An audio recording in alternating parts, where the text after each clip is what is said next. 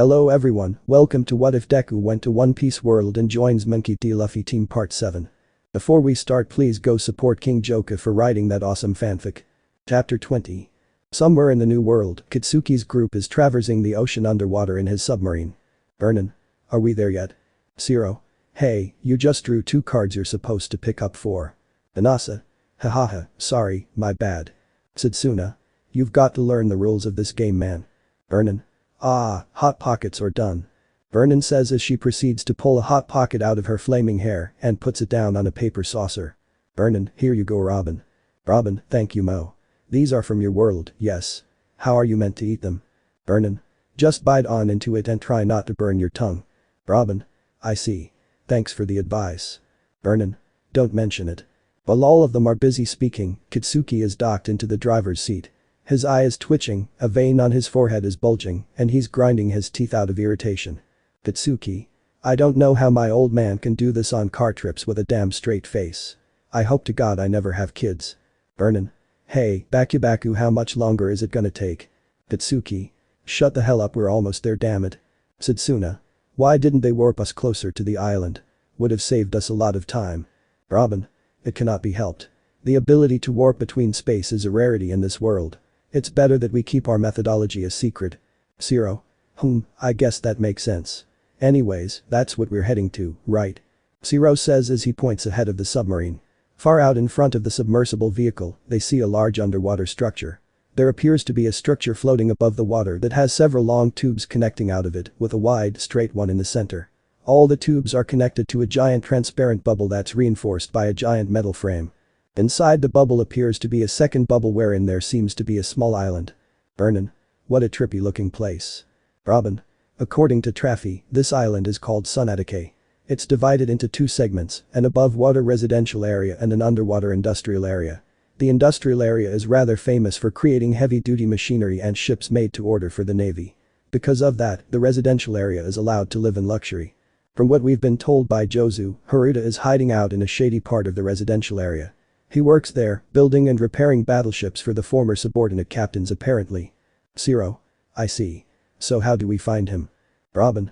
It should be easy enough to just ask around. It's the most basic means of gathering information. There also aren't any Marines stationed in the industrial area, so it should be easy enough for us to walk around. Look, Kaken. There's the entry gate. Take us through there. It'll be easy since I don't sense anyone actually guarding it. Katsuki. For the last damn time, that's not my bucking name. Despite his angry outbursts, Katsuki manages to navigate the group safely through the gate and enters the island. The inner waterways of the bubble lead them to a rundown-looking port of sorts. They look around the area to find themselves in a scrapyard. Vernon. What a dump. Setsuna. Yes, that's what it appears to be. Zero. Where do we even start looking in a place like this? Robin. Actually, I think it might be better for you all to stay here. Inasa. Why? Robin. Given what island we're on, it's easy to see that it's quite dangerous here. We don't know what kind of dangers await. It'll be safer for you all to wait here. Zero. What, but we came all this way as backup. Robin. Be that as it may, I wouldn't be able to forgive myself if you got in danger because of me. Katsuki. I'm not so much of a sissy to be scared of a little trouble. Robin. Ara, well, aren't you confident in your strength? With you being so confident, I'm sure that if someone with power rivaling that of, let's say, Jack were to appear, you'd be able to defeat them on your own, yes. Katsuki grits his teeth from Robin's response. He wants to say something against her, but knows that she's right with her point. He looks away from her and clicks his tongue. Robin. I'm glad we can see eye to eye. If I do need help, I'll contact you on my baby transponder snail. Vernon. Are you really gonna be okay though? Robin. Don't worry. It's not that easy to catch me after all. Robin says with a smile as her body proceeds to turn into cherry blossoms and gets blown into the wind. Zero. Is it weird that I kinda expected that? Inasa. Nah, I'm getting used to it too. Vernon. Welp, I guess we just wait here for now. Setsuna. This might take a while, even if it is Robin looking. What do you guys want to do in the meantime? Any suggestions? Bakugo. Setsuna looks to Katsuki and finds him standing behind a small grill, flipping burgers and wearing an apron that reads, "Buck you, I'm the chef." Katsuki. I don't give a crap. Inasa. Since when do you cook? Katsuki. What the hell do you think I've been doing with the chef? Zero. Where the heck did you get a grill from? Katsuki. That damn chef makes me keep a grill on board my sub. Vernon. Okay, well why are you grilling? Katsuki. I'm hungry, I didn't get to eat breakfast. Setsuna. Alright, but what's with the apron? Katsuki. Do you have any idea how irritating it is to clean this suit? Setsuna. So you clean it yourself, huh? Well, as long as you're grilling, mind making me a burger? Katsuki. What? Why should I? Setsuna. Oh come on, why not? I'm also hungry, plus, I'm not gonna stop bugging you until you give me one. Katsuki. Oh, for Christ's sake. Fine. Setsuna. Smile, thanks. Vernon. How about cooking us up some too? We also won't stop bugging you until you cook us some. Katsuki. If you shut the hell up then I will. Katsuki snarls before flipping a patty onto a bun, adding garnish and handing it to Setsuna on a plate. Katsuki. Here. You won't get a second. Setsuna. A bit of an attitude, but that's just classic you. And this burger looks pretty good. Akamatsu bites eyes wide and it burns, what the hell is this? Katsuki. It's just a hellhound tongue stuffed burger. Setsuna. Those things are 1,000 times spicier than jalapenos, why would you put those things in a burger? Katsumi. Oh, get over it. Look, I'll eat it, so hand it back and I'll cook you a plain sissy burger. Setsuna. Please do, and can I get some milk to wash the spice down? Hours later. Hours have passed and Katsuki's team have received no word from Robin. The group are lazing around Katsuki's submarine while said explosive boy is busy kicking off junk from the top of a trash pile. Vernon. Ugh, I'm so bored. Anasa. Same. Zero. I know Robin was looking out for us, but there's totally nothing to do here. Setsuna. Yeah, and I'm sick of playing card games, why didn't we bring board games or at least damn dominoes? Katsuki. Can it already? The more you complain, the slower time passes. Setsuna. Well, the more you yell, the slower time passing feels too. Katsuki. I'm just as bored as the rest of you sacks, but you don't hear me complaining about it. Zero. No, we just hear you complaining about everything else. Vernon. Oh come on, Baku. Do you really just want to wait here and do nothing? Katsuki. Of course I don't. Look, if I had the chance to do anything else, I would, but right now we're. Katsuki suddenly goes dead silent as he senses a massive presence in the distance. He turns to the direction the presence is coming from and narrows his eyes. Setsuna. What's up? Katsuki. Something's there. Something ridiculously powerful. Setsuna. Huh? Zero. Wait, are you serious? Anasa. Is it pirates? Vernon. Or the Navy? Katsuki. I don't know, but I'm not gonna sit here and wait to find out. Katsuki yells as he jumps off the trash heap and runs to the source. Setsuna. Hey, wait for us. The others get up and quickly start running after Katsuki. Zero. Is this really the best course of action? I feel like this is kin to what Robin explicitly didn't want. Katsuki. I just wanna see what the hell it is, we'll be fine as long as we don't get into a fight. Setsuna. I feel like that's kin to unavoidable with you. Anasa. We're getting closer, but as we get closer the pressure, it keeps getting heavier. Vernon. Yeah, it's making it a bit hard to breathe. The group eventually come to and hide behind a giant trash pile that's in front of the source of the pressure. Setsuna. Okay, I'm getting second thoughts about this. Anasa. Well, at least I'm not the only one. Zero. Okay, let's just take a quick peek to see who it is and then get the hell out of here before anyone sees. Zero is interrupted as he and the group start to hear a rumbling. Zero. Us. The giant trash pile they're hiding behind suddenly starts shaking. The pile falls apart, causing the young pirates to swallow their spit. They slowly turn around to find a group of pirates who look like they came straight from a heavy metal concert, staring at them. At the front of them is a figure who makes their heart drop. Standing just before them is a muscular and intimidating man with red hair spiked up like flames, orangish red eyes and a mechanical left arm. He's wearing spotted yellow and black pants, a black open vest held down by a belted war kilt, a red feather coat worn over his shoulder, and a pair of square goggles worn on his forehead. Kid. Who the hell are you punks? Zero. Eustass Kid. Vernon. Out of all the people it could have been, we just had to have run into an emperor of the seas. Kid. Cram it now, who the hell are you? Don't think I didn't pick up on you twerps trying to sneak up to us. Katsuki. Who the hell are you calling a twerp, cactus head? Setsuna. Not the time, Bakugo, not the time. Kid. Who are you calling cactus head, you porcupine punk? Katsuki. You wanna say that again, chili pepper hair? Kid. Why don't you buck off, durian boy? Katsuki. Well, buck you LO asshole. Kid.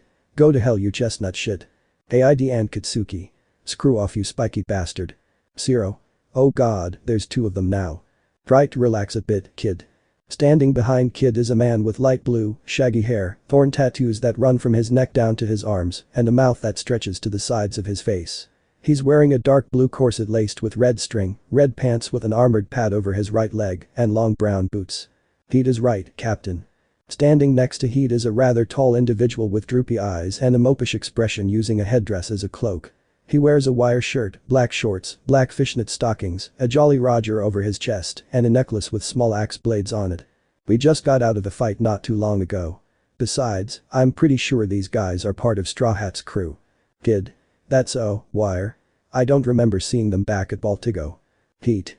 That's cause you were too busy stuffing your face alongside Straw Hat to notice. Kid. Oh yeah. So you lot are part of Straw Hat's crew. What do you want? If this is about your alliance, I thought I made it clear that I wanted no part of it. Setsuna. Wait, no, we're not here for anything like that, it's a complete coincidence, we swear. Kid. Coincidence, huh? Well, I find that a little too hard to believe. And seeing as I'm a little pissed off because of your smartest friend, why don't we have some fun in getting you to spill your real motives? Kid says as he cracks his knuckles, causing the Straw Hats, aside from Katsuki, to shriek. Pete. Oi, you're not seriously thinking of doing this, are you? Wire. Attacking them is practically declaring war against Straw Hat. Kid. Who cares, these punks need to know their place. Katsuki. Bring it on. B-I-S-S. Bakugo. Wait, Kid. It and Katsuki's clash of anger is brought to a sudden halt as Kid hears a voice call out to him. Dragging his feet through the junkyard towards the group is none other than a bandage-wrapped killer. He almost falls over while walking, but luckily he gets caught by two female crewmates. Killer-san. Were you here? Killer. I'm fine, dive, house. Kid. Killer, I thought I told you to rest back on the ship. Your injuries still haven't healed after fighting Queen and Kizaru. Killer. What can I say, it was boring waiting on the ship by myself. More importantly, what are you doing? We only came here to stock up on metal, not pick fights. Kid. This runt started it. Killer. This could start a war between us and Straw Hat. Do you really want that? Kid. That was always inevitable so long as we're both aiming to be king of the pirates. The sooner it happens, the better. Killer. I see that you're dead set on doing this, in that case, at least let me be the one to fight this fight for you. Kid. Huh? What are you saying? In your state. Killer. I'm dead set on doing this. So either you let me fight or stop me by force. There's a momentary silence after Killer's words. The tension between Captain and Vice Captain is thick as Kid glares at Killer. A minute passes by before Kid sighs irritatedly. Kid. Ugh, you really know how to pull my strings. Forget it, I'm not in the mood for this anymore. You pirate guppies better get out of my sight before I change my mind. Killer. Fafa, gotcha. The mini Straw Hat crew cheers in relief from the good news, apart from Katsuki, whose expression remains indifferent.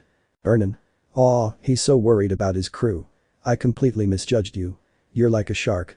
Scary on the outside but a total sweetheart on the inside. Anasa. Pretty sure not all sharks are like that. Kid. Blush W, who the hell are you calling a sweetheart? Vernon. He's mad. But that was a compliment. Zero. Maybe, but not to a pirate. Vernon. Oh, well, look buddy, I think you're misunderstanding my meaning here. Kid. Can it, you skank your mouth off one more time and I'll stuff you into a chimney, you lava lamp looking little fire splurt. Vernon. Ho, I was trying to be nice, but you're pushing my buttons here, bud. Setsuna. Vernon, what are you doing? Vernon. Listen here, twerp. Just because you've got a big title to your name doesn't mean you can look down on others with more experience. By the time you were hitting the training wheels, I was already torching forests. Kid. Big whoop, I can tear apart ships just by pointing my hands at them. I bet the worst you could do is burn some damn marshmallows. Vernon. Oh, so scary. Nice arm by the way. Was a regular one not good enough for your little kid? Kid. Your smug mouth is really pissing me off now, you'd better zip your lip before I blow you out like a birthday candle. Vernon. That's so. Hey, the circus called the clowns want their lipstick back. Kid. That's it, you're all going to hell. Killer. Did you just forget what we talked about? Kid. Screw it, house, dive, hold Killer back. House. Gee, got it. Dive, sorry Killer. Killer. Betrayers. Setsuna. Damn it, Vernon, see what you did? Vernon. Well, he started it. Kid. You little shits have really been grinding my gears. It's about time I beat you into bloody pulps. Katsuki. Heh, ha ha ha ha, now you're speaking my language. I've gotten sick and tired of holding my tongue here. I'll kick your ass, and then I'll. Naive little frog, you really can't see the bigger picture from the bottom of your well, can you? Katsuki goes dead silent as Zoro's words suddenly ring through his head. He calms down and starts to think to himself. He looks at Kid, more specifically the aura of his haki. He lowers his head and grips his fist tightly. Burnin'? Yeah, you'd better prepare yourselves for. Katsuki. Enough. We're leaving. Setsuna. Zero. Wa. Anasa. Seriously? Kid. Burnin'. Huh. But Baku, we were just. Katsuki grabs Burnin' by the wrist and turns around to drag her away with him. Katsuki. There's no point in fighting because of a meaningless argument. S. He listened to reason, thank God, Usopp. Kid. Hey, come back here, you cowards. What kind of pathetic excuse for pirates would just walk away from a fight? Katsuki and the others continue to walk away from Kid's yelling. Katsuki's expression remains indifferent as he pays no heed to Kid. Killer. This is for the best, Kid. There's no need to fight them. Let's just let them walk away. Kid. Ugh, damn it, sigh, I got heated up for nothing. Whatever, we've got bigger things to focus on. Once we take down red-haired, that monkey will be next. Then the whole world will see who the real pirate king is. Hearing that, Katsuki suddenly comes to a stop, much to the surprise of the others. Setsuna. Bakugo. Zero. What's wrong? Without saying a word, Katsuki lets go of Burnin's arm and turns around. He walks back much to the notice of Kid. He stops in front of him and raises his head to glare at Kid. Katsuki. You take that back. Kid. Huh. Explosions ignite in Katsuki's palms as veins bulge on his forehead. He clenches his fists violently, causing smoke to trickle from his palms. Katsuki. The only man who could ever be the pirate king is Monkey D. Luffy. Katsuki yells out at the top of his lungs, which visually angers Kid. Both sides look shocked to hear this sudden declaration from Katsuki. The ground starts to tremble and the sound of metal clanking is heard all around. Kid. You wanna say that again, squirt? Katsuki. I'll say it again as many times as I have to. Straw Hat Luffy will be the pirate king. No matter what you say, you'll never be the king, let alone surpass him. Kid's eyes widen and turn blood red. Purple sparks emit from his arms as the air around him thickens. Kid. You're gonna die today, boy. Katsuki. Bring it on. Katsuki yells before spinning rapidly on one leg. He stops and raises up his blazing foot that he coats in haki. Katsuki. I'll make you take back those words even if I have to beat you for it. Setsuna. Bakugo, don't. Zero. Have you lost your mind? Katsuki. Diable jam. Hell cute grill shot. Katsuki leaps forward and brings his blazing leg in front of him. Kid's mechanical arm turns jet black and he raises his hand up in front of him. Katsuki's blazing foot clashes with Kid's mechanical arm and erupts into a massive burst of orange and red lightning. Both Katsuki's group and Kid's crew get blown back from the impact. Katsuki's eyes widen in shock as he sees Kid not flinching or expressing any struggle at all. Kid. Did you think you were the only one with that gift? Pathetic. Kid yells as he grabs Katsuki's foot and clutches it hard. He swings his arm and tosses Katsuki. Katsuki recovers mid-air and lands on his feet while drawing all three of his katanas. Katsuki. All Torajiri. Katsuki leaps forward and throws his hand blades over his shoulder. Kid points his right palm, which emits purple sparks, at Katsuki. Kid. Repel. Katsuki's blades are immediately stopped in their tracks mid-air. Surprised, Katsuki tries to move his blades, but to no avail. Katsuki suddenly gets blasted back by an invisible force. Anasa. What the hell was that? Zero. He didn't even touch Bakugo. Kid. You're out of your league. Blades won't work against me. I ate the Jiki no Mi and became a magnetic human. I can bend the law of attraction to my whims. Burnin'. A magnetic human. No wonder swords don't work. Setsuna. Magnetico no. Zero. What is it? Setsuna. If he's a magnetic human, then this. Setsuna slowly looks around and observes the junkyard they're in. Setsuna. Is the worst possible place for Bakugo to fight him. Katsuki. Damn it, if swords won't work. Katsuki sheathes all three of his katanas and hakifies his palms. He forms a circle on his left palm with his right palm and points them at Kid. Katsuki. I'll stick to what I do best, AP shot. Vulcan. Katsuki launches a barrage of explosive bullets at Kid. Kid pulls in metal scraps and uses them to form a metal wall to block the bullets. Kid. An explosion type devil fruit, huh? Kid darts out from behind the wall and starts making his way to circle around Katsuki. Katsuki slowly turns to try and keep up with Kid, but the Emperor proves to be a bit too fast to keep up with. Kid. I couldn't help but notice this, but your techniques are the same as Blackleg and Pirate Hunters. But they're weaker. Kid jumps up into the air causing Katsuki to look up. Pieces of metal start to swirl in the air around the two combatants. Kid. Punk. Genocide raid. The metal shards close in on Katsuki and surround him like a vortex. The explosive pirate gets attacked by all sides by the metallic vortex. Unable to withstand much more, Katsuki blasts himself out of the vortex using his explosions. He takes aim at Kid and forms a ring on his palm. Katsuki. AP shot. Columbiad. Kid blocks the high-powered explosive bullet using another metallic wall and descends back to the ground. Metal scraps swirl in the air behind him and combine together to form an array of large harpoons. Kid. Punk pistols. Kid fires the harpoons at Katsuki, triggering the young Straw Hat's observation hockey. Using a combination of his observation hockey and explosions, Katsuki manages to avoid, albeit narrowly avoid the harpoons. He grabs two of his mini grenades around his waist and throws them at Kid. The grenades clash against the harpoons and explode to create a smoke screen. Kid fires harpoons through the smoke and dissipates it to reveal Katsuki gone. Kid looks up to see Katsuki high in the air. Katsuki launches a massive explosion to propel himself downwards at high speeds. He spins rapidly while keeping his blazing leg outstretched. Katsuki. Concass. Kid hackifies his mechanical arm and raises it above his head. His arm and Katsuki's foot clash and erupt into another massive clash of Conqueror's hockey. Katsuki's frustration grows as he sees Kid completely unaffected. Huh? You wanna try to challenge Luffy senpai again? Roughly 3 months ago. Back at the Straw Hats' home island of Riskana, on the Golden Deku, a bandaged-up Katsuki is seen in the ship's workshop, talking to an even more bandaged-up Izuku sitting behind a work desk. Izuku? Are you serious? Katsuki. Of course I am. Izuku. I'd have thought that you would have learned from last time that that isn't a good idea. Katsuki. I didn't even get to fight him last time, that damn Cyclops swordsman got in my way. Izuku. That's exactly the point. You couldn't do anything against Zoro-sensei, what makes you think you can do anything against Luffy-senpai? You're getting ahead of yourself, Kaken. You need to be able to see your limits and you shouldn't push yourself. May. Look who's talking. Izuku. Thank you, Hatsum anyways, you should mind your place, Kaken. You don't want to do something you might regret. Katsuki. Oh, screw off, I just beat that egg bastard and earned myself a damn bounty that was higher than your first one. An actual fight against Straw Hat is the least I've earned, so hurry up and fix my gear so I can challenge him. Izuku.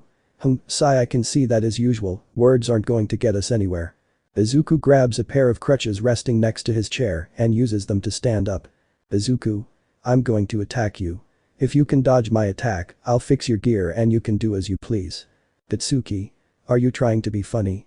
Izuku. No, I'm dead serious, no strings attached. All you have to dodge is my attack if you can. Katsuki. GRR, what the hell is that supposed to mean? I could dodge anything you throw at me with my eyes.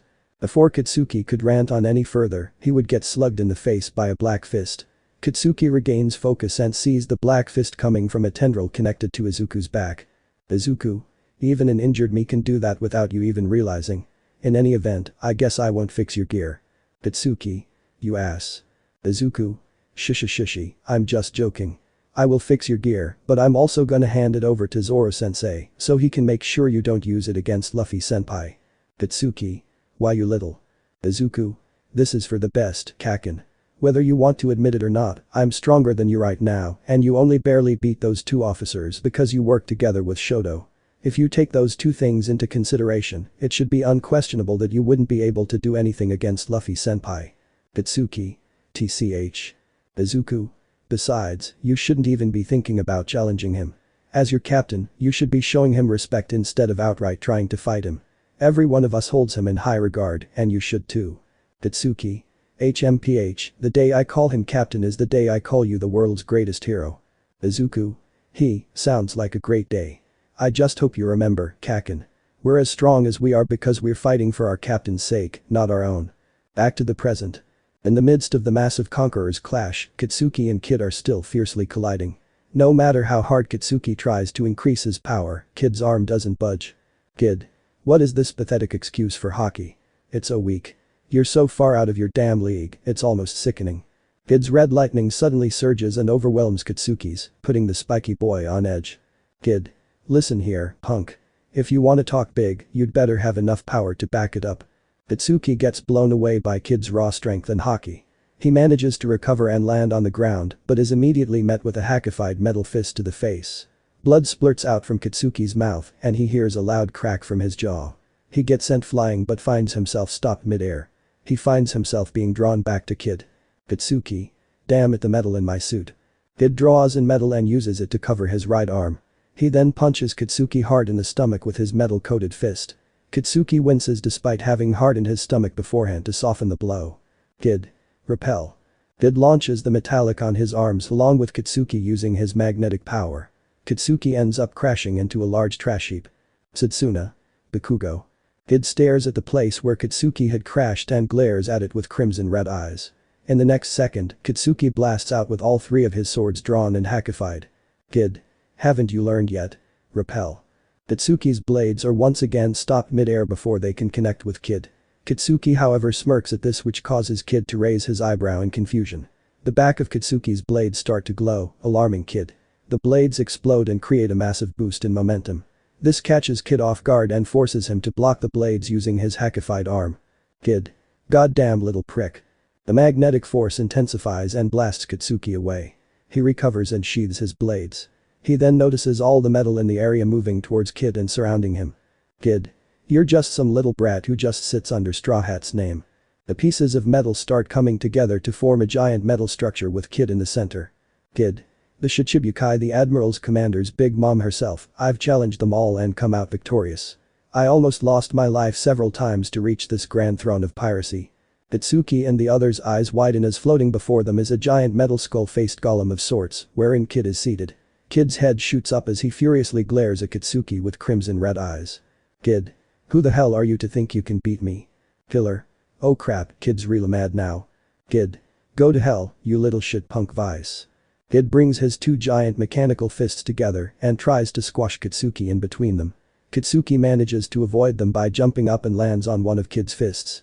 He draws all three of his katanas and starts spinning his two hand blades in front of him while running along Kid's arm to his mane. Katsuki. Ichidai Sansen. Daisen Sekai. Katsuki leaps off Kid's arm while swinging his katanas and using explosions to boost their momentum. His attack clashes against Kid's giant golem body, but it doesn't even leave a scratch. Katsuki. I can't even cut into him. Kid. Again, punk vice. Kid brings his fists back to try and crush Katsuki again. Unable to avoid this time, Katsuki bulks up both his arms and tries to block the fists. The fists clash with Katsuki's blades, but he's only able to keep them at bay for a brief moment before they overpower and crush him with a loud crunch. Burnin and the others would watch in horror as blood dripped out from between Kid's fists. Kid separates his giant fists, allowing Katsuki and his shattered blades to begin falling. The spiky boy isn't allowed to fall though as he gets grabbed at the arms and suspended in the air by Kid's giant metal arms. Kid. Slam Gibson. Using his mechanical arms, Kid slams Katsuki into the ground with a heavy thud. He then tosses him and sends him rolling across the dirt. Despite his seriously injured state, Katsuki manages to push himself back up on his feet. Kid. Getting back up is the worst mistake you're gonna make. Try surviving this punk iron vortex. The metal surrounding Kid and his golem suddenly rises into the air and forms a giant metallic vortex. Unable to see past the massive swirling metal, Katsuki begins firing an onslaught of explosive bullets. None of the bullets however manage to breach the iron storm. Just then, two objects fly out of Kid's vortex at high speeds. Said objects turn out to be two barbed harpoons that pierce Katsuki's right shoulder and the middle left half of his torso. Katsuki flinches and grabs the harpoon in his chest. Kid. Punk. Katsuki's eyes widen and he looks back up. A gigantic fist that dwarfs Katsuki in size bursts out from the metal vortex. Kid. Gibson. Kid yells as his giant fist crashes into Katsuki. Katsuki's eyes wide out as the impact from Kid's fist causes the harpoons to pierce deeper into his body. Kid's fist continues pushing forwards and slams Katsuki straight into a mountain of metal. The ISS. Bakugo. Kid slowly retracts his metal fist from the metal mountain. At the point of impact, Katsuki lies indented into the metal. He's visibly very injured and bleeding terribly. His normal spiky hair appears more straight with streaks coming from his bleeding head. Kid takes this opportunity and smirks at his own handiwork. Kid. Heh, hope you learn how to hold your tongue better in hell, ha ha ha ha. Kid continues to laugh maniacally to himself while Katsuki's group stare on in disbelief. Meanwhile, Katsuki remains dead silent as lays there. Great explosion, murder god. 1 week ago. In the kitchen of the Thousand Sunny, a certain duo is seen hard at work. Sanji. Is that really the hero name you wanted to use? Sanji would ask while shelling peanuts. Katsuki. Yeah, and what of it? The explosive pup would screech while chopping up various vegetables. Sanji. It's just really not a good name. You should change it. Katsuki. Who the hell are you to judge? Sanji. Look, if you want to be a hero, you should probably have a name that sounds like a hero's. Katsuki. There are a lot of heroes with names like mine. Sanji. Yeah, sure, but it really just sounds like something a kid would call themselves. Katsuki. Ah, cram it, I'd like to see you come up with a better name. Sanji. Relax, all I'm saying is put a bit more thought into it. Katsuki. But I did. Sanji. Clearly you didn't put in enough. Katsuki. What the hell is that supposed to mean? Sanji. Look, your hero name is like an epithet. Sanji says while flicking a peanut into his mouth. Sanji. That name represents who you are as a hero. Just like how epithets represent who we are as pirates. If you have murder and God as part of your name, it's not really giving people good impressions on you. Katsuki. TCH. This guy really reminds me of Denim Head. Sanji. My epithet is Black Leg. That may not seem like much to you or most others, but for me, it holds a really deep meaning. Sanji would say, causing Katsuki to raise an eyebrow. Sanji. It's probably because of how I dress and my fighting style that I was given my epithet. But I consider it a tribute to my father. Katsuki. Your old man. Sanji. My father Zeph, the man who raised me, was a pirate who went by the epithet Red Leg Zeph. But he gave up that pirate life because of me. For me, Black Leg is like paying tribute to him for all he's done for me. Katsuki. Sanji. That's another purpose of a name. Names not only represent who you are as a hero or a pirate or whatever you want to be, they can pay tribute and respect to those important to you. Katsuki would stop chopping his vegetables and simply look at Sanji, whose back was still turned on him. Sanji. You should really choose a proper name. It should either tell people who you are or what you want to be, or give tribute to someone you look up to. If you come up with a name like that for yourself, you can go ahead and tell me when you do. I'd love to hear it. Back to the present. Kid is still laughing out loud, and Katsuki's team is still in shock. Kid's laughter comes to an end though as the sudden sound of shifting metal grabs the attention of him and Katsuki's group. From the crater wherein Katsuki lies, the spiky blonde crawls out while still having harpoons prodding out of his back. He then proceeds to tumble down the mountain of metal until he reaches the ground. Kid. So you're still alive. It would have been easier for you if you just died right then and there. You'd better give up and keel over while you still have a body for Straw Hat to bury. The sound of soft chuckling catches Kid by surprise. Katsuki. You want me to die like this? While he's still lying on his stomach, Katsuki reaches for his right shoulder with his left hand and grabs the harpoon. Katsuki. I've got too many things I need to do. Katsuki says before ripping out the harpoon. He then reaches and grabs the other harpoon. Katsuki. Too many things to say. Katsuki rips out the harpoon and stabs it into the ground. Katsuki. And too big of a name to uphold. Using the harpoon, Katsuki manages to pull himself back up on his feet. His blood-soaked, red-streaked hair is now covering his right eye, and a large toothy smile is plastered on his face, despite him having at least 3 teeth knocked out. Katsuki. I can't die such a pathetic death now. Kid. HMPH, the weak don't get to choose how they die. Katsuki. They also don't get to choose how others die. Kid. You've got balls, I'll give you that. But it's about time I finish you off. Katsuki. We'll see who walks away. I'm pouring everything I've got left into this next one. Katsuki starts spinning on his right leg while using explosions to increase his speed. Katsuki. Diable jam isn't enough. The heat can't burn through his hockey. I need to get hotter, I need to reach a new level. Armament hockey increases the physical impact of the flames, but locks in its firepower. That's why I'll focus all of my hockey into my actual leg instead of my flames. As Katsuki continues to spin, the sound of something sizzling begins emitting from his leg. His boot starts melting, and the bottom of his pant leg burns up into ash. Katsuki. I don't care if my skin burns off. Right now, I can't even feel anything. Katsuki comes to a stop and faces Kid.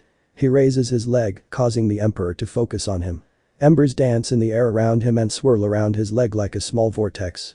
His bare pitch-black foot is engulfed in shining white flames that have small sparks going off in them. Katsuki. Rendered jam. Kid. And what is this? Some kind of last-stitch effort. Katsuki. I wouldn't be so lax if I were you. This one is a different tier of power. Kid. Did you forget what I said before? You need to be strong enough to back up your big talk. Kid sends his giant hand straight down at Katsuki. Katsuki. Rendered jam. Katsuki leaps up into the air and delivers a flaming front kick to the palm of the giant hand. Katsuki. Cross strike. Katsuki's kick struggles against Kid's giant hand for a moment. He ultimately though gets knocked back down to the ground. Kid. You're gonna have to do a lot better than that. Kid looks down at his mechanical hand to see a giant hole had been melted into it. Kid. My hand, did he melt the metal? Katsuki. Rendered jam. Kid looks down to see Katsuki jumping up at him again. Katsuki. Frights a sorties. Katsuki kicks 3 times simultaneously and launches 2 bursts of flames at Kid. Kid crosses his metal arms and uses them to block the blasts. The arms tank the blasts, but holes end up being melted into them. Growing a bit frustrated now, Kid tries to punch Katsuki. Katsuki avoids this by jumping up in the air. Katsuki. Howitzer. Katsuki uses his explosions to propel himself and start spinning rapidly, creating a twister surrounding him. Kid fires harpoons at Katsuki, but the explosive blonde manages to avoid them while descending back at Kid. Kid grits his teeth and throws another punch aimed at Katsuki. While he's still spinning, Katsuki raises his leg up above his head. Katsuki. Slice. Katsuki brings his leg down and proceeds to melt and slice Kid's giant arm in half. Everyone stares in shock at Katsuki's insane feat. Kid's eye twitches and his blood pressure rises. Using his fruit, he brings the 2 halves of his arm back together. Metal rises up into the air and forms 2 more giant fists. Kid. Damn it, you're making me even madder. This ends here, you damn rat. Katsuki. You're right. This is the end for you. Kid. Punk Gibson. Kid yells as he hackifies and launches his 4 fists at Katsuki. Using his explosions, Katsuki manages to move sharp enough to avoid each fist.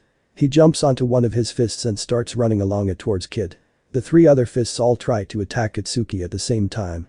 Using his explosions to create a burst of speed, Katsuki avoids the fists and launches himself at Kid's golem body. Katsuki. Boof strike. Katsuki yells with all the air in his lungs as he delivers a blazing back kick to the skull face of Kid's golem. The point of impact glows bright enough that it blinds everyone. Katsuki gives one final yell before bursting straight through Kid's golem. Katsuki lands on the ground as Kid's golem falls out of the air and crashes.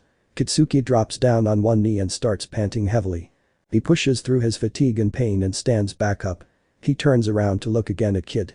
Much to his confusion though, he doesn't detect even with his observation hockey. Kid. Not bad, punk.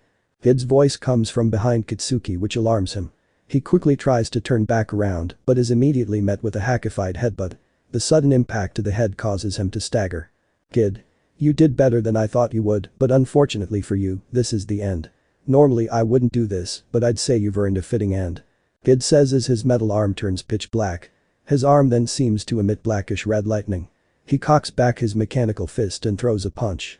Katsuki then reels back and coughs up blood despite Kid's fist not making contact. Katsuki drops to his knees and is about to fall over. However, before he can, Kid grabs him by the skull with his right hand and raises him off the ground.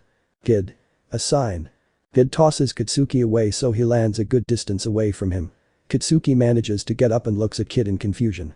He then suddenly feels his earring moving by itself. A rivet then hits him in the face, but rather than falling to the ground, it sticks to his face. He again looks confused until he hears the sound of shifting metal. Looking around, he sees giant steel beams trying to break free from trash mountains. Katsuki's eyes widen as the giant steel beams break free and along with every other surrounding piece of metal flies towards him at high speeds. Kid. Punk clash. All the metal crashes down on Katsuki and buries him under a giant mountain. A moment of silence passes without anyone making a sound. Unlike earlier, instead of laughing, Kid remains focused and glares at the metal pile with narrows. From within the metal is a brief flash of light that vanishes as quickly as it appears. Another brighter flash shines from within the metal and disappears again. This repeats several times until the metal pile explodes apart from inside. Kid grunts in annoyance at the sight. As the smoke clears, his eyes widen from what he sees. Katsuki is slowly shambling towards him. Several jagged pieces of metal are piercing through his chest, 2 iron poles are piercing through his right forearm and have shattered his gauntlet, a fish hook has pierced his cheek and is visible through his mouth, his right foreleg is charred completely black and he's dragging it as he shambles forwards, the sclera of his left eye is blood red and his left leg appears to be broken. He raises left arm and grabs hold of his gauntlet's pin with his right index finger. Katsuki. Go to hell. Katsuki pulls the pin and launches a massive explosion, which ends up doing recoil damage on him. Kid quickly pulls together a metal wall which he hackifies and uses to tank the blast. Once the blast ends, Kid takes down his now red hot wall. Katsuki. Aye. Despite his best efforts to remain standing, Katsuki finally falls forwards and collapses. Setsuna, Inasa and Zero look in shock and horror at their fallen comrade. Kid remains standing in the same position for a moment before walking closer to Katsuki. He gives a sharp glare at Burnin, who was about to throw a fireball at him. She lowers her hand, causing Kid to look back and continue walking. He stops in front of Katsuki's head and looks down at the explosive boy. Kid. Why did you do this? Katsuki. Kid. You could have just kept walking away and none of this would have happened. But you turned around and decided to fight. Anyone with observation hockey can see that I'm stronger than you, so why? Katsuki coughs violently, spitting out the fish hook from his mouth. Katsuki. I want to be the world's greatest hero I believed I could be and that no one could beat me, but then, the man I considered my rival, the one I always thought I was better than, he surpassed me. The image of Izuku flashes before Katsuki's eyes. Katsuki. There was such a massive gap I couldn't believe it. I had to catch up, but when I got here there were so many pirates, so many even stronger than him. Before Katsuki's eyes, the images of Zoro, Sanji, Jinbei, Katakuri and Yamato appear. Katsuki. They're all monsters, they all exist on a different level of power, but even so, even though they're so strong, all of them. Katsuki's mind shows him the image of Izuku, Zoro, Sanji, Jinbei, Katakuri and Yamato, all bowing on one knee. They're all facing the back of the one and only Straw Hat Captain. Katsuki. They all follow, fight for and respect that one man. If there's a man that I call captain, I have no doubt that he'll be the king. Katsuki manages to raise his head and glare at Kid with his bloody eye. Katsuki. And I won't tolerate anyone saying otherwise. Kid. If I was your captain, would you believe that I could be the pirate king? Kid and Katsuki continue to look at each other in silence. Kid then does a sharp look to his side and raises his mechanical arm. His arm clashes and blocks a slash from a decorated saber. The one behind the saber appears to be a fairly short young man with a crop of short brown hair and blue eyes. He wears a green and white 16th century style ruffed outfit with white tights. Kid. Swift saber Haruta. Haruta. Why don't you take a step back, Emperor of the Seas? Haruta pushes himself off Kid and lands back on the ground with his saber pointed at the Emperor. Robin. It seems things escalated while I was away. Robin would say as she approaches Kid from behind. BISS. Robin. Robin. Are we going to have a problem, Eustass Kid? Robin says as she crosses her arms. Kid looks at her, then looks at Haruta before looking back at Katsuki. Kid. No, we were just leaving. Kid says as he starts to walk back to his crew. Midway through though, he stops for one final time. Kid. Hey, boy. What's your name? Katsuki. Katsuki Bakugo. Kid. Katsuki, if you ever change your mind about Straw Hat, there's always room on my ship. Kid resumes walking away, attracting and taking all the metal in the area with him. He walks past Robin, who manages to whisper something in his ear. Kid suddenly looks at her in shock and disbelief. She smiles and turns to walk to Katsuki. The other members of Bakugo's team then take the chance to run up to him. Haruta. Seems your crew is even more gutsy than I thought. Either that or this one is just stupid. Robin. Who knows? Robin says as she reaches into her jacket and pulls out a baby transponder snail. Robin. Traffy, is Izuku's group back yet? We require a bit of medical assistance. Law. Your group too, eh? Hang on a bit, we'll get to you in a minute. Later, Atraskana. Law. So your group got into a fight with Eustass? Robin. It would seem so. Although it appears that only Katsuki fought against Kid. Additionally, it was Katsuki who started the fight. Haruta. By the time we arrived on the scene, the fight had just about ended. Vista. It seems your group also had its fair share of hardships. I feel really bad for you too. The woman standing between the two former commanders would say. She has long flowing blue hair, full lips and a confident expression on her face. She sports a short striped dress closed by laces that have flower-shaped buttons, with loose sleeves, a scarf, a polka-dotted bandana, and over it, a light blue and purple pirate hat with a Jolly Roger in the center, and a cape hanging from her back. This woman is none other than the former Whitebeard subordinate crew captain Ice Witch Whitey Bay. Law. And you say your negotiations went well? Shoto. Yes. All we did was have tea. Brooke. It was quite pleasant. Tiger. Indeed. Whitey. Some mighty fine gentlemen you sent me. Zero. Todoroki, you lucky fish. Inasa. I'm pretty sure it was Burnin who made Kid the maddest. Burnin. Don't say that. Luffy. Damn Jaggy, trying to recruit my crew. Robin. I think you're getting mad at the wrong thing here, Captain. Law. In any event, I'd say the ones who caused the most trouble was your group, Izuya. Izuku. Why yeah, you might be right. Izuku says as 2 spoonfuls of soup and honey get stuffed into his mouth. Law. It's one thing to face off against a former warlord of the sea, but you just had to anger the celestial dragons as well, didn't you? Izuku. Well, I couldn't just let them take Eri. Izuku would say before both mochi and jello get stuffed into his mouth. Izuku. Guys, I appreciate the help, but these clashing flavors are hard to enjoy. Also, it's hard to eat like this. Izuku would say referring to Ichako, Sayu, Ibara and Flamp, all trying to feed him while he's completely bandaged up aside from his eyes and mouth, his appendages are encased in casts, and he's stuck in a wheelchair. Ichako. Ah, sorry, Deku-kun. Flamp. Come on though, darling. You need to eat to get better. Sayu. I guess we should feed you in turns. Ibara. Please forgive the discomfort. Izuku. No, you guys aren't that bad. In fact, I think the most discomfort is coming from these two. Izuku says while referring to a bandaged up Najire and bandaged up Atsuka, both hugging him while crying their eyes out. Najire. Midoriya, I'm so sorry you got hurt so bad because of us. Atsuka. We should have protected Eri better, we're terrible bodyguard. Izuku. It's okay, guys, now could you please let go of my neck, this really hurts. Law. The celestial dragons are going to be a pain in the ass. They don't easily give up on things they want. They could very well send an admiral in pursuit of your little unicorn. Izuku. Law. Although there are a few good things for you to learn from this experience. Izuku. Really? Law. Yes. For example. Law would walk up to Izuku, making the greenet raise his eyebrow. In the next instance, Law would then grab Izuku by the throat and start angrily throttling him. Law. Don't bring goddamn children on a potentially dangerous mission. Izuku. Alright, I swear I won't do it again. Izuku says quickly for Law to let go of his throat. Law. Sigh, although speaking honestly, some good did come out of this. It's not often for the so-called chosen ones to awaken their color of the Supreme King at such a young age. Eri. I did what? Robin. Are you really sure she used Conqueror's Haki? Izuku. Positive. I saw it with my own eyes. Law. Seems she has quite the hidden potential. Robin. She also undid Kuma's modifications, it seems. Smile, I'm sure Sabo and the others will be happy to receive his note. Izuku. How long did Manchuri-sensei say she was gonna be gone? Law. About 3 days. So, you'd better rest until then. Izuku. I see. Katsuki. I can feed myself, damn it. The bandaged Katsuki in a wheelchair who has both his legs in casts angrily yells out at Satsuna, who's trying to feed him peeled orange slices. Satsuna. No, you can't, you can barely move your right arm. Katsuki. I don't need your damn pity. Satsuna.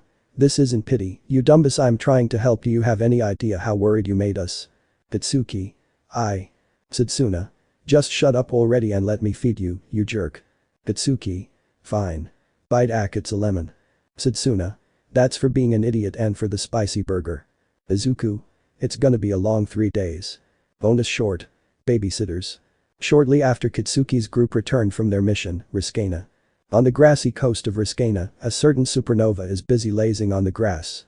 Said supernova happens to be in fact Aya's Drake, who's casually laying on his side while squeezing Apu's cubed heart out of boredom. Drake. Ugh, it's been hours. How long do they plan on keeping me here on this island? Tama. Mr. Drake. Drake turns around to find Tama and Kota standing there behind him. Drake. Kids. What do you two want from me? Kota. We were wondering if we could ride you. Drake. Come again. Tama. Kota here said he's always wanted to ride on a dinosaur. We heard from Big Bro Izuku that you can turn into a dinosaur, so we were hoping that you could play with us and let us ride on your back. Drake. What a pain, are you sure you two really want to ask me for this? Aren't you scared of me? I'm a pirate, you know. And you, girl. You're from Wano, aren't you? You must know of the things I've done there. Kota. But Big Bro Luffy seems to trust you, so you can't be that bad. Drake. Tama. And I also know that you fought with Big Bro Luffy to save the land of Wano. You look and act like a nice man, so I'm not scared of you. Drake. Tama. If it'll help you say yes then. Tama makes a little ring on her cheek. She then proceeds to pull off a dango and hold it out for Drake. Tama. I know they don't work for other people like they do for gifters, but you can have some kibi dangos. They taste good, so have as many as you want. Drake looks down at their trusting smiles. He's trying to resist them, but their innocent nature proves to be hard to ignore. Meanwhile, an irritated Zoro can be seen exiting the forest. He has a chain wrapped around his waist that's leading into the forest. Strapped onto his chest are the 3 Monkey D triplets who he's all simultaneously feeding with milk bottles. Zoro. Blush, god damn it, they really chained me to a tree. This is humiliating. Oh well, it sounds like Izuku's group is back. I'll just hand the kids over to him before anyone sees me and him. Zoro comes to a stop as he sees a strange sight. In front of him, Drake can be seen marching around and his Allosaurus form is marching around, while Tama and Koda gleefully ride on his back. Tama. Yay. Koda. Faster, faster. Drake. Hey, you kids better not forget to not tell anyone about this otherwise, I law. At that moment, Drake notices the baby carrying Zoro on the ground. The two of them stare at each other in silence for a moment. Z&D. We will never speak of this to anyone. The two say as they nod at each other. They try to get back to their business, but they then notice that they're being watched. Standing nearby at the port is both Robin and Mandalay, staring at the two of them with slightly astonished expressions. The two supernovas break out in a cold sweat before the two ladies give them heartwarming smiles. Robin. You've still got it, Zoro. Mandalay. Well, aren't you reliable, Drake-san? R&M. Smile wave, we'll be seeing you. Z&D. W wait. Bonus chapter. The future. Part 2. On the coast of Riskana, Izuku, Midoriya, Katsuki, Bakugo and Shoto Todoroki, along with their children, can be seen standing in front of the giant ship known as the Thousand Sunny Go in the middle of docking. The ship finishes docking, and the group can see a figure standing at the top of the lion figurehead. The straw hat wearing figure jumps off the figurehead and lands in front of the group with a wide smile on his face. I see you took good care of the island while we were away, Izuku. The figure stands up straight and takes off his straw hat to reveal his iconic smile and immediately recognizable face. Izuku smiles back with a small chuckle before responding. Izuku. Of course. The home of the Pirate King needs to be kept safe for his eventual return, Luffy-senpai. Luffy and Izuku look each other in the eyes. They walk towards each other while keeping their smiles plastered on their faces. They stop with only a few inches of space between them. They throw their right arms out to their sides before grabbing the other's hand. Their grips tighten and tears of joy form in the corners of their eyes. Izuku. Smile, it's been a long time, Captain. Luffy. Smile, yeah, it's good to see you again, Izuku. Katsuki. Haha, what a couple of babies. Shoto. I can see that tear forming in your eye. Katsuki.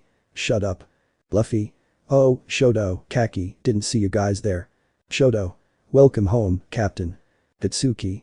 It's about darn time you showed your mug back here. Luffy.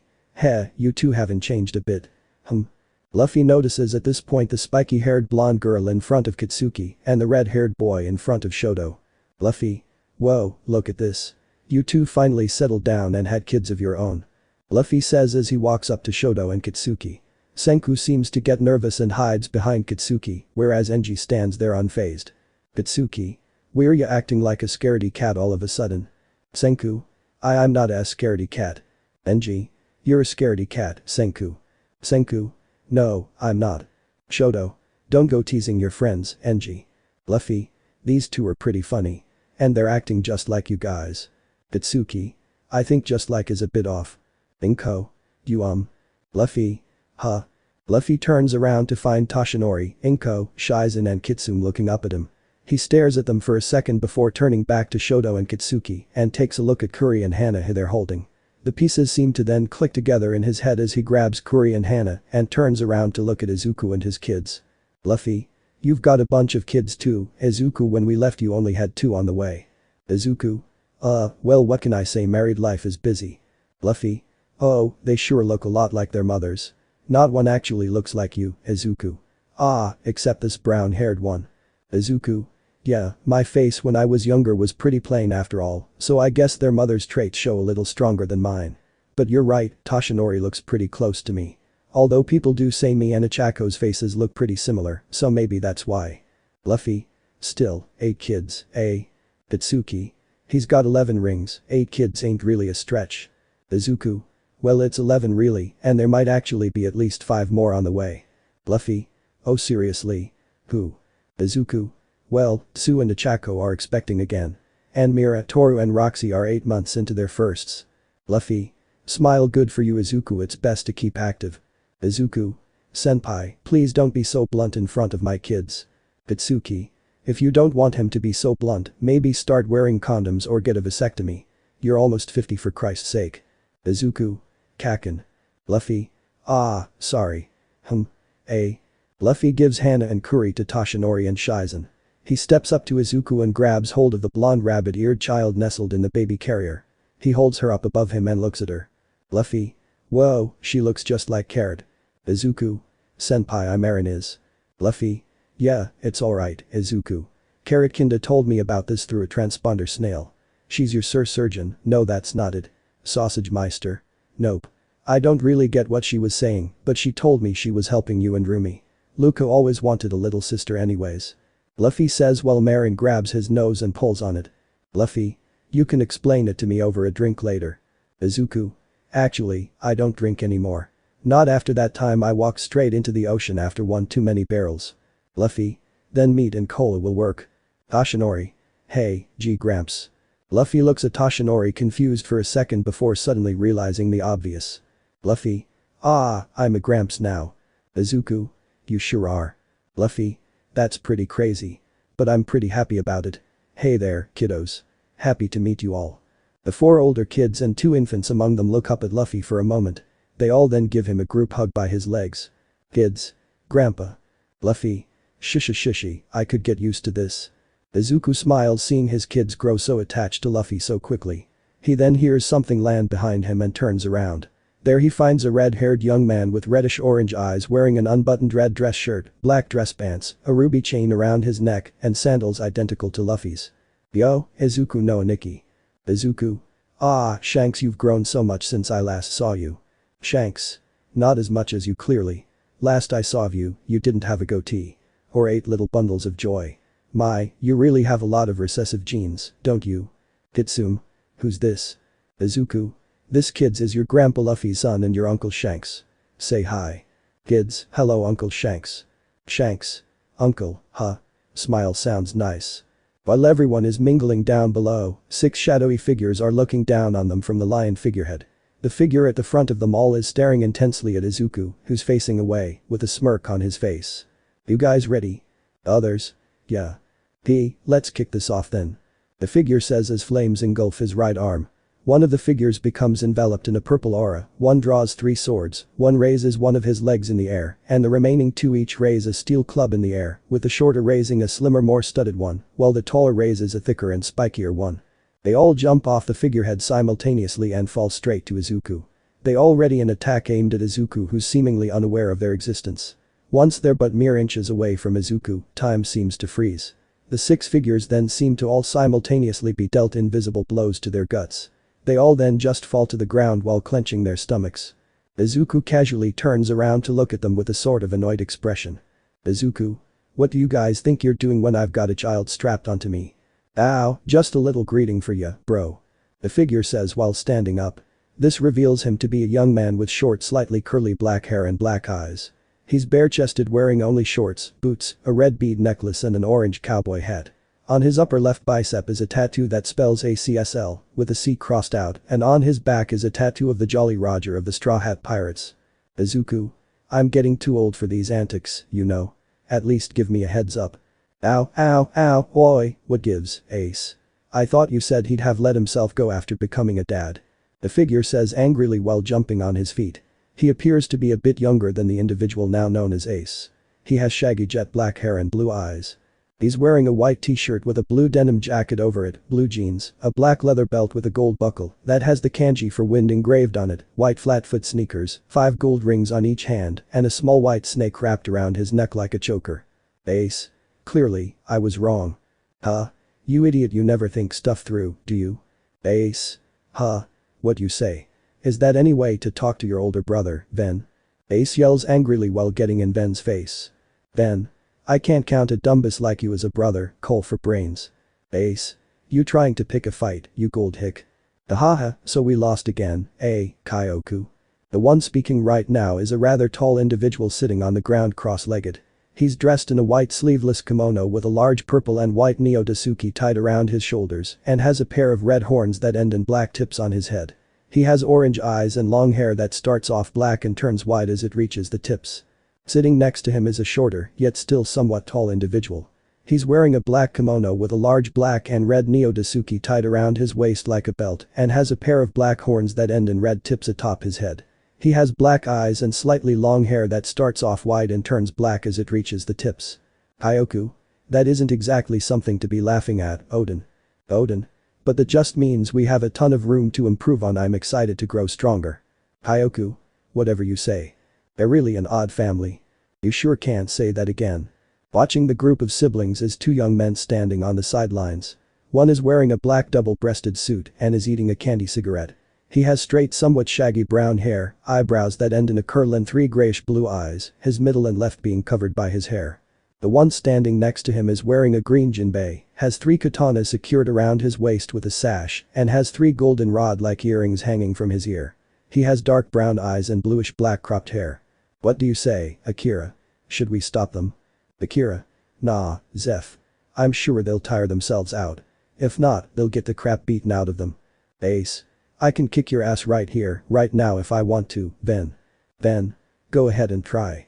Sparks of rage fly between the two of them as they get heated up for a fight. They both then suddenly feel a heavy pressure from above. They slowly look up and are both immediately met with fists to the centers of their faces. Knock it off, you idiots.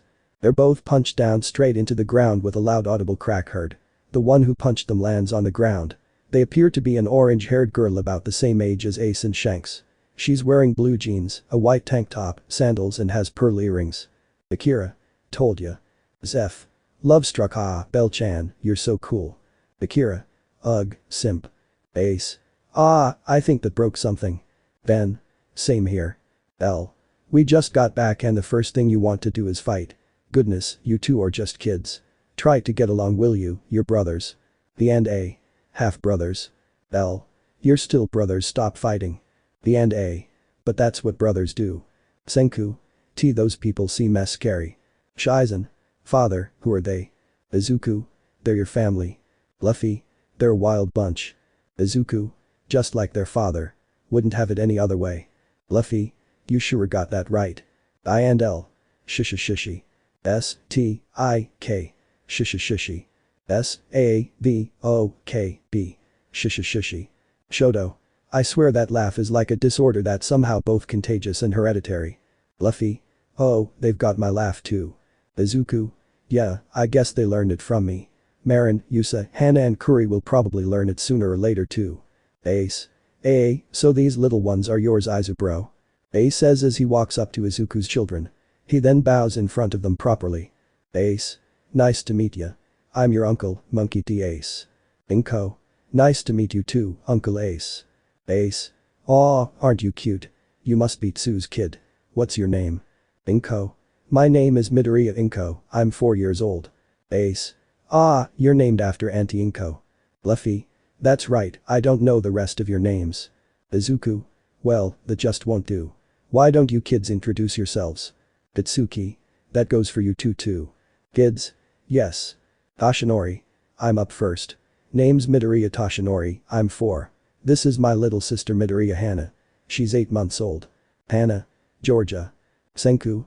I'm Bakugo Senku, I'm 4 too. Enji. I'm Todoroki Enji, also 4. Kitsum. Hi, I'm Midoriya Kitsum, I'm 3 years old, happy to meet my family. Shizen. Greetings, my family. I am known as Midoriya Shizen. I am 3 years of age. This is my baby sister, Midoriya Kuri. She is also 8 months of age. Kuri. Jiji. Luffy. Ah, she can talk. Izuku. Yeah, she said her first words about 2 weeks ago. Though, this is the first time she said grandpa. Luffy. Shishishishi, good timing, Kuri. Kuri. Shishishishi. Katsuki. Would you cut it out and let that laugh die with your generation? Luffy. Nah. Anyways, this little girl is Marin, right? Luffy says as he pokes Marin's cheek for her to just yawn in response. Izuku. Yeah, she's only about 2 months old at this point. Same goes for Yusa, here. Izuku says as he points to the tan white-haired rabbit-eared baby boy still asleep in the baby carrier. Izuku. He's a bit of a sleeper. Hyoku. 8 kids and only 3 of them turned out boys. Doesn't look good for the family name. Midoriya's continuation. L. What does that matter, they're so adorable. L says as she walks towards Kitsum and crouches down to look at her. L. Nice to meet you. My name is Belmere, but you can call me Bell.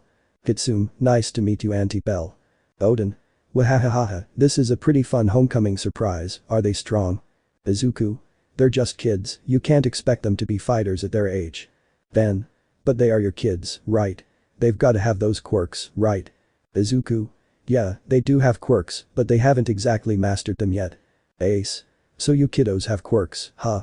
From the looks of it, you've got your mother's quirk, Inko. Inko? Yeah, sorta. Ace. Sorta. Inko. My quirk is different from mama's. Ace. How so? Inko. I can do this. Inko says as she suddenly spontaneously ignites, much to the surprise of the others. Inko. Papa says my quirk is called Frog Dragon. Izuku. Along with having the characteristics of a frog like her mother, she can breathe fire and secrete and coat herself in mucus that she can ignite. We spend a lot of money on fireproof clothing as a result, but it's not a big deal since my job pays pretty well. Inko. Mama says if I stick out my tongue, I can use it like a flaming whip, Kiro. Inko says as she shoots out her blazing tongue and slams it on the ground, setting the grass on fire. Izuku points his right arm at the blazing grass. He clenches his fist and somehow manages to extinguish the flames. Ace. That's a pretty cool power you've got there, Inko-chan. Say, you wanna see something cool? Inko. Yeah. Ace smirks before he too spontaneously ignites in flames, surprising Inko and the other kids. Ace. Surprised. I ate a devil fruit called the Noko no Mi.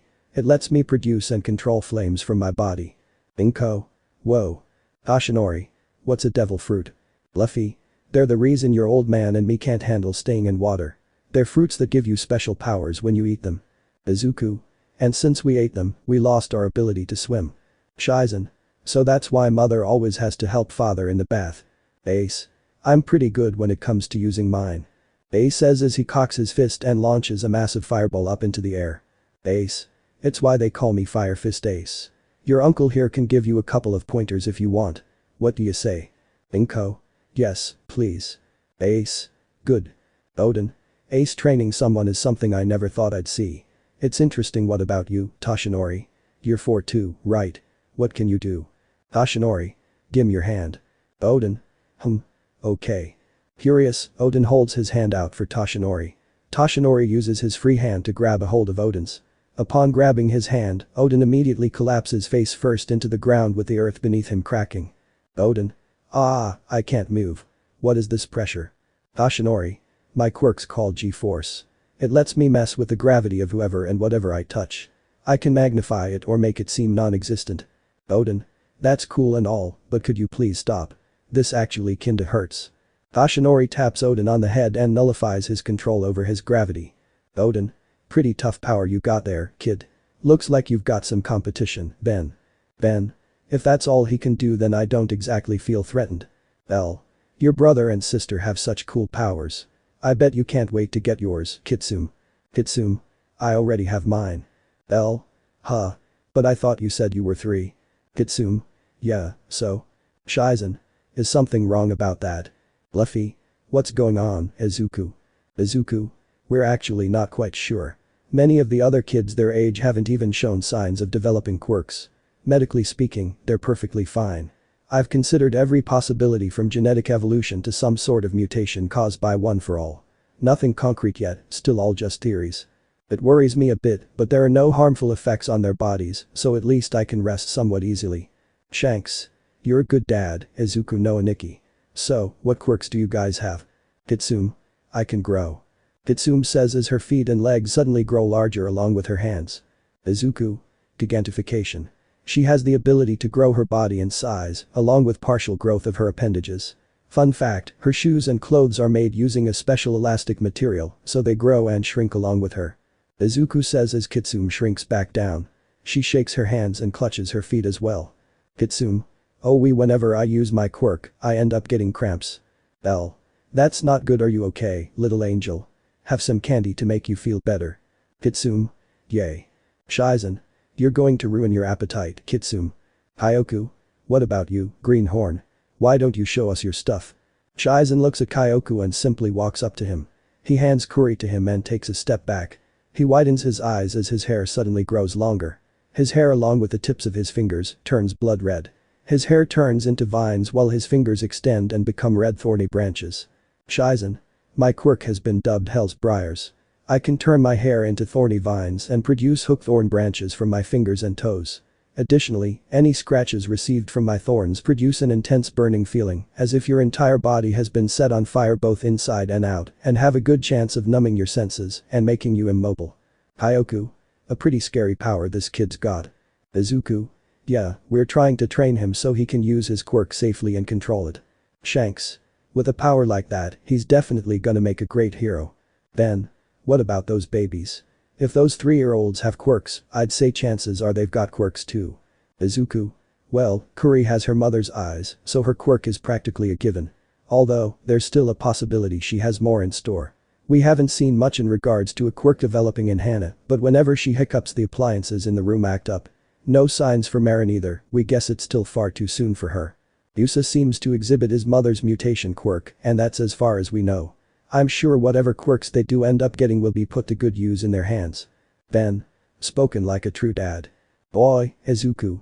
Izuku looks up and smiles as he sees 2 more people jump off from the ship. One is wearing a white t-shirt, black pants, a black coat and a green belly warmer. He's got 3 rod-like earrings on one ear, a scar over his closed left eye, a scruffy beard and slicked back green hair. The other is wearing a black double-breasted suit accompanied with a pair of black gloves and is smoking a cigarette.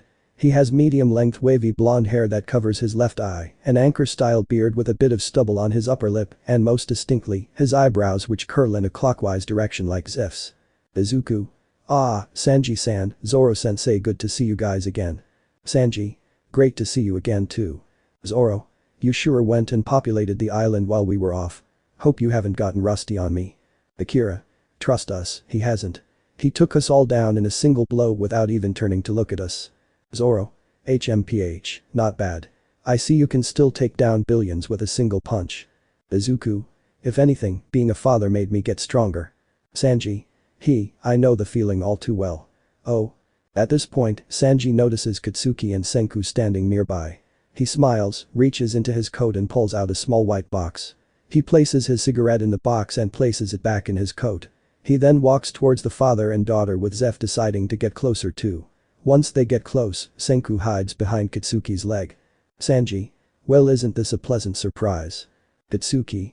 I don't need to see that look from you. Zef. Uncle Katsuki's always been embarrassed when it comes to his love life, right? Sanji. No doubt. Took him forever to propose and his wife's the one who had to tell us about the engagement. Because he was too shy about it. Katsuki. Shut up. Senku. Daddy. Katsuki. Calm down, pupster. This is my daughter, Bakugo Senku. She's shy around new people. Sanji. Smile, it's nice to meet you, Senku-chan. I'm Sanji. And this is my son, Zef. Zef. Pleasure to meet you. Sanji bends down, so he's at eye level with the small Pomeranian child. He reaches into his coat and pulls out a sucker. Sanji. If your taste is anything like your dad's, I'm sure you love this. Hesitant at first, Senku grabs the sucker and puts it in her mouth. Her eyes widen and a large grin grows on her face. Senku. Smile, it's spicy. Sanji. Your dad had me make a bunch of these for him when he was younger. Thanks to that, I always have one on me to suck when I'm around kids and can't smoke. Tasty, isn't it? Senku. Yeah. Katsuki. About time you came out of your shell. Sanji. She's completely unlike you. 15 years married and you only turned up one darling daughter. Katsuki. I have 2 daughters. Satsuna's 5 months along into our second. Sanji. Really? I came at the right time then. I'll make a cake for you 2 to celebrate and a feast for all the kids whose birthdays I missed. Of course, I'll only be using the finest ingredients from the All Blue. Wanna be my sous chef? Katsuki. TCH, you can't cook to match my tastes so I might as well do it myself. Senku. Uncle Sanji, you look like daddy's tattoo. Katsuki. Ga quite Senku. Sanji. Tattoo, huh? Katsuki. She's talking nonsense. Sanji. Sure. Zef. By the way, she has a quirk too, right? Katsuki. Yeah, show Senku. Senku. Okay. Senku says as she raises her arm up in the air. Her arm splits into a multitude of pieces that float in the air. Senku. My quirk is minefield. Katsuki. She can separate her body into a bunch of pieces and control them like her mother. But that's not all. Katsuki nods at Senku who nods back. She closes her eyes and focuses rather intensely. The scattered pieces of her arm all proceed to explode, leaving no trace behind. Katsuki. She can detonate the pieces at will and regenerate them. Even if she doesn't detonate them, they'll explode on their own a while after they become unresponsive. Senku. But I get really tired when they grow back. Senku says as her arm grows back. She yawns and rubs her eyes. Katsuki notices this and picks her up so he can hold her in his arms. Katsuki. Go ahead and take a nap if you're feeling sleepy, pupster. Senku. I'm not yawn sleepy. Katsuki. Whatever you say. Sanji. Smile, you really have changed a bit. Katsuki. I don't know what you're talking about. While Katsuki and Sanji are busy talking, Zoro and Akira have gone to meet with Shoto and Enji. Zoro takes a good look at Shoto from head to toe and smirks. Zoro. Decided to match your wife's look, eh? Shoto. My daughter said it would look good on me, so I decided to give the style a try. Zoro. Oh, you've got a daughter too. Shoto. She's Enji's younger twin. She went with Momo to visit her parents today. Zoro. Didn't feel like meeting the in-laws today. Shoto. It couldn't be helped. Enji has training on my days off from work. It's important that he masters his quirk. Zoro. Is it dangerous? What kind of quirk is it? Shoto. Enji. Hearing his father say his name, Enji holds his arm out to the side. His arm starts glowing red and a substance starts oozing from it. The substance drips onto the ground and sets the grass on fire. Enji. My quirk is volcano. It lets me produce magma from my body. Only problem is, I can stop the flow of magma, but I can't put out the fires. Shoto proceeds to grab Enji's arm with his right hand and cools it back to regular temperature. He freezes the magma and puts out the flames using his ice. Shoto. This is why I have to train him to control his quirk. So he can minimize the damage caused by it. Zoro. I see, smart thinking. Enji. Father, who is this man? Shoto. This man is my sensei and the greatest swordsman in the world, Hirano Zoro. Akira. For now. Zoro. Heh, you can't even come close to beating Shoto, Akira. If you want to claim my title, you've got a long way to go. Akira. TCH. Shoto. I'm always willing to train you if you ever want to get stronger, Akira. Akira. Shut up, bye hair, I don't need your help. Zoro. Yes you do. Anyways, it seems you've become a bit more submissive since I've been gone, Shoto. Do I need to toughen you up again? You know, you're known for being submissive yourself, father. Zoro turns around and looks back up to the ship. One lone figure jumps off from the ship's railings. The figure appears to be a tanned young man with long dark green hair and seafoam blue-green eyes. He's wearing black leather pants and dress shoes, along with an unzipped black leather jacket with purple highlights. He smirks as he parts his hair to the side. After all, being submissive is what made you a father in the first place. Zoro. Blush s shut up Sol, you're still young enough for me to beat your ass. Sol. Hahaha, scary. Is this really the same man who just 2 weeks ago rocked his daughter to sleep while her mother played her a lullaby? Zoro. You said you'd never speak of that. Akira. PFFT. Zoro. You'll be next if you start laughing, Akira. Shoto. Isn't Queen a little too old to be rocked to sleep? Zoro. Not her, you blockhead, it was Toki. Shoto. Oh, the one you talked about over the snail. Do you have a picture of her? Zoro. Yeah, right here Akira. PFF. Only a dad with really strong paternal instincts would keep a photo of his baby girl with him at all times. Zoro. You're on thin ice, Akira. Izuku. So you guys went to Wano. Did you drop by Spade as well? Luffy. Yeah. You should see Spade, he looks just like his old man now. Izuku. It has been a while, I should pay them a visit soon. Luffy. By the way, where's everyone else? Izuku. Well, most of everyone is busy working. I myself was supposed to go to work today, but the babysitter suddenly cancelled on me and I couldn't find anyone to watch the kids on short notice. Luckily Yamakumo could cover for me. Amongst those of us who aren't working, Tsu and Ichako went with Setsuna and Toru to the doctor, Mira and Roxy went shopping for baby clothes with Ami and Toro, Najira took the twins to see her parents, and Iida-kun just ran into town to call everyone. Honestly, he could have just texted everyone, but I guess he's excited. Sanji. That's so. So, why is it you're here and not with your wife at the doctor? Katsuki. Setsuna said she'd rip my lungs out if I went with her. Sanji. Ah, mood swings, I see. Senku. Mom has been really scary the whole week. Sanji. Well, being pregnant will do that to you. Especially if it's with this guy's kid. Izuku. Say, why aren't the others coming off the ship? L. It's because they're trying to get mom away from all the gold. Izuku. Gold. Luffy. Yeah, a whole island's worth. I said I'd bring back enough treasure for all the birthdays I missed. Izuku. So you meant actual treasure instead of just gifts. Luffy. You think it'll be enough for all of them? Izuku. I could probably buy a dozen houses if it's an island's worth. That should be enough to get them expensive presents for the rest of their lives. Ashinori. Yay, we're even richer. Izuku. Not if we can't get the treasure off the ship. My, it seems the cameras weren't lying after all. You lot really have returned to the island. The group turns to the woods to see a young man who's carrying a long sword walking out. Said young man has short spiky purplish black hair and is wearing a black sleeveless coat, blue jeans, a red hat and a purple shirt with the name Corazon in pink letters printed on it. Luffy. Oh, Cora, it's been a while, what are you doing here? Corazon. I'm the chief physician of the island's hospital. And with that as the case, it's become necessary for me to reside on the island. I just now returned to the island after a house call in Tokyo. My sister sends her regards, by the way. And my father, well, I can't exactly say what he sends in front of children. Luffy. Shishy, Tra hasn't changed a bit. Ben, hey Cora. Since you're here, mind helping us get the treasure away from Auntie Nami and off the ship? Corazon. That's quite the troublesome task you're asking me to do. Yer days. I suppose it can't be helped. Room. Corazon snaps his fingers and creates a large transparent bubble with a purple hue surrounding them all and the ship. Corazon. Shambles.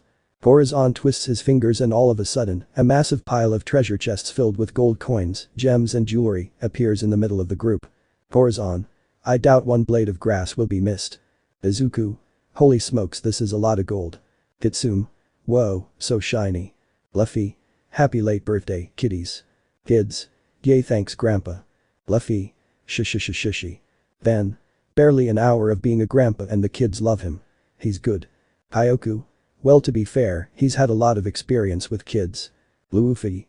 The loud voice suddenly screams out from the ship, causing the Pirate King to go blue in the face. An orange blur then jumps off the ship and punches Luffy in the back of the head, sending his face straight into the ground. Shocked, everyone looks at the orange blur to find a woman with orange hair who bears a striking resemblance to Belmere. Luffy manages to pull his head out of the ground and stands up a bit ticked off. Luffy. What the heck was that for, Nami? Nami. You know damn well what that's for. That's 4 years worth of treasure and I'm not just letting you give it away. Luffy. I told you I was gonna give it to Izuku's kids years ago, besides, we got tons more gold. Ace. Come on, mom. It's for a good cause. Belle. Yeah, the smiles of your grandkids. Kitsune. Auntie Belle, who's this lady? Nami stops yelling at Luffy and turns to look at Kitsune. Her angry expression immediately vanishes as she runs up to and picks up Kitsune. Nami. Aw, who's this cute little carrot top? She's like an adorable mini-me. Belle. I know, right? She fits right into the family, another sweet treat eat. Ashinori. Yeah, sweet ain't the right word. Kitsune. Hey. Shizen. Father, who is this woman? Izuku. She's your grandpa Luffy's wife and the greatest navigator in the world, Nami. Kitsune. Does that mean you're my grandma? Nami. If that means I get a cute granddaughter like you, then yeah, I'm your grandma. Kitsune. Yay, more grandparents. Zoro. Looks like we got a new weapon against Nami. Luffy. Thank God for grandkids.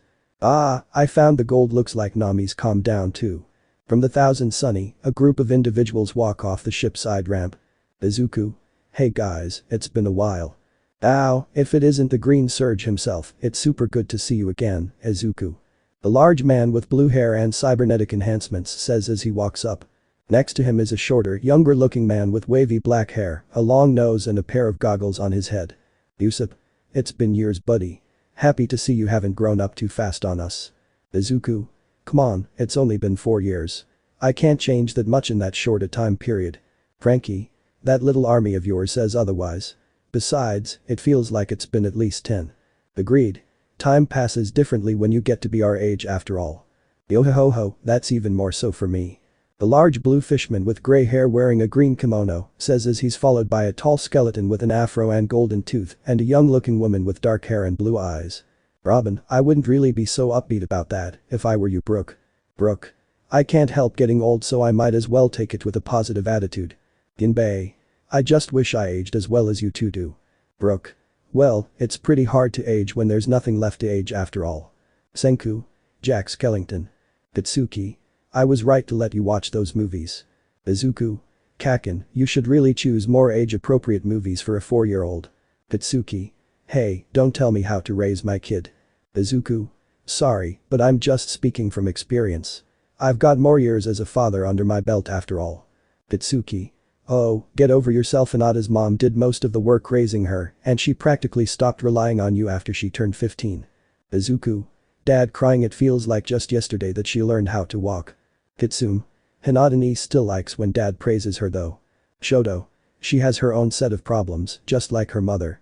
Hey, someone wanna help us with all this cola? From the ship, a tall woman with horns comes carrying 2 large barrels. Behind her is a 3-eyed woman walking next to a flying carpet that's carrying 2 barrels, what looks like a human reindeer hybrid carrying one on his shoulder, and a purple-haired young lady in a kimono who's carrying 1 barrel. Kyoku. Oh, ma. Yamato. Kyoku, Odin, can you two lend a hand? Odin. No problem, always ready to help. Odin yells as he quickly and enthusiastically runs up to his mother and grabs the barrels. Pudding. He's a bit of a meathead, but at least he's a good boy. Tama. Yeah, he's just like big bro Luffy. Chopper. Haha, like father like son as they say. Kyoku. You always put so much effort into everything, Odin. It's exhausting just to watch. Kyoku puts 2 fingers in his mouth and proceeds to whistle loudly. After a short moment, several large shadows are visible on the ground. Everyone looks up to see miniature people with bushy mustaches. A small person who looks like a soldier walks up to Kyoku. Spacey. Captain Spacey, reporting in. Kyoku. Spacey, I want you and the others to go bring the barrels that are on the deck of the ship. Spacey. Yes sir, Commander, let's hop to it, men. With that, Spacey and the others march to the ship to follow Kyoku's orders. Senku. What are they? Kyoku. Automatons, or in other words, robots. They just showed up out of nowhere and started following me around. They're good soldiers though, kinda. Pudding. Not sure where he inherited that brain from, but he puts it to good use. Hey, boss, what do you want me to do with all the extra fuel? Frankie looks back up to the ship to see a young man with ruse pink hair and a mechanical right arm who's wearing a purple striped tank top leaning over the railings. Frankie. Bring it down here, Joey, we'll take him over to the workshop and I told you, you can go ahead and call me Pops. Joey. Sure, Pops. Hey, Uncle Izu, mind calling over the flock? Izuku, no problem Jojo. Izuku says as he puts 2 fingers in his mouth. He then whistles loud enough to echo throughout the island. The sound of a motorized vehicle comes from the forest. Soon enough, a large motorcycle with a rhino figurehead, followed by 2 smaller versions. Izuku. Ven. Is that? Izuku and Ven notice a figure riding on top of the largest bike. Said figure smirks before leaping off the bike and crashing into Ven's stomach like a bullet. Everyone looks at Ven to see a pink-skinned girl with black curly hair, black sclera with redder eyes, spiky teeth and yellow horns nuzzling against him. Said girl's skin also appears to be hardened into a rock-like state and has little green spikes all over her body. Venny, I missed you so much, why didn't you tell me you were coming back today? Ven. Ah, Mira, damn it, your quirk, ah, Christ almighty, it burns, somebody get her off me. Horizon. Ah, young love. It almost hurts to break them apart almost. Shambles. Horizon twists his fingers and swaps Mira with a blade of grass right next to Ven. Mira. Oh, sorry, Venny, guess I got a bit carried away. I'm just so happy to see you after so long. Mira says as her spikes disappear and her skin turns smooth. Ven. It's alright. I, missed you too. Luffy. Shishy, she's a lot like your mom, Ven. Izuku. Can't tell whether that's a good thing or not. At that time, the 3 motorcycles all stopped in front of Izuku.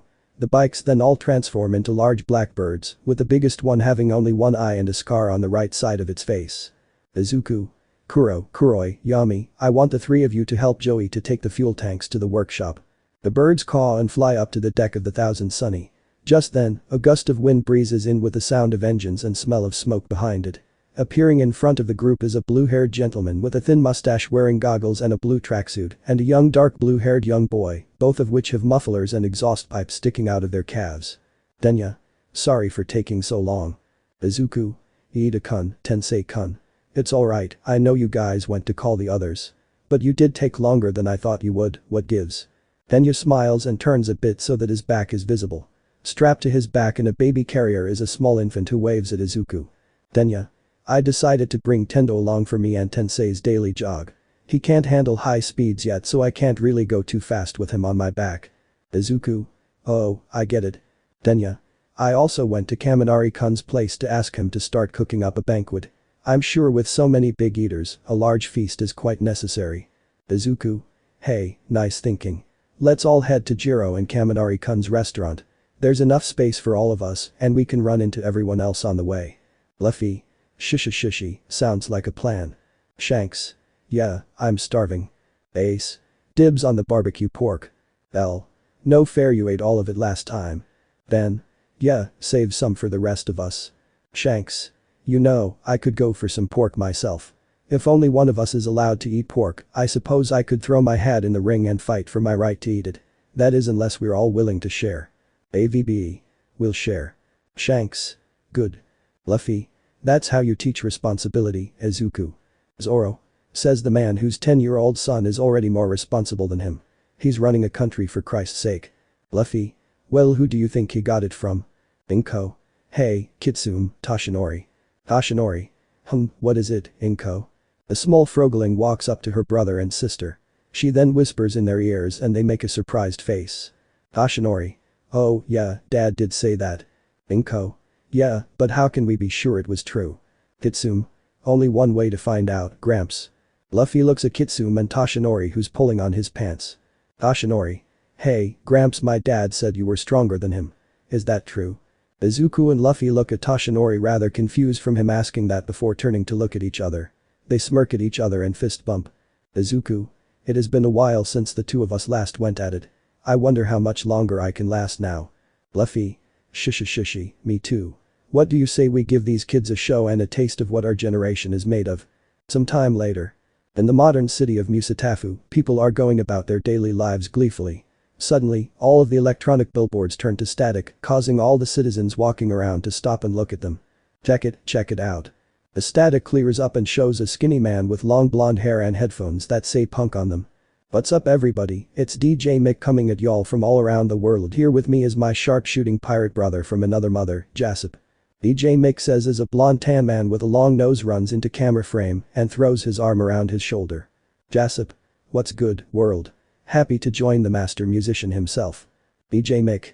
And also joining as our commentator is the lovely ice-cold queen and lover of stand-up comedy, Azawa Nami. DJ Mick yells before both he and Jasip get punched to the ground. This reveals a slender, pale young lady with messy shoulder length, seafoam green hair, dark green eyes, and an orange and green striped scarf. Nami. Who are you calling an ice-cold queen? Can't believe I'm stuck here with you two. DJ Mick. Apologies for her, folks. Her boyfriend just got back from Tokyo and she's just upset that she can't go see him because her mom told her to join us. DJ Mick quickly receives a hard slap to the back of his head from a blushing Minami as soon as the words exit his mouth. Minami. Let's just get this over with. DJ Mick. Alright, yeesh. Anyways, ladies, gentlemen and everyone in between, we've jacked the airwaves today in order to bring you the show of a lifetime and celebration of the Pirate King's homecoming. We're presenting a special fight between him and the Green Knight himself. Take a look. DJ Mick says as the three of them shrink into a small box that gets placed in the corner of the screen. The rest of the screen shows a giant Colosseum-looking structure. The Colosseum is seated with the inhabitants of Riskana and the Straw Hat Pirates. Sitting and standing on the top of the Colosseum's outer walls are Kyoku and Odin respectively. Odin. You think I can do it now? Kyoku. Well, everyone's already taken their places so I guess we can get started. Odin. Yashai, let's do this. Odin yells as he jumps into the air and rises like a rocket. He roars loudly as he starts to increase in size.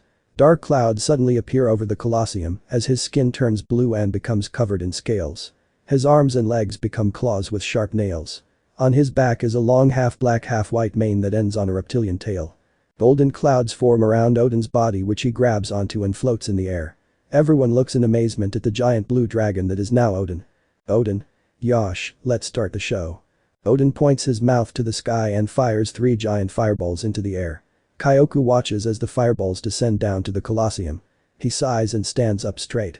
He pulls his arms out of his sleeves so his kimono hangs around his waist and takes out his club.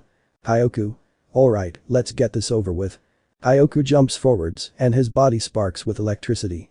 His body surges with lightning that discharges in all directions. From the surge of lightning, a giant version of Kyoku formed completely out of lightning appears. The giant Kyoku plants its feet on the ground and takes hold of his club with both hands. He swings and smashes Odin's fireballs. The fireballs all explode and create an amazing display of snowflake-like fire embers. Everyone cheers joyfully at the two's amazing combination. DJ Mick. Pretty nifty fireworks, huh, folks. Minami. The kinda flashy trick you'd expect from a dragon and a thunder god. Seeing as they'd done their jobs, Odin's body returns to normal and Kyoku shrinks back down. Odin then proceeds to strike a pose to no one in particular. Odin wouldn't be Odin if it wasn't boiled. Odin pays no mind to the crowd who barely notices his performance and smiles on. Kyoku then proceeds to walk up to his brother and sighs. Kyoku? You really never get tired of doing that, don't you, Odin? Odin? Shushi. They both then jump to the seats their family is seated at and promptly get pulled into a hug from behind by their mother. Yamato. Great work, you two.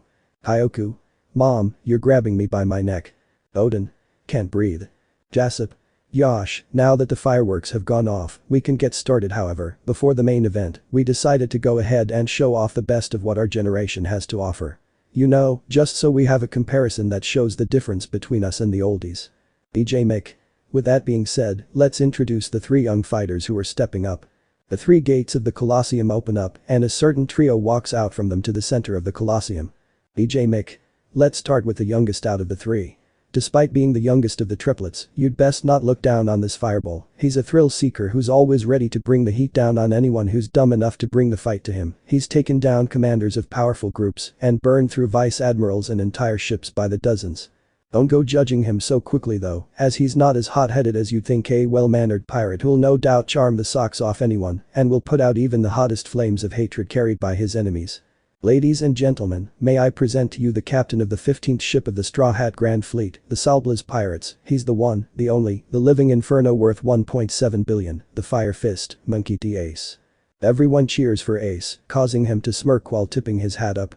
He cocks his right fist back and ignites it in crimson flames. He punches upwards to the sky and launches a massive fireball. The ball explodes and the flames form a giant blazing A. Jasip. Hot stuff, as you'd expect. Now let's switch things up with the second oldest of the Monkey D kids. She's the bombshell beauty that all men turn stupid over, but watch out boys. The only things she's got on her mind are Mycons and money, an ace navigator and expert weather forecaster who bends nature to her whims. She may seem tough, but she's got a real soft spot for kids and her little siblings. And you'd best not underestimate her strength just because she's got a nice figure. She's inherited her old man's strength and can put enough power behind her axe to slice mountains in two. Let's give it up for the captain of the 14th ship of the Straw Hat Grand Fleet, the Aurora Pirates, the cat burglar with a bounty of 1.7 billion, Monkey D. Belmere. Zeph. Woo, Bel-chan, you got this. Belmere waves to the crowd who, particularly Zeph, cheer gleefully for her. She raises the technologically advanced gauntlet she's wearing into the air, along with her equally high-tech looking axe. She spins the axe like a baton with zero to no effort at all and plants the heel into the ground. The clouds above her discharge lightning that illuminates her figure. Minami. Looks like sparks are certainly flying in the Colosseum. DJ Mick. Ah, was that a joke I heard? Looks like you're starting to loosen up, Minami. Minami. You're looking too much into this. Jasip. Well, as long as you're speaking up, why don't you introduce the last, but most certainly not least, fighter left in the ring. And bring some enthusiasm. Minami. Sayag, fine. Minami says as she leans far back while pushing back her hair. DJ Mick and Jasip look at her rather confused at her behavior. She then shoots back up, startling the two of them in the audience. Her messy hair is now tied so that her full face is clearly visible. Her expression looks far more enthusiastic and her eyes are glowing yellow. Minami. People of the world, it is my greatest pleasure to welcome the final contender in our opening act. The young man standing before you all is anything but normal. He's a supreme pirate whose name is known all throughout the seven endless seas. He's taken on pirates and marines by the thousands all on his own. He's split the ocean itself in two with only one stroke of his blade. This super rookie has the amazing ability to draw people towards him, and before he even realized it, he gained a crew of his own. The crew has shown the world they're a force to be reckoned with and has after countless times proved their loyalty to their captain. The pressure this man exudes when walking is enough to destroy the very earth he steps on and knock out any weaklings who dare stand in his way.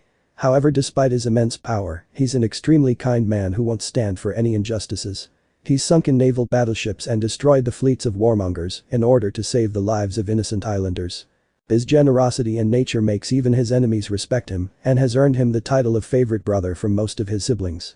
His power has reached heights where he clashes evenly with Navy admirals and has even gone on record for taking on the fleet admiral for 2 days straight. Rising up to the pinnacle of piracy, he's collided with the 7 emperors of the sea and has split the sky after clashing with the pirate king himself. I'm sure you all already know who I'm talking about, but regardless, here he is, the captain of the 13th ship of the Straw Hat Grand Fleet, the Legends Road Pirates, the Crimson Mane. The Prince of Hell and the first son of the Pirate King with a 2.7 billion bounty, Monkey D. Shanks. Shanks grabs the handle of the saber hanging on his waist. He slowly pulls the saber out of its scabbard as its blade turns pitch black with sparks of red lightning. He points the saber to the sky and a surge of lightning explodes from it. He stabs the blade into the ground with its still sparking lightning. Shanks smirks as his eyes glow scarlet red while his hair flickers in the wind. The crowd goes mad and starts cheering Shanks' name, along with Ace and Belmir's. Seeing as her introduction was a success, Minami pulls her hair tie out and her face returns to normal. Minami. There, how's that? Jasip. Fuck, I forgot she could do that. DJ Mick. Same. Kinda freaked me out, but at least she got the crowd hyped. Jasip. Say, it's about time we wrap up the introduction, right? DJ Mick. Definitely. Minami. I suppose it's only right that we do. Jasip. Okay, 3, 2, 1. JDM. Dear viewers, please welcome the ASL Alliance. The crowd in the stadium, as well as the people watching all around the world, go wild one last time for the 3 of them. Ace. They sure are getting fired up when we haven't even done anything yet. L. Well, you know Jasip, he knows how to get people hyped up. Shanks. Shishishi, what do you guys say we give them something to really excite over? DJ Mick. I can tell you viewers are excited about the 3 of them. Well, so are the people in the Colosseum. What do you guys say we hear some testimony from the crowd? Let's switch over to our on-the-scene interviewer, Desti-chan. The screen switches from shots of the 3 fighters to in the Colosseum stands. The screen shows a young woman with green hair styled in a pompadour that has red streaks in it who's wearing clothes reminiscent of an old-school Japanese street thug. On her belly is a tattoo of a Jolly Roger skull that has red hair and a red chain around its crossbones. Esti. Thanks guys. I'm standing here among the crew members and family of the ASL Alliance, right, so let's see if we can get their thoughts on their captains. Oh, speaking of, I can see the vice captain of the Salblas pirate sitting here. The camera pans over to Akira leaning back in a Colosseum seat and eating dango dumplings on a stick. Desti walks over causing him to take notice of her and the camera. Akira. Ah, shit. Desti. Hirano Akira senpai, as the vice captain of the Salblas, we'd love to hear your thoughts on your captain. Akira. First of all, you know me day, so don't talk like that. Secondly, ugh, I hate interviews, but if you want to know what I think about my captain, I guess that's fine. Ace wants his name to go down in legends. He wants to live as freely as he can and wants to be remembered for all he's done. He asked me to join his crew because he believes I can one day be the greatest swordsman in the world. He didn't even consider my brother or anyone else before deciding to ask me. You tell me how I could possibly reject an offer from someone who has that much faith in me.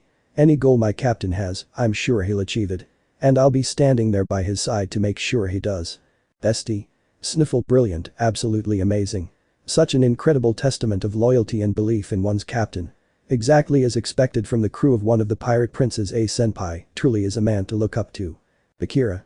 Your tears are getting my dango wet. Zeph. Relax, I can always make you another one. Zeph says as he walks into camera frame while carrying a small pyramid of takoyaki. Esti. Ah, perfect timing.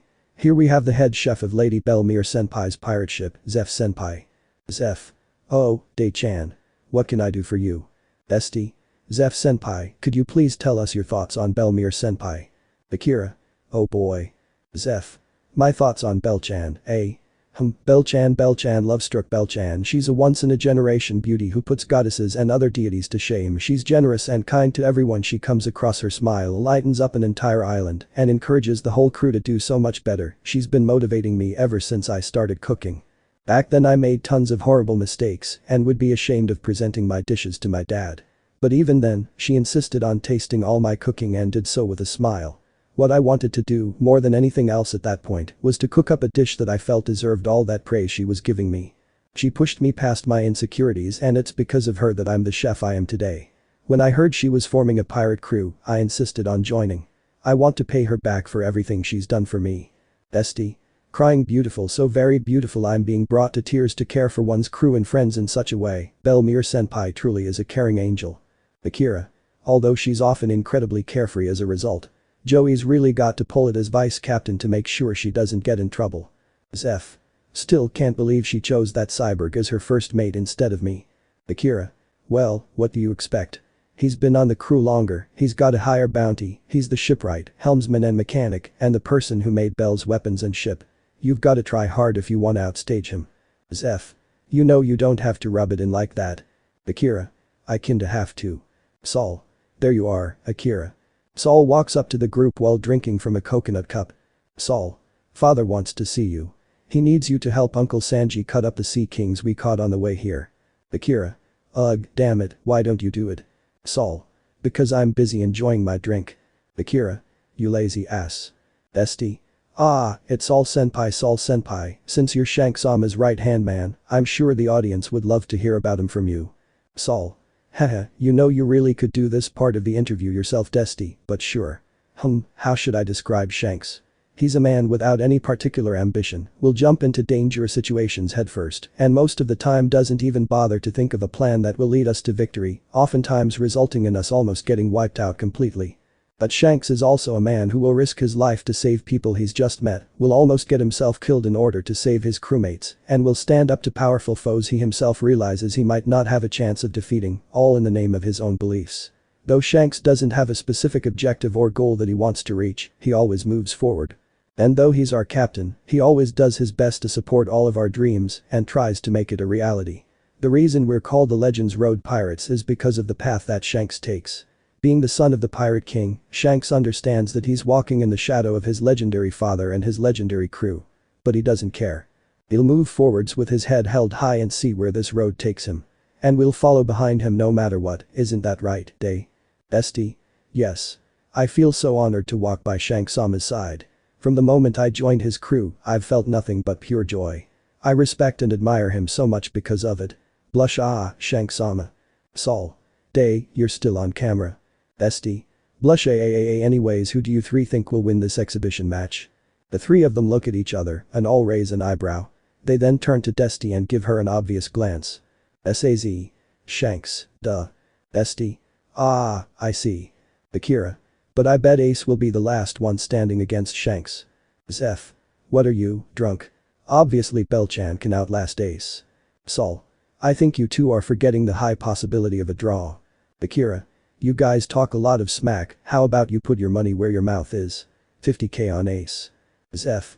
You're on 50k on Bell-chan. Saul. Normally I don't condone gambling, but today is a special occasion. 100k on a tie. Bestie. And there you have it, the people in the crowd here are excitedly awaiting the incoming battle and have even taken to gambling.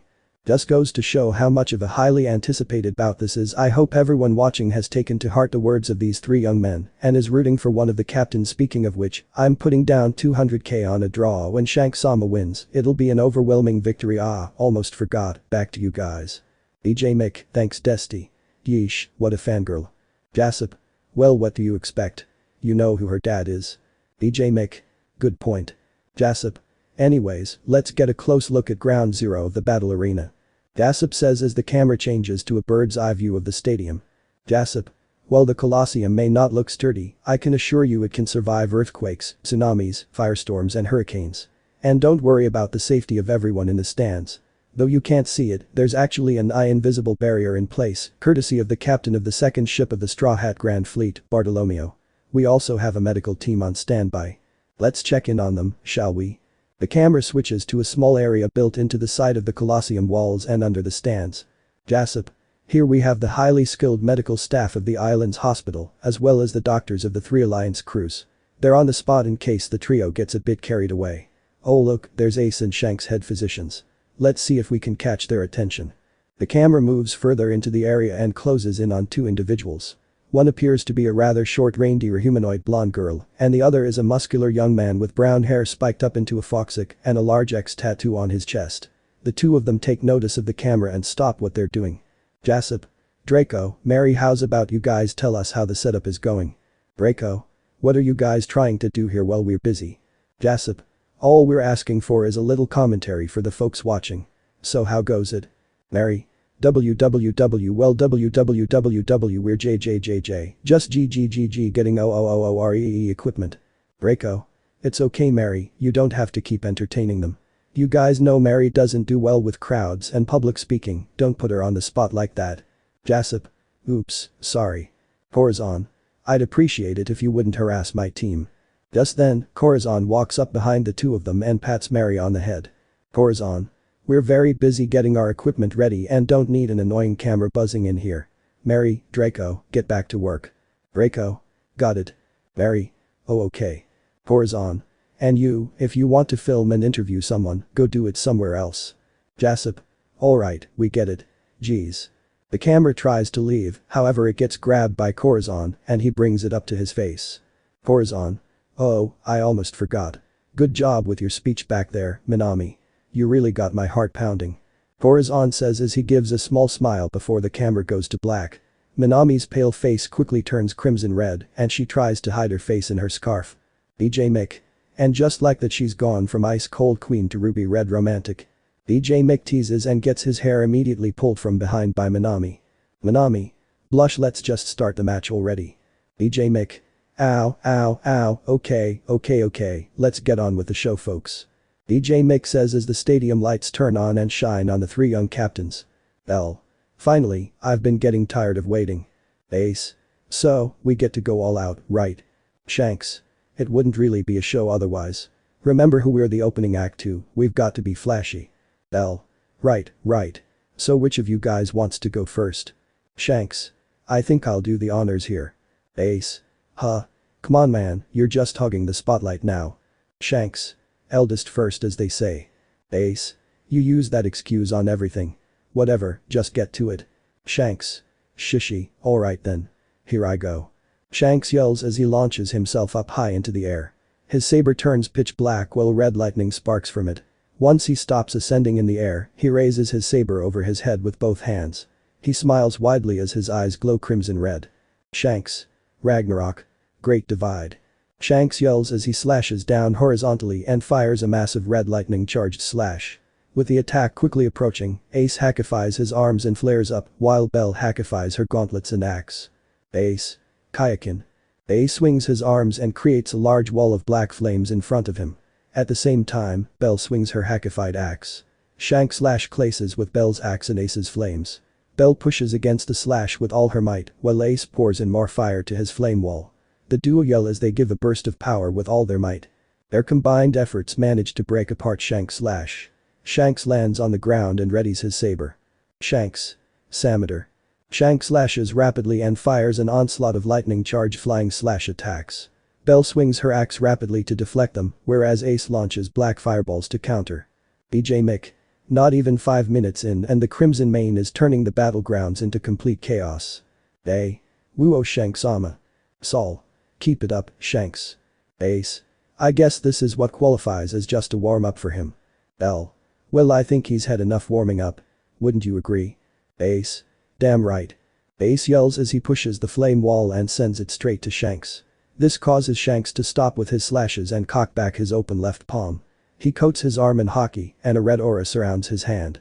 He thrusts his palm forward and fires a shockwave that completely disperses Ace's flames.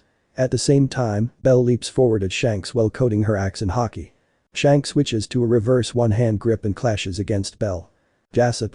Ooh, a vicious counterattack against Shanks from both Belle and Ace talk about sibling rivalry. Shanks. Awfully risky of you to charge at me headfirst, Belle. Belle. Well if anyone knows about being risky, it's you. The two break apart before rushing at each other again and breaking out into a vicious clash. They both appear evenly matched in speed, being able to dodge and deflect each other's slashes. They both stop for a second and build up power. They swing their weapons heavily and clash. Ace. I'm still here you know. The two of them turn to Ace to see his index and middle fingers blazing black flames. Ace. Hygen. Belle and Shanks split up and run in different directions to dodge Ace's flaming bullets. Ace proceeds to ignite all his fingers and fires at both of them simultaneously. Akira. Heated up, Ace. Mary. Go Ace. Minami. And just like that, Ace has turned the tables and is the one pressuring his siblings. Belle. You're gonna regret that, Ace you dirty traitor Typhoon Tempo. Belle yells as she points the palm of her gauntlet at Ace. The small disc in the center starts spinning rapidly. A small wind torrent forms in Belle's hand. She fires a massive twisting blast of wind straight at Ace. Ace stops firing and quickly jumps out of the way. Zeph. Woo Belle-chan. Joey. Blast his flame out. Ace. It was just a momentary truce. Your fault for turning your back on me. L. Save your excuses. L yells as she swings her arm and tries to slam the storm into Ace. Ace runs to the Colosseum wall to avoid getting blasted. His feet heat up and melt footholds into the wall as he runs up it. The flames on Ace's feet intensify as he jumps up off the wall. The momentum from his flames allows him to glide across the surface of the barrier in place. Ace gives a wave to the members of the crowd watching him from behind the barrier. He crosses his index fingers and points them at Bell. Ace. Jujuka. Ace yells as he fires a cross-shaped blast of fire at Bell. Bell clicks her tongue and stops her winds so she can dodge Ace's fire. She manages to roll away, making the fire leave a giant X scorched on the ground. Ace smirks to himself and pulls his fingers apart. Shanks. Eyes up, Ace. Ace's eyes quickly dart back down as he sees Shanks in front of him. Shanks lashes at Ace, causing him to jump off the dome. Shanks. Where do you think you're going? Shanks hackifies and cocks back his fist that sparks with crimson red lightning. He throws a punch and an invisible force hits Ace in the stomach. Ace coughs up blood and he goes flying straight to the ground. Ace crashes against the dirt hard, whereas Shanks lands normally. L. Bad place to stand, Shanks. Weather's not too good over there. Shanks turns his attention to Bell, who's standing a ways from him with a smirk on her face. Shanks quickly looks behind him to see a small dark cloud hovering in the air. L. Thunderland's tempo. Lightning shoots from the dark cloud and tries to connect with the bulb at the tip of Bell's axe by striking through Shanks. Shanks' eyes glow as he manages to avoid Bell's attack. Shanks. Lightning fast isn't fast enough to hit me. I'm sure you know that by now, Bell. Bell. TCH. Bell clicks her tongue as her dark cloud dissipates. At the same time, Ace pulls himself out of the ground and gets back on his feet. Ace. Alright, that one hurt. Now I'm getting heated up. Ace's entire body becomes engulfed in dark fire. The flames surrounding his body accumulate and condense into his right fist. Ace.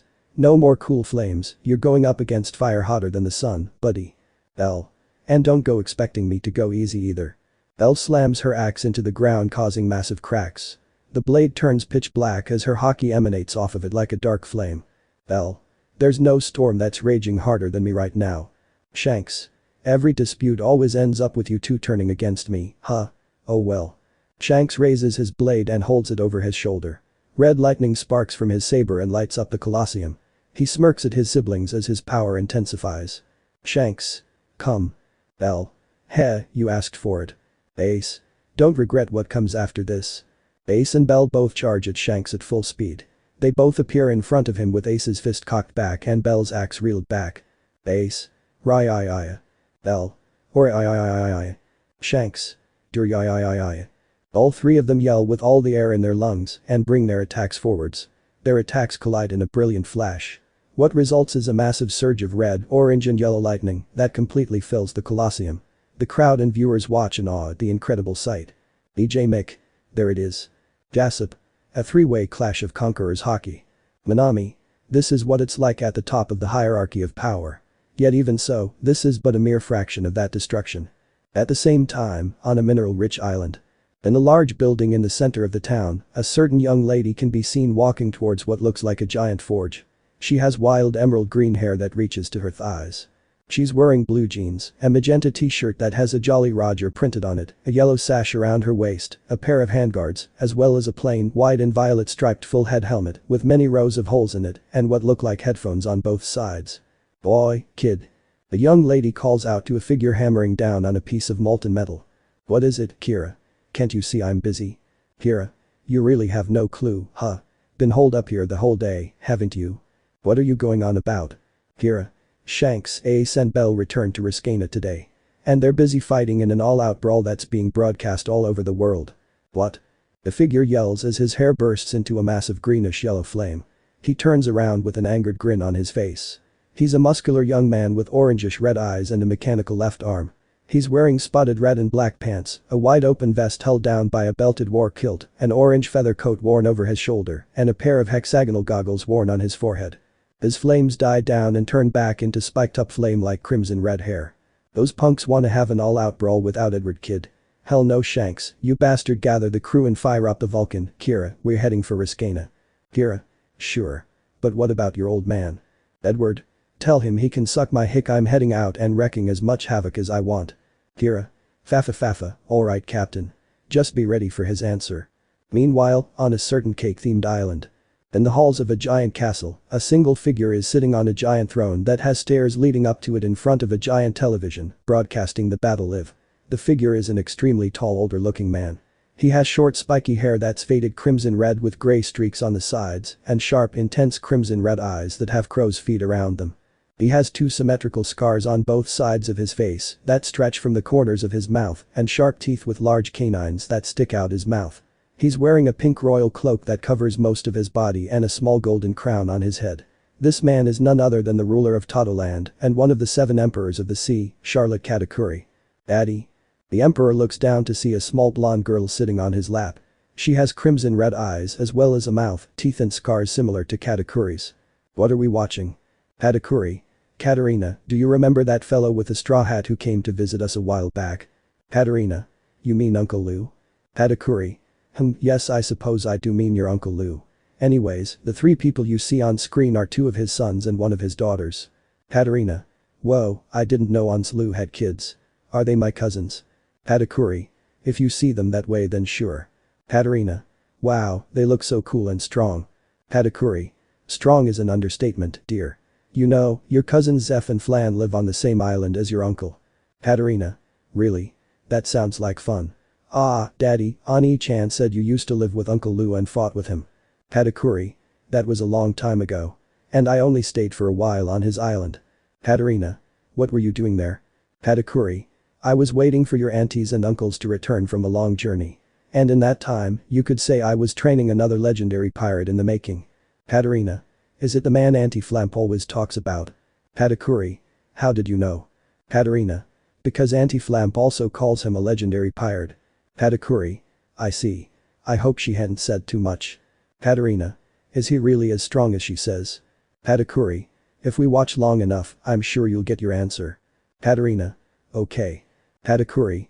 You know, I met your mother on that island. Katarina. Oh, really? Katakuri. Yes. You and your brother were also born there. Katarina. Whoa, I want to go there now. Katakuri.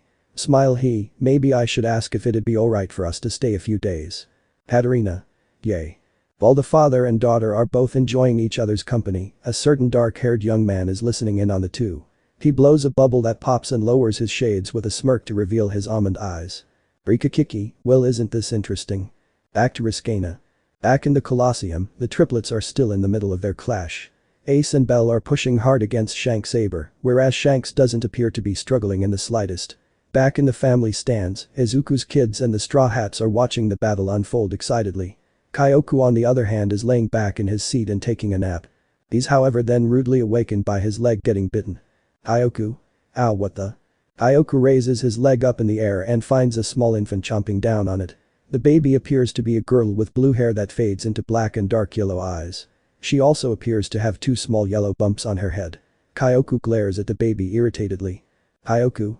Listen here, Yado. You're about 16 years too early to start trying bullshit with me. Let go and you can walk away with a warning. Yado. Grrrrrrrrrr. The small child growls as it bites deeper into Kyoku's leg. Kyoku? Ack little brat. Kyoku yells out angrily before vanishing into thin air. Yado begins falling to the ground only for Kyoku to reappear and grab her. He then places her beside Kuri and Hana and another baby girl with dark yellow eyes. This one has black hair that fades into blue and 2 small black bumps on her head. Kyoku. Here, play with Kyu and your nieces. Kyu. Nah. Hana. Georgia. Yado. Wah. Kuri. Kyoku. Ugh, damn twerp. Odin. Oi, Kyoku, now that you're up, you might as well watch the match with us. Kyoku. What's the point? We all know Shanks is gonna win. Ben. The point isn't seeing who wins, it's seeing who's gonna outlast who. Ace or Bell. Mira. You sure you didn't want to join them, Benny? Ben. Nah, I wouldn't last in there. Besides, they're the ones who get the crowd the most hype. Hitsumi. Grandma Nami, why do people say Auntie Belle and Uncle Ace are gonna lose? Nami. That's how it's always been, dear. Every single time they fight against Shanks, it always ends with them getting beaten. Usopp. Nowadays they rarely ever try to challenge him. And on the few occasions they do, it doesn't end well for them. Frankie. Last time the both of them ended up in full body casts for a month after fighting Shanks. Inko. Is Uncle Shanks really that strong? Jinbei. No, he's even stronger than he sounds. Brook. A real monster of sorts. Nami. But even he can't compete with your old man and your grandpa. Back to the fight, the triplets are still in their clash. The different colored streams of lightning flicker and clash against each other continuously. Shanks smirks at the efforts of his two siblings. His biceps then both bulk up. His lightning surges and overwhelms the other two. Putting more power into his swing, Shanks manages to blow Ace and Bell away. Ace manages to recover mid-air and forms two flaming spears in his palms.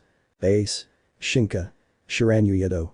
Ace yells as he tosses the spears at Shanks. Shanks simply swings his arm and blocks the spears with a punch. At that time, Ace and Bell land back on the ground. Bell. Armament. Extension. Bell's gauntlets suddenly glow red and seem to unravel like ribbons. Her gauntlets wrap around her arms up to her shoulders.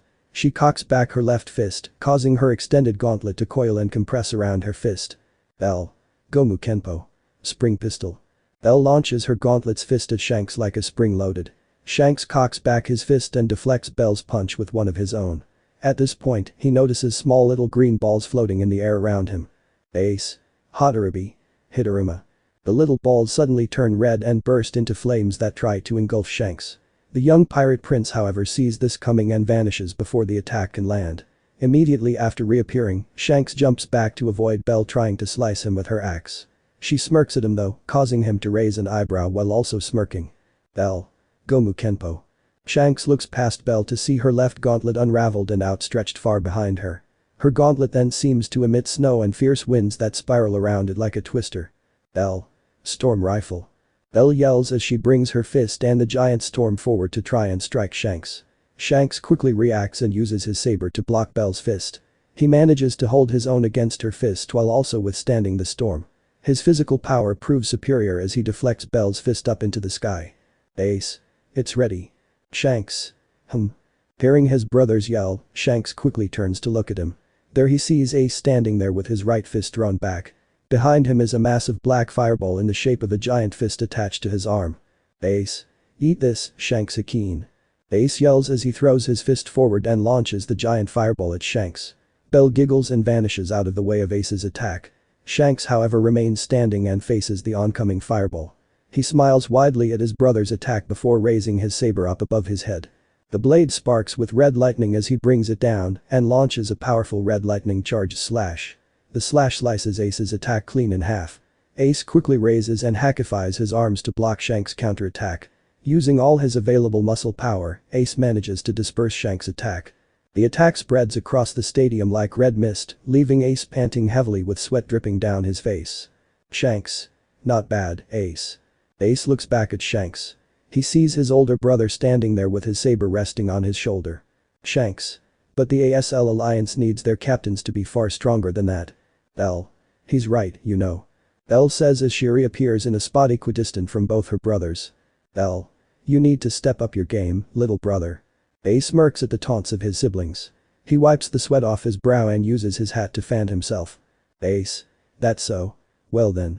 Ace places his hat back on his head and gives his older brother and sister a cocky glare and smirk. Ace. I'd better heat things up. Ace says before his flames spread across the ground and form giant rings of whitish fire. Ace's entire body then erupts into a large pillar of white fire bright enough that it's blinding the people in the Colosseum. Ace. Dainkai. The rings of white fire explode into massive flame pillars. The pillars, including the one Ace is engulfed in, get launched up into the air. The barrier surrounding the fighting grounds increases in height to accommodate Ace's fire pillars rising into the sky. Ace raises his hand up in the air and clenches his fist, causing the pillars to stop in place. Ace. Pyramitusu no aim. Ace swings his fist downwards, causing the pillars to follow suit and start coming down. While everyone else is watching in amazement, Shanks is standing still with his hair shadowing his eyes. His saber turns pitch black and sparks with red lightning. Shanks. Crimson dance. Shanks leaps up into the air with enough power to leave a crater in the ground where he stood. Up in the air, Shanks seems like nothing more than a small black speck in front of the fire pillars. Shanks spins rapidly while swinging his blade. His wild spins are so fast that it gives him the appearance of a black ball. In the next instance, Shanks stops spinning. He hovers in the air with his blade held out by his side. Ace's fire pillars stop moving, much to his shock. They're then all inexplicably sliced apart into thin almost paper-like leaflets in the shape of rose petals. Shanks. Blood rose. Everyone stares in awe at Shanks' rather elegant and graceful form, surrounded by the white petals. Aside from his siblings though who look at him with rather unamused expressions. Shanks' eyes look over to Ace and Bell. He smiles as his saber sparks once more with lightning. The lightning actually explodes from his saber this time and reaches to directly attack Ace and Bell. Ace. Oh crap. Bell. Shit. The two of them try to get out of the way, but they still both end up getting hit and blasted to opposite sides of the battlefield. Shanks lands on the ground and rests his blade on his shoulder. At the same time, Ace and Bell recover and get back up on their feet. They both appear to have taken serious damage from that last blow. Ace. Ow, that one hurt. Bell. Ah, damn it, you totally tore up my favorite top, Shanks. Shanks. Sorry, I'll be sure to buy you a new one later. But for now I think it's time we wrap things up. Wouldn't you two agree? A and B. A. Shanks. We were never the main event, we were always just the opening act. We're not meant to drag things off for too long. Shanks stabs his saber into the ground. Cracks form from the point of impact and spread to every inch of the battleground. Shanks grabs his shirt and proceeds to cast it aside, baring his back and revealing his own tattoo of the Straw Hat Pirate's Jolly Roger. Shanks. We've set the stage, and now it's time for our act to end. Let's release everything left in our tanks and end things off with a bang. What do you guys say? Ace. What do you guys say? He says. Ace says as he takes his hat off and lets it hang around his neck. L. Well, I guess this is alright. I've never been a fan of long fights anyways. Elle says as she stabs her axe into the ground. She then proceeds to tie her hair up in a high ponytail. She then rips off her torn up tank top, leaving her in only a green bikini top and also revealing a tattoo of the Straw Hat Pirate's Jolly Roger on her back. Shanks. Shishy, I'm glad you can see it my way. Now then. ASB. Let's end this. Shanks. Ruoiia. Shanks yells as he starts powering up with the ground shaking beneath his feet. A red-tinted hockey covers his arms and legs and begins to spread. The hockey spreads over his shoulders and chest, creating flame-like markings. His arms and legs bulk up and his abdominal muscles become more defined. He grabs his saber which becomes coated in the same red-tinted hockey and sparks with red lightning. He pulls it out of the ground and points it at his siblings. Shanks. Try and take me on now. Ace. Gruiia. Ace's body flares up and rapidly increases in heat. His curly hair starts floating upwards and his black eyes suddenly turn blue. The red beads of his necklace change into blue magatama that float around his neck. His skin and flames transform to take on a deep blue color. His eyebrows and hair turn light blue and resemble flames. His tattoos become white markings that shine brightly on his blue skin. His hat, pants and boots retain their shape but appear to now be made of orange flames. White flames float around his shoulders like a ribbon. His cobalt blue skin gives off the appearance of constantly raging fire. The flames surrounding Ace disperse to reveal his transformed body. He strikes a pose as his arms become coated in a yellow-tinted hockey and yellow lightning sparks from his body. Ace. Dainkai. Kagutsuchi. L. Psy boys and they're yelling. Elle says calmly as she bulks up her biceps and punches her gauntlets against each other. The gauntlets spark before surging with electricity. They then turn yellow and appear to be made completely out of lightning. She grabs her axe and her weapon transforms to take on the same lightning appearance. Her lightning charge gear becomes coated in orange-tinted hockey and orange lightning surges from them. L. Fully charged. Shanks. Now that's more like it. Ace. You think this is big enough of a note to end things off on? L. Yeah, we're definitely gonna blow them all off their feet. Shanks. Well then, let's get to it. Calamity Blade. Shanks raises his blade over his shoulder. His hockey emanates off his blade like a maroon-reddish flame. Ace. Phoenix. Ace cocks back his right fist and holds his left palm outstretched in front of him. His right fist then transforms to the shape of a bird head with yellow lightning emanating off of it. L. Ragens. L's axe extends and increases in size. She cocks back her lightning axe which has quadrupled in size. The siblings all glare each other down in silence. In a mere split second, all three of them dash at each other towards the center of the battlefield. Shanks. Voidbreaker. Ace. Goon. L. Wrath. L swings her giant axe, Ace throws his fist forwards, and Shanks swings his saber. All three of their attacks collide without actually touching. The clash results in a massive surge of tri-colored lightning that completely engulfs the Colosseum battlegrounds. Corazon uses his ability to warp his team out of the med bay and into the stands. The lightning clash explodes into a bright white light that completely blinds everyone. The pressure from the explosion actually causes cracks on the barrier. After a quick moment, the explosion dies down. Smoke completely obscures the vision of everyone watching. BJ Mick. Holy shit, what a match. Jasip. You got that right, no way everyone watching didn't have their minds blown and eyeballs explode. Minami. But of course the question remains, who won? BJ Mick. Alright, and what a vitally important question that one is. Jasip. I don't think we'll have to wait long for the answer. Looks like the smoke is clearing. It is indeed as Jasip says, the smoke in the Colosseum is clearing up. With the visibility now improving, everyone can see the results of the clash. Ace and Bell are both cratered into the Colosseum at opposite ends. Ace's body and Bell's gear have both returned to normal. Ace. Ow. Bell. So many things just broke. Jasip. Ace and Bell have both been defeated. BJ Mick. That means. At the center of the stadium, Shanks stands holding his saber stabbed into the ground by his side. He looks up and gives a large toothy smile. Shanks. Ha ha ha ha ha ha. Minami. Monkey D. Shanks weeence. Minami yells as the crowd cheers loudly like mad dogs over Shanks' victory. St. Love-struck Shanks Amaya. Akira. Damn it, a draw. Zef. Shoot. Sol. He, easy money. Nami. Looks like Shanks wins again. VN and Kyoku. As expected. Ashinori. That was so awesome. Inko. All three of them are really strong. Shizen. I can see why they're called monsters. Kitsum. So this is our family's power. Back at the battleground, Corazon and his team warp onto the destroyed field. They all split up and head to the three captains. Mary. Ace. Ace, geez Mary. You make it seem as if I'm dying. Joey. Lost again, Bell? Bell. Yeah. Hope you didn't bet any money on me. Joey. Meh, it's not like I'm gonna miss $50. Reiko. You doing okay, Captain? Shanks. Yep, I'm great. You should really focus on those two. Corazon. Why don't I move you all someplace more quiet? After all, this battlefield is about to reignite even hotter than before. Corazon says as he snaps his fingers. His team and the triplets are all then warped back into the medbay. Shanks. Ah, a perfect seat. We won't miss any action this way. The rubble of battlegrounds breaks down into dirt and floats into the air. In a matter of mere seconds, the battleground fixes itself and returns back to its previous condition. BJ Mick. I'm sure you guys are all fired up after our first match, but you'd better cool your jets because this next one is going to be the real eye popper. Jasip.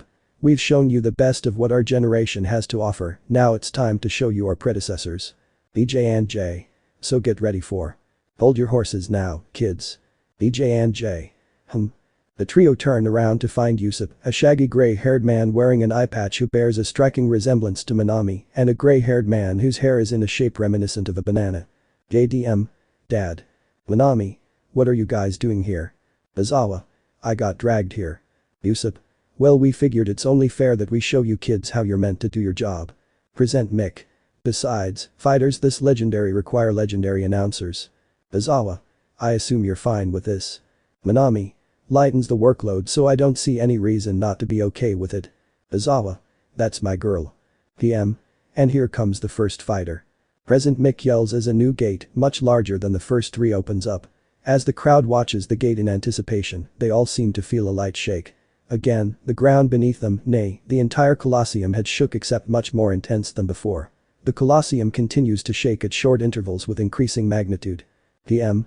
I can assure you that uneasy shaking you're all feeling folks isn't your imagination or a natural disaster. It's the raw power of the contender who I'm sure a lot of you are already familiar with. As the shaking continues, a green-haired individual walks into the light. His chest is bare, showing off a lifetime's worth of scars. The shaking seems to be in time with each of his footsteps, as if the earth trembles beneath his feet. Everyone watching gains bright smiles on their faces as they see his toothy grin. PM. Not only is he a member of the legendary Straw Hat Pirate crew, but this particular pirate happens to be one of their strongest members, earning him the title of Straw Hat Emperor. As the head strategist, he led the crew into countless wars and brought forth victory after victory. Supreme mastery of countless fighting techniques and an expert in a wide variety of weapons, he's practically a war god. His individual strength as a pirate easily surpasses that of 1,000 men. He's gone on record for clashing fists with the emperors and admirals from the previous generations and has even fought against and defeated 2 fleet admirals. Alongside his own physical power, he also leads and captains 2 of the Straw Hat Grand Fleet ships. Both crews happen to be hellishly powerful and have their own long lists of achievements. In particular, they're known for bringing in multiple countries under their protection. Izawa. Well, I'm sure most people in this world are familiar with his achievements as a powerful pirate, elsewhere he's revered for completely different reasons. He happens to be a world-renowned hero, famous for a lifetime of heroism. He's fought against countless villains and villainous organizations in the pursuit of his own justice and peace. Bringing a smile to the innocent all around the world, he's become praised and recognized as the world's #1 hero. For the past 20 years, he's fought for the good of the world. Even now in his later years, he works on training the next generation.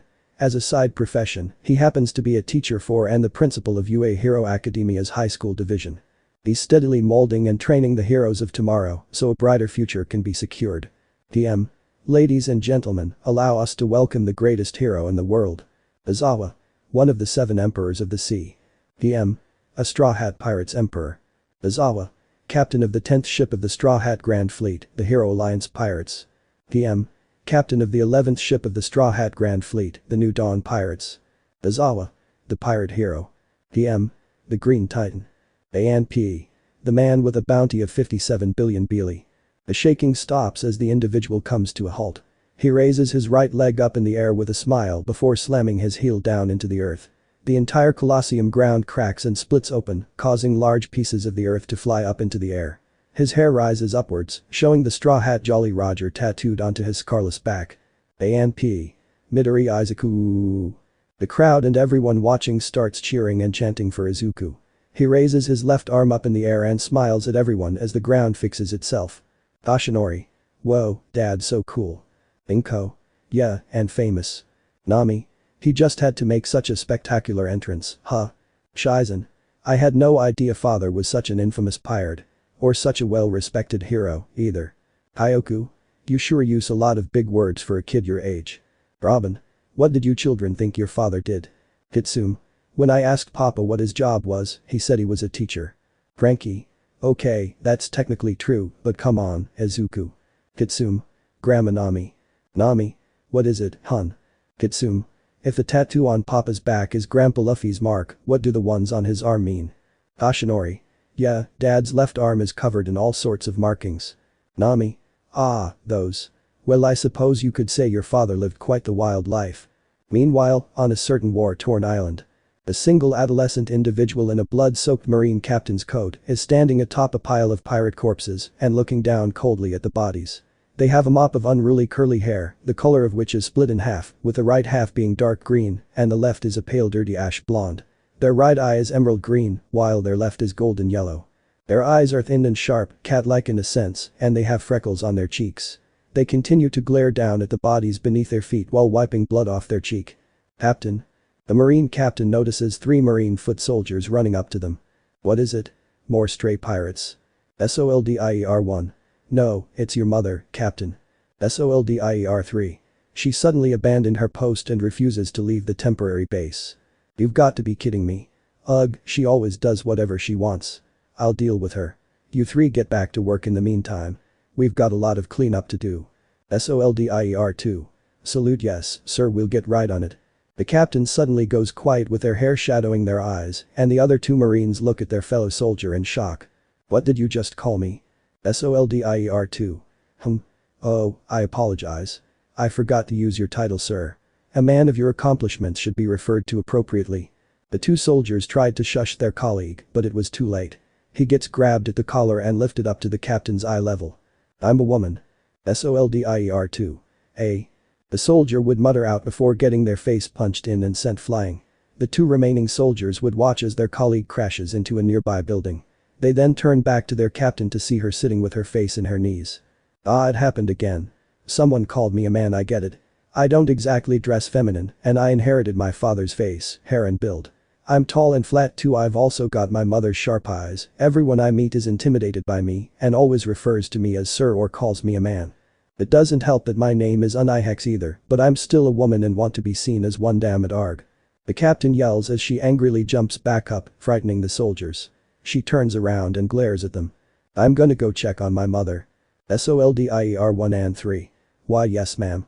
The captain marches her way to the temporary marine base setup.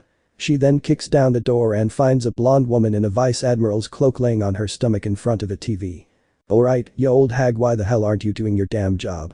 Izuku-kun. Huh?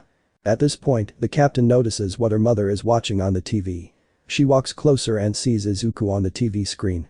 Her expression immediately mellows back down to normal. "Ah, daddy," she would say before sitting down on her knees and watching TV with her mother. While that whole event unfolded, the two marine soldiers from before would watch from the outside. SOLDIER1. Sigh, we should have seen this coming. SOLDIER3. Captain Hinata and Vice Admiral Midoriya always get like this when it comes to their father and husband, huh? Meanwhile, at a certain academia.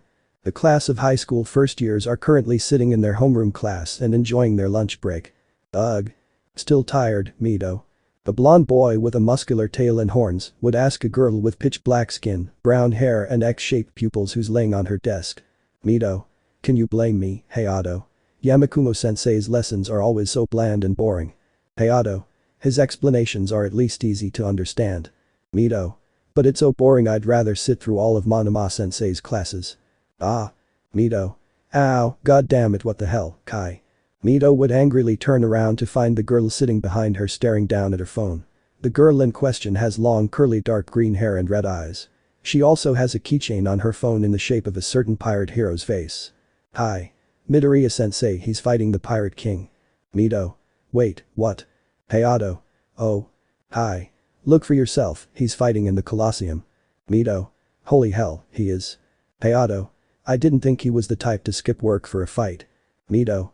Jesus, now this is exciting. Hey guys, Midoriya-sensei is gonna square off with the Pirate King, you gotta see this. Winged boy.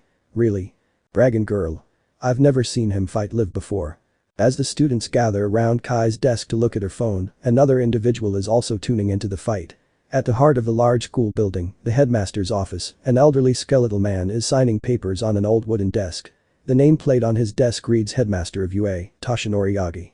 He would take a break from signing papers to look up at the TV on the wall that's been on for some time. Yagi. Decided to have some fun, eh? Actor Iskana. PM. Woo you, what an entrance and what an introduction by us, hope you kids learned something. BJ Mick. Sure it did, Dad. Nami. You guys only did like half the job. Yusuf. That's where I come in. Take notes, Jasip. Jasip. Yeah, sure I will, Dad. Yusuf. Alright, let's rock. Yusuf yells out as another large gate opposite of Izuku opens. Izuku smirks as his straw hat captain slowly walks out. Yusuf. Look and behold, in this very Colosseum, the most wanted man in the world walks in to face his challenger. He's the captain of the legendary Straw Hat Pirates and sworn leader of the 1,000 elite members of the Grand Fleet. Each one of his loyal crewmates, myself included, are legends in their own rights, ranging from the world's strongest swordsman to the doctor who can cure all diseases. The strength and accomplishments of his crew know no bounds. As early as his 20s, he'd already surpassed and defeated the emperors of his time, defeated admirals and fleet admirals as they came, and had done what only one man before him could. This man has sailed and explored the 7 seas. There's no one in this world or any other that doesn't know his name, with countless countries flying his flag and hundreds of kings bowing their heads to him. It's clear to see that it's not just pirates who respect him. Even his offspring are monsters. The triplets may be the cream of the crop, but you'd better not underestimate the rest of them. Hell, some of them are even running their own kingdoms. But enough about them. Over 40 years ago, the previous pirate king, Gold D. Roger, foresaw the arrival of someone who would surpass him and his crew. Before you all is that very man. Allow me to introduce him to you all. He's the one, the only. In the Colosseum, the Straw Hat captain would smirk. He does a small hop and bounces off the ground, with the ground seemingly stretching as he lands. Everyone in the Colosseum can feel the ground vibrate and move underneath them. Yusuf. The warrior of liberation, the sun god, the line breaker, the pirate king, Joy Boy himself, the man worth 100 billion Beely. The Straw Hat captain continues to bounce along the ground as he moves forward. He lands against the ground extra hard and launches himself up high into the air. Luffy. The crowd looks up to see Luffy's figure lighting up the sky as his laugh spreads throughout the Colosseum. Yusuf. Monkey D. Luffy. At the same time, New Fishman Island, at Tohem Palace. In the giant castle, home to the royal family of the new Ryugu Kingdom, the Mermaid Queen is sitting on her throne and excitedly staring at Luffy on the TV. Sitting on her fish lap are 5 young mermaid children, also excitedly watching the TV. Shirahashi-chan. We're here. 2 mermaids with green hair and pink fishtails would float in on bubble rings. Shirahashi. Ah, Kimi-sama, Carla-sama, you made it. We're kids. Hi auntie, hi Wani-chan. Hammy. Hi kiddos, so what was so important? Carla. Yeah, you really sounded excited, Anti-Highness. Shirahashi. I'm sorry for calling you two out of the blue, but I figured it would be fun for all of us to watch this together. Merkids? Yeah. Hamey? Watch YHHH. Is that Luffy? Carla. EHHH. Papa. The mother and daughter duo both yell out while making over-exaggerated facial expressions. The mermaid queen and her guppies chuckle at the antics of the two. Shirahashi. I knew this would be fun. Meanwhile, in a certain daycare in Yusatafu. Small children, no older than 4 years old, are running around and playing with each other, as you'd expect of children. There's a TV set up on the wall that's displaying the Colosseum and Luffy. The TV manages to catch the attention of a dark-haired rabbit-eared boy. He smiles widely before running gleefully towards a caretaker and grabbing their apron. Mom, Dad's on the TV. The boy would exclaim excitedly while looking up at the caretaker he referred to as his mother. She appeared to be a human-rabbit hybrid covered in white fur with long blonde hair. They're back already. Back to the Colosseum. Luffy and Izuku are standing across from each other and smirking as everyone in the crowd cheers for them excitedly. Luffy. Isn't this fun, Izuku? Izuku. That's one way of putting it. I've got to admit, it's been a while since I've been able to do something like this. You don't get a lot of time to do things when you're a dad, principal, teacher and a hero. Luffy. Sounds rough. Izuku. Yeah, I should say though, I was really impressed by Shanks, Bell and Ace. They've gotten so much stronger since I last saw them. Luffy. Yeah, I'm proud of them. I'm sure the others will get to be as strong as them, or maybe even stronger. Izuku. I'm sure they will. Luffy. Feels weird, doesn't it? Watching your kids grow up in front of your eyes while you just grow older and older. Izuku. It is a bit hard to accept, but we can't help getting older. Our time is reaching its end, and we've got to make way for theirs. Say, did you know I'm already training my successor? Luffy. Really? Izuku. Yep. I may die as the last holder of One for All, but that doesn't mean the title of world's greatest hero has to die with me. Luffy. Shushi, you're always thinking ahead, Izuku. So, what's your successor like? Izuku. Well, she's enthusiastic, I'll give her that. She's also kind of a fangirl. I see a lot of myself in her and she has so much potential. What about you, senpai? Any idea on who'll take your place? Luffy. Nah, why worry about something like that? I'll be long dead by then. All I know is that the next Pirate King will need to be even crazier than me. Izuku. Hehehe, I should have expected an answer like that from you. And I guess you're right. I'll probably be dead in a few years. I wouldn't have many regrets, however I'd still be sad that I couldn't see all of my kids reach adulthood. Luffy. We could always turn back our clocks. We can go back to our younger years. Izuku. Nah, what's the point of living your life if it goes on forever? Luffy. Smirk, I was hoping you'd give me an answer like that. Besides, their generation is still young, they need elders to show them the ropes. Izuku. Yeah. Speaking of which, I think it's time we showed them the heights they should try to reach for. Luffy. Yeah, you're right. Luffy says as he holds his right arm out to his side. Izuku in turn crosses his arms and cracks his neck. Izuku's entire body then suddenly bulks up. Green-tinted haki covers his left arm and legs, creating flame-like markings covering his body. Izuku's body would then slim down to normal proportions while still retaining his markings. Black tendrils would then emit from all around his body and hover in the air. They then proceed to wrap around his body, aside from his head and right arm, and form a sort of skin-tight black suit. He then uncrosses his arms and holds his right out to his side. Izuku. Hope you don't mind me starting things off a bit slow. I need to warm up a bit after all. Izuku says as his right arm turns white before dissipating into mist. Using the moisture in the air, Izuku forms a perfectly spherical ball of ice in place of his shoulder. Connected to the ball, he creates a large octagonal prism about the length of his original arm. At the center end of the prism, he forms another large ice ball. Again connected to this ball, he forms an even longer octagonal prism. At the end of this one though, there's a blocky fist. Izuku coats his modified arm in the same green-tinted haki coating his body. Luffy. It's alright, I need to warm up too. Luffy says as he coats his right arm in haki. The haki coating his arm suddenly gains a red tint. His arm then increases in muscle mass and expands to be the same length as Izuku's. Luffy. I'll let you try and take the first shot. Izuku. Awfully generous of you, Captain. Alright then, here I go. Izuku says before immediately leaping straight at Luffy. Luffy smirks as it looks like 4 Izukus are trying to attack him at the same time. Luffy easily dodges the attacks of the 4 Izukus. The Izukus converge back into one and land behind Luffy. Izuku spins around and swings his giant arm to try and slam it into Luffy. Luffy however deflects Izuku's arm with his own. The duo glare at each other and both cock back their enlarged fists. They then proceed to punch rapidly at each other, clashing against each other with each punch. The crowd looks in amazement as not only do their fists clash without actually touching, each clash creates a small burst of red and green lightning. Their high-speed barrages end with them both throwing an extra hard punch. Their fists collide against the air between them, as if they'd both hit a brick wall with streams of lightning surging from the gap. After a moment, there's an explosive burst in power that knocks the two back. They both use their enlarged arms to ground themselves and prevent themselves from flying away. Izuku vanishes and reappears in the air above Luffy. Luffy looks up and leaps up at Izuku. They both swing their arms and manage to punch each other in the face. The impact of their punches sends them both flying to opposite directions of the Colosseum. Luffy. Shishi. Izuku. Ha ha ha ha. The two of them both laugh as they crash into the walls of the Colosseum. As the smoke clears, everyone can see the two of them still laughing while indented into the walls. Izuku. Ha ha ha ha, it's been a while since I've felt a rush like this. Luffy. Shishi, nothing better than a good old-fashioned brawl, right? Izuku. Yeah, you got that right. The duo laugh to themselves before they pry themselves free and land back on the ground. Izuku. Anyways, I think I've loosened myself up enough. Luffy. Yeah, me too. So. I and L. Let's kick things up a notch. The forearm of Izuku's giant arm starts spinning rapidly like a drill. Green lightning surges from his arm as he cocks it back with a smirk.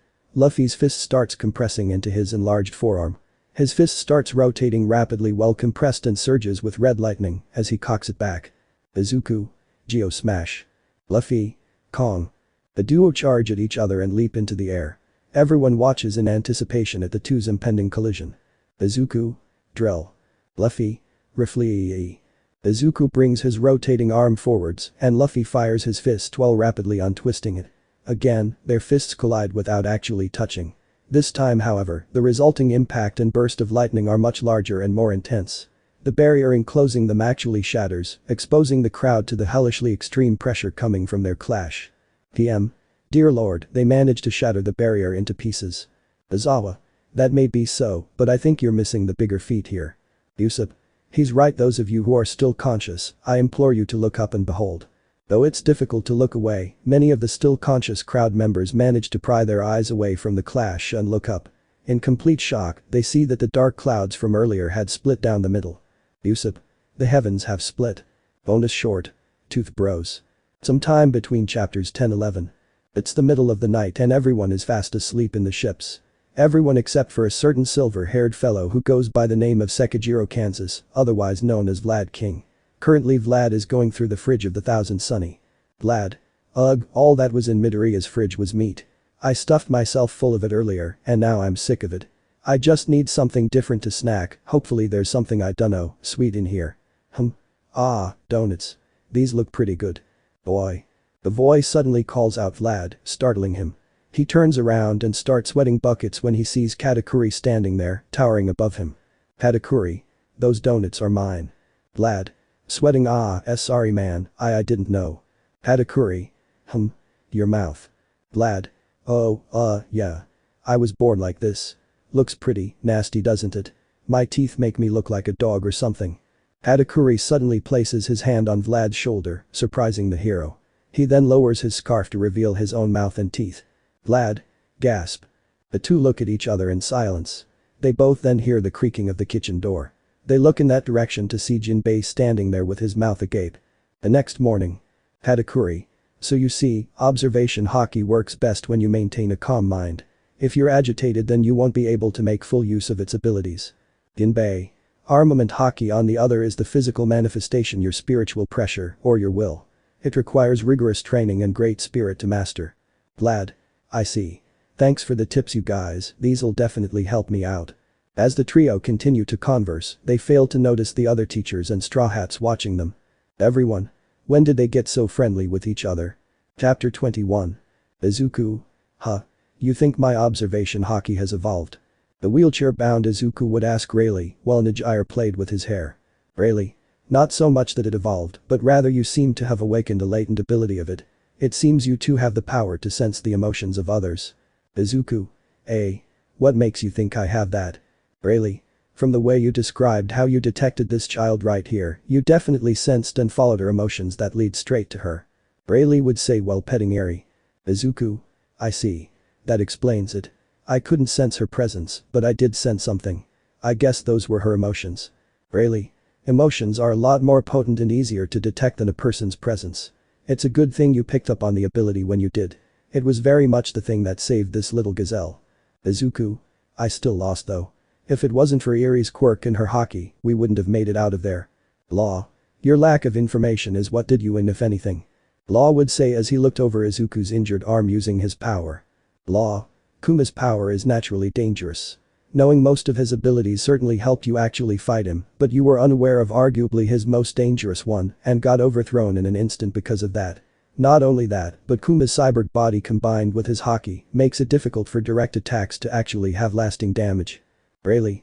In a fight like that is where having advanced armament hockey would have been the most vital. You could have been able to bypass his enhancements and deal destructive damage to his insides. Izuku.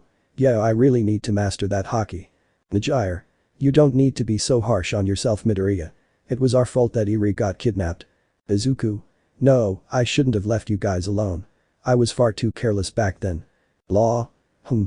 Law would think to himself as he took down his room. He'd then walk over to Luffy and Robin who were laying on the grass nearby with Belle. Law. Seems his loss was a bigger blow to his confidence than first thought. Robin. Indeed. It's rare to see him this disheartened. Law. I hope this doesn't affect him that much. We'll need 100% of his focus on the upcoming war. Luffy. You guys shouldn't worry about Izuku so much. He'll bounce back in no time and come back stronger than ever. Luffy would say while Belle gnaws on his arm. Law. For our sake I hope that's the case. Granted the fight didn't exactly turn out well for him, but I think we can agree that some good came out of it. Not only did Izuya and the unicorn child undergo a hockey awakening of sorts, but we also learned that the child can use her quirk to undo cybernetic enhancements. This might prove to be useful against pacifistas in the SSG. The only problem is her need to recharge. Robin. Yes. And here I was thinking we could use it in the near future. Law. What do you mean by that? Robin. You'll find out for yourself soon enough. 5 days later. 5 days have passed since the incident with the celestial dragons and the kid pirates. The island isn't currently going through fall, making it a bit difficult those whose quirks make them cold-blooded. At the moment, Izuku, having been healed 2 days ago by Princess Manchuri, is sitting at his workshop desk on his ship and chewing on 3 suckers at once. He appears to be working on his gauntlets, boots and Climax, while also examining Nami's Climax, Toru's raid suit and various dials. Zeus. Pifufufufu. Izuku. Zeus-san, can you please hold still? I'm trying to focus. Zeus. Sorry, but that tickles. While Izuku's busy working, Sayu and Ichako would peer in from the entrance. Ichako. I'm getting kind of worried about Deku-kun. He hasn't left his workshop since he got healed up. Sayu. Yeah, he's just been constantly working without taking a break. It's unhealthy. Ichako. I think this might call for an intervention. Katsuki. Hey, Deku. Satsuna. Hey, Bakugo, calm down. The very angry Katsuki would storm into the room with Satsuna trailing behind him. Izuku. What is it, Kakin? Izuku would ask while not taking his eyes off his work. Katsuki would then slam a pair of black gauntlets on Izuku's desk. Katsuki. What the hell are these? These aren't my grenadier braces. Izuku. Yes they are. I just took the liberty of modifying and remodeling them. Katsuki. Who the hell asked you to do that, because it sure as hell wasn't me. Izuku. I just saw the room for improvement, Kakin. These gauntlets are slimmer, yet their capacity is still the same. They're also made of a stronger material than your previous pair, so they won't get shattered as easily. And you can't tell me that your old pair didn't get in your way while using swords at all. Plus there's the added benefit of these matching your suit better. Ah, well I have you here, I might as well let you know that I'll be modifying the rest of your suit as well. I'm already busy on my gear so just know that it'll take a while. Now if that's all, can you please leave? I don't want any distractions while I work. Katsuki. Why you little arg. Katsuki would growl angrily as he storms out of the workshop with his gauntlets and Satsuna following him. Ichako. He just talked back to Bakugo. This definitely calls for an intervention. Sayu. Agreed. Izuku-kun, can we talk for a minute? Izuku. Oh, hey guys. We can talk, but mind if I work while we do? Ichako. That's kind of the thing, Deku-kun. We're worried that you might be overworking yourself. Sayu. You should really take a break to relax. Izuku. I'm fine guys. There's no need to worry about me. I just decided to focus a bit on strengthening my equipment. Ichako. I guess doing that isn't necessarily a bad thing, but don't you think you're taking this too far? Sai. What brought about this fixation? Izuku. After my fight with Kuma, I realized something. The last fight that I actually won was against Oven, which isn't really saying much. Anyways, what I'm trying to say is that I didn't beat Jack. All of us did. It was a joint effort. But I didn't realize that. I was so upset that my bounty didn't reach 1 billion because I felt like it meant my hard work and efforts in that fight amounted to nothing. But now it makes sense to me. My power on its own isn't worth 1 billion. If I fought Jack on my own, let's just say losing an arm wouldn't exactly be my biggest issue. Now that I've come to the realization that my power isn't anywhere near where I need it to be, I've decided that what I need to do from this point onwards is get stronger through whatever means I can and as fast as possible. Ichako. Deku-kun. Sai. Izuku-kun. Izuku. I appreciate the concern guys, I really do, but I'm alright. I know when I'm pushing myself and take breaks when I do. Trust me, a little extra effort won't kill me. Flamp. Come now, darling. That's no good. You should be having some fun in your youth. And with a certain special someone. Flamp would say as she floats in and wraps her arms around Izuku's neck. Izuku at that moment would stop what he's doing and put his tools down. He then stands up and walks to the entrance with Flamp still hanging on. He grabs her in his arms before putting her down on the ground. He walks back into the workshop and slams the door shut. Flamp. Wow, that's probably the most direct he's ever been with me. It's kinda hot actually. Sai. You have serious problems. Flamp. Hey, at least I'm out here making moves on Izuku-kun. Meanwhile you two aren't putting in any effort to get closer. D&O. Huh. Flamp. Holy crap, no way.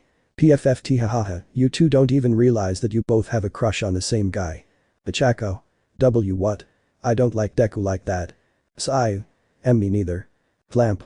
And you're trying to deny it too, this is too funny. Flamp would continue to laugh at her amusement until her head gets grabbed from above by a large hand. She looks up to see Smoothie standing above her. Smoothie. The only thing you've done is get in his way. And don't think you're not still in trouble for that little joke you pulled. With the upcoming war, we don't need you being a burden on him. Flamp. Mumble says the one who squeezed the milk out his nuts like they were almonds. Smoothie.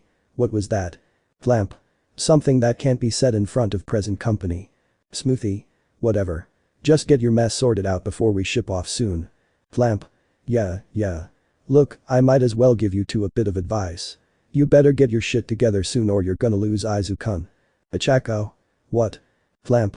Look, like Smoothie said, we're gonna be heading back to Whole Cake soon. I'm somewhat satisfied since I already got what I wanted from Izuku-kun. But you two have still got a lot of competition. Sai. Competition. Flamp. Oh, for Pete's sake, you have more rivals than me on this island. However, unlike the rest of them, you two seem especially close to Izuku-kun. You, Cheeks, you're the only girl from your world that he calls by her first name. And you, Froggy. Okay, I'll be honest, I don't know what's going on with you two, but something is going on, I can see it. What I'm trying to say is you two have advantages the others don't. And you'd better capitalize on them before someone even more determined to capture Izuku-kun's heart than me shows up. Now if you'll excuse me, I've got a bit of a long trip to prepare for. Toodles. Flamp waves goodbye and floats away, leaving the two girls by themselves. There's an awkward silence between the two of them for a moment before Ichako breaks the silence. Ichako. Tsu, I know she's probably just trying to get into our heads, but by any chance do you actually? Sai. I think we might need to have a talk together in private. Law. Oi. The two girls shriek from hearing Law's voice suddenly appear behind them.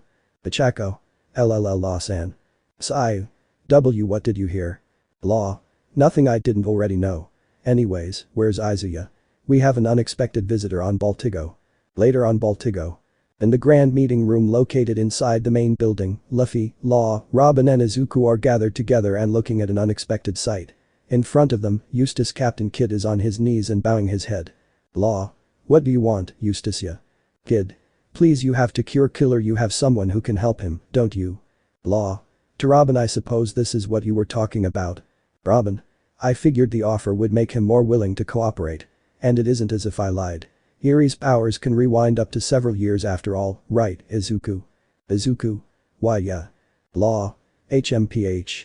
To Kid, it is true that we have someone on our side who might be able to help. However, emphasis should be put on the word might. And in any event, you've got quite the gall to ask for help after trying to kill one of our own. Kid. Law. Fine, you can be that way if you want. But if you expect us to help you out of the goodness of our hearts, then you'd better just leave now. Look, if you want our help then you'd better be willing to compensate. Before, you simply joining would have been enough, but after what you pulled, I'll be needing a little more. Hand over your copy of the road poneglyph you stole from Big Mom. Do that and we'll. Kid. Take it. Law. Kid. If that's all you want then you can have it. My partner is worth far more than something as cheap as the One Piece. Kid's outburst would earn a serious glare from Law. Izuku could feel the pressure coming off the red-haired emperor. It was intense enough to trigger his danger sense. Luffy. Oi, Tra, knock it off. We don't need to take things that far. All we need is for Jaggy to fight with us. Law.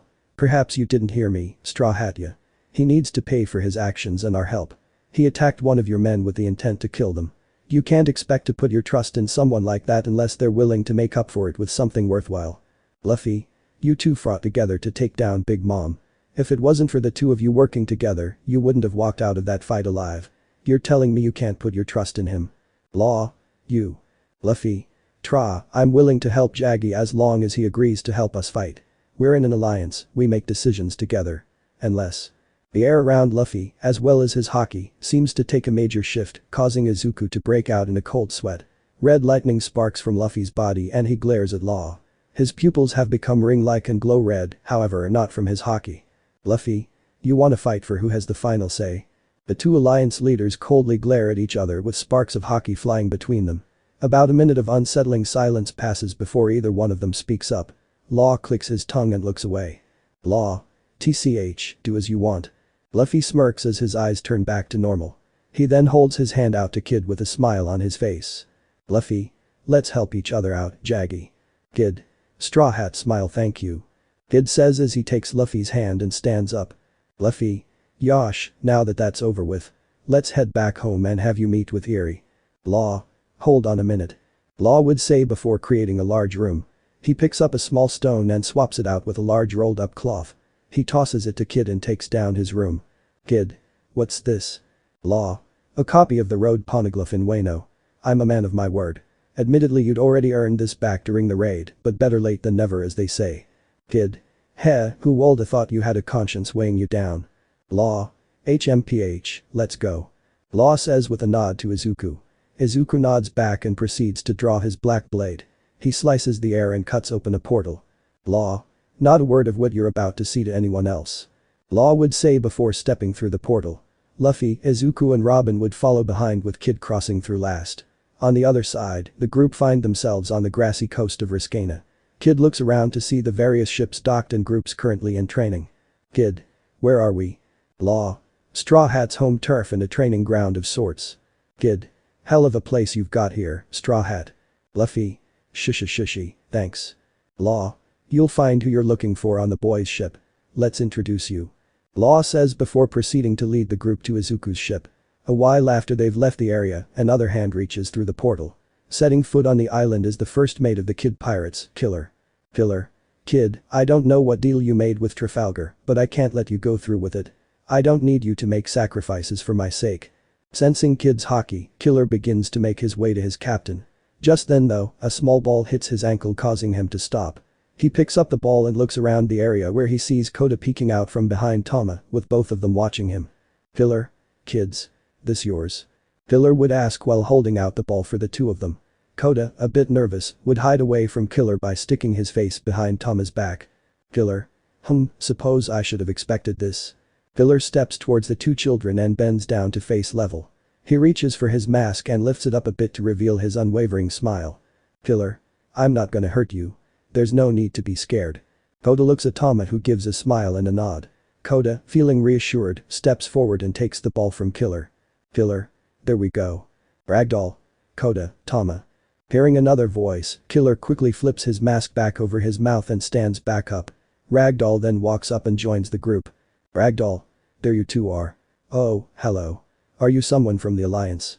Killer. Koda. This mister helped us get our ball back. Ragdoll. Oh, how nice. Thank you. Killer. It was nothing really. Ragdoll. You two had better say thank you to Mr. I'm sorry, I don't think I caught your name. Killer. Oh, it's Killer. Ragdoll. Kira. Killer, no killer. As in serial killer. Ragdoll. Oh, that makes more sense. Kira is more of a girl's name after all. Killer. Fafa Fafa, that's the first time I've gotten that kind of reaction to my name. Ragdoll. Haha, I like your laugh. Killer. I'm sorry what? Ragdoll. Huh. Did I say something weird? Killer. You like my laugh? Ragdoll. Yeah, everyone here's got unique laughs and yours sounds pretty cool. Killer. Ragdoll. Are you okay? Killer. Why yeah. Ragdoll. Do you need help or something? Sorry, it's just that you guys from the Alliance don't usually show up unless something important is happening. Killer. And no, I came because why did I come here again? Ragdoll. Killer. Right, I came here for some of Blackleg's famous cooking, I had a taste of it back in Wano and have been craving some more. Ragdoll. Oh, is that all? Well, Sanji's at the outdoor kitchen. I'm sure he'll cook you up something good. Speaking of which, it's roundabout time for lunch. Mind if we join you? Killer, I'd like that, miss. Ragdoll. Oh, right, my bad. Most people call me Ragdoll, but my name's Tomoko Shiratoko. Nice to meet ya. Killer. Nice to meet you too, Tomoko. Now then, shall we get going? Ragdoll. Smile, I'll lead the way. Killer. I feel like I'm forgetting something. Killer thinks to himself as here Ragdoll, Koda and Tama make their way to Sanji. Meanwhile, on Izuku's ship, Kid finds himself standing on the deck. Standing in front of him is Eri, who's nervously holding on to Izawa's hand. Kid. You're kidding. Law. Do I look like someone who makes jokes? Kid. You seriously expect me to believe this kid is the one who'll help Killer? Law. She might be a child, but her power is no joke. She can turn back the clock, so to speak, on anyone she touches. Her power can reverse several years' worth of a person. If there's anyone who can help Killer, it's her. The only problem though is that it takes time to build up her power. You can tell how much she's built up based on the length of her horn, and as you can see right now it's practically non-existent. Which means you're going to have to wait until she's recharged. Kid. How long will that take? Law. Depends. Could be weeks, possibly months. I'd get comfortable with the idea of waiting that long if I were you. Kid. TCH, I guess I can deal with this. Out of the corner of his eye, Kid notices Satsuna and Katsuki coming out of the kitchen while carrying snacks. Katsuki makes eye contact and comes to a stop. Kid. Katsuki smirk, you consider my offer? Katsuki. Kid. You're always welcome, so feel free to come aboard whenever you change your mind. Luffy. Oh Jaggy, stop trying to poach my crew. Kid. I can't help it. I'm not just gonna sit idly by and watch potential get wasted. Ernan. Hey, Baku, what's taking so long? I've got a serious case of the munchies. The flame-haired heroine yelled as she walked onto the deck. Almost immediately she would see Kid, who would lock eyes with her. Hey Nbe. You. Izawa. Okay, I can see where this is going. Izawa comments before proceeding to cover Eri's ears. Ernan. What the hell are you doing here? I thought we left your metallic ass back on that scrapyard island. Kid. That really the attitude you want to take up with someone who can rip you in half on the spot? Ernan. I'd like to see you try, you death metal steampunk. Kid. Any more smack out of you and I'll turn you into a candelabra. Ernan. Buck you and your rector set arm. Hey Nbe. You wanna go already, you hothead? Law. What the hell is this? Izuku. Shrugs. Robin. From what I heard from Siro-kun, these two apparently hit it off on the island. Kid. Oh, someone's gonna get hit alright. Ernan.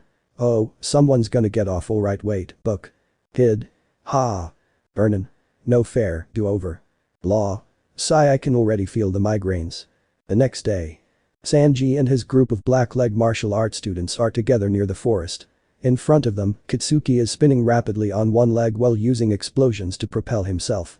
He comes to a stop and raises his black leg, engulfed in sparking, shining white flames surrounded by embers swirling like a vortex. Katsuki. Renard Jam. Boruko. Whistle, you weren't kidding when you said you managed to turn up the heat. Denya. Incredible, I didn't think it was possible to reach this level of heat simply by friction. Katsuki. GRR, shit. Katsuki grunts out before his flames dissipate, leaving him a bit out of breath. He hackifies his hands and clutches his leg that still has smoke coming off it. Sigh. Bakugo-kun, are you okay? Katsuki.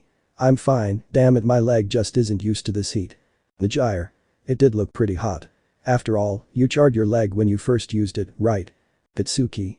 Shut up. Sanji. You've managed to reach flames this hot already. Your armament hockey is stronger than I gave you credit. Sanji comments as he lights his cigarette. Sanji. You guys should follow the pupster's example. Katsuki. Who the hell are you calling a pupster? Sanji. This rendered jamb is only a stepping stone. You all need to aim higher as well. Katsuki. Don't ignore me. Sanji. Tetsu. Tetsu, yes sir. Sanji. Go ahead and heat up. Tetsu. You sure? Sanji. Yeah, all the way. Tetsu. Oh, okay then. Inhale hey. Tetsu yells as his entire body turns white hot and flames surround him. His hair starts floating upwards and limbs become coated in a blue-tinted hockey.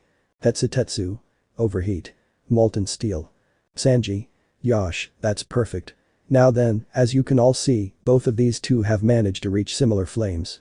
The pupster through his endurance and hockey alone and Tetsu through the heat resistance of his quirk. I want you all to realize that not only can you all reach this level, you can go beyond it. Tetsu, what I'm about to do might hurt a bit, so I'll need you to bear with me. Tetsu. Sure, I don't know what you mean, but I can take what you throw at me. Sanji. Good. Now pay attention, this is what I want you to aim for. Sanji says as he lightly exhales and raises his leg and hands up in his stance. His leg instantaneously ignites in white-hot flames. The group watches closely and their eyes slowly widen as Sanji's flames seem to start changing. The flames shift from white-hot into a deep blue with strands of the blaze resembling lightning. Sanji. Ifrit Jamb. The group watches in awe at the intensity of Sanji's display of power. They're so enthralled that they momentarily fail to notice Sanji vanishing into thin air. Sanji. Collier. Sanji suddenly reappears and slams his foot down into Tetsu's neck. The ground beneath the two of the cracks and a large burst of blue flames erupts from Sanji's leg. Tetsu. Aye hot. Tetsu yells as he drops to the ground and transforms back to normal while clutching his shoulder. Tetsu. Arg, it hurts, it burns, it's so hot it's searing. Tetsu continues to yell before a bucket of ice water gets dunked on him by Sanji. Tetsu lays there panting while still clutching his shoulder. Sanji, sorry Tetsu. I tried to hold back, but I guess I still went a bit overboard.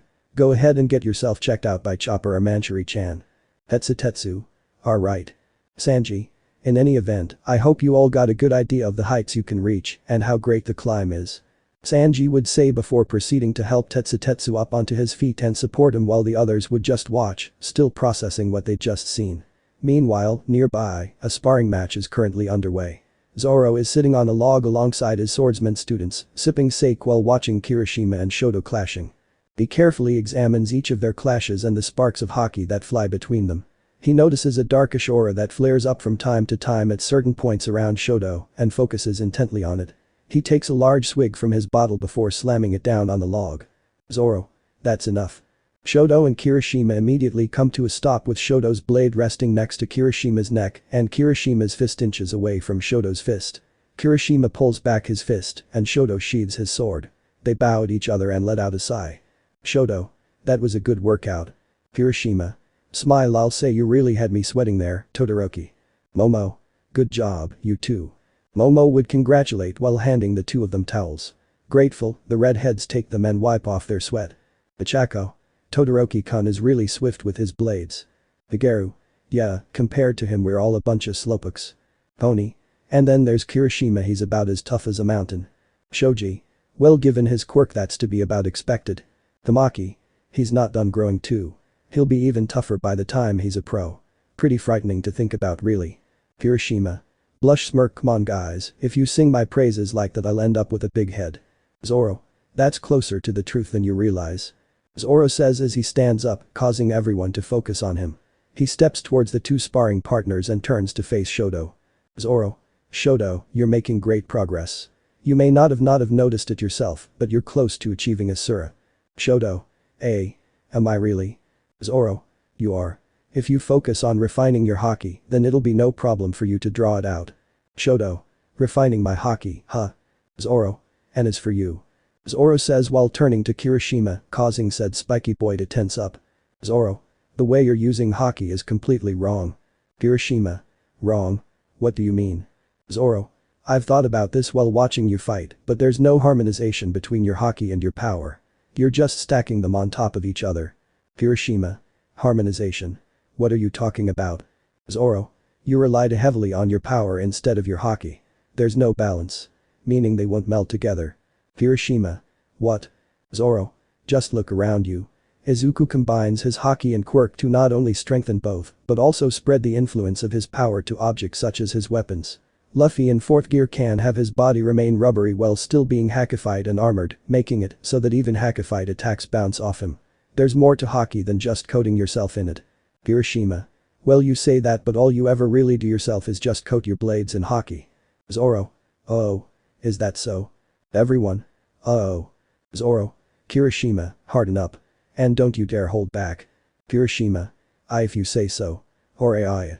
Kirishima's body bulks up and hardens with his edges becoming jagged and serrated. His sclera, teeth and hair turn black with only the tips of his hair remaining red. A crimson-red tinted haki then covers his torso, arms and legs. Kirishima. Unbreakable. Crimson riot, this what you wanted? Zoro. Perfect. Now I want you all to remember something. Haki overcomes all, including itself. Zoro says coldly as he grasps Enma's hilt. Zoro. Armament haki is a person's own spiritual energy augmenting their body, weapons and abilities. Of course, in a clash of haki, the person with the stronger willpower will surpass the other. Zoro completely draws Enma and raises it above his head. The blade shines black as Zoro coats it in haki. Zoro. Like I said, there's more to haki than merely coating yourself in it. Haki can manifest itself in far more destructive manners. Underestimating haki is the same as walking into death's maw. In the face of overwhelming haki, your powers alone mean nothing. Just watch. Zoro swings his blade and points it towards Kirishima while unleashing a wave of Conqueror's haki.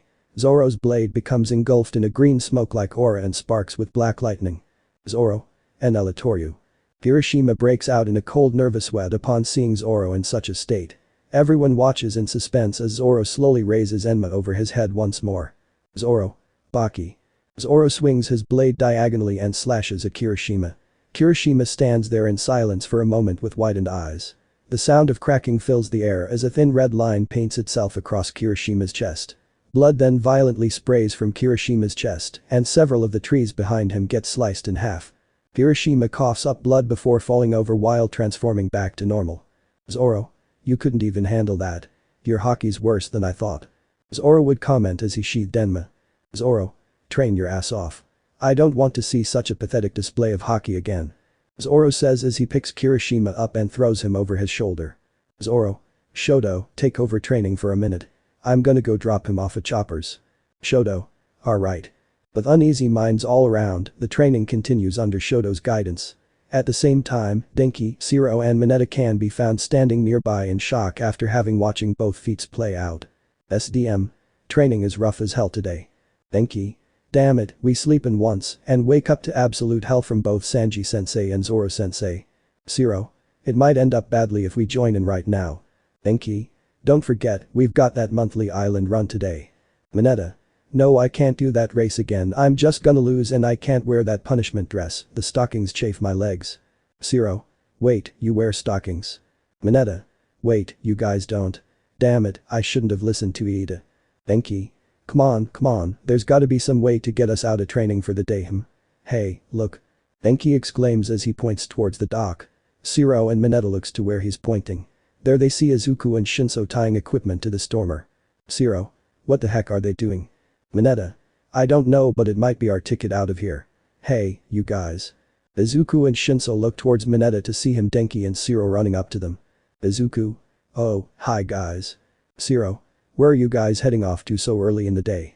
Izuku. Oh, well, I'm working on this special drug, but I'm missing a few ingredients for it. Luckily I know of this island that has exactly what I'm looking for. So I'm just going to hop over there and go collect them. Denki. What about Shinso though? Izuku. Well, I figured gathering the materials would go faster if I had help, and since Shinso's already got a pretty decent grasp on haki, I figured it wouldn't be the worst for him to miss a day of training. Shinso. Meh, a break from training sounded pretty good. Mineta. Cool, hey, Midoriya, how about we help you guys out too? Izuku. I don't know guys, this island isn't exactly safe. Besides, you guys haven't exactly mastered haki yet and could use the training. Mineta. Okay, you raise various points, but like you said, this'll go a lot faster if you have help. And besides, with you and Shinso protecting there, what's the worst that could happen? Izuku immediately stops what he's doing and turns to face Mineta with a rather stunned He steps closer towards Mineta while looking him in the eye, making the trio a bit uncomfortable. Izuku.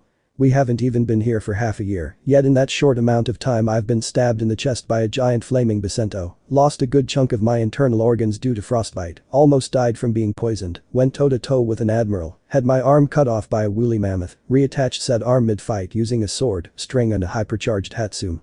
Was almost violated hexily by a balloon, and just recently had my ass handed to me by a cyborg 3 times my size. Look me in the eyes and ask me again, what's the worst that could happen? Mineta. Alright, we get it, but you gotta take us with you, please we're begging you. Enki. Come on man. Zero.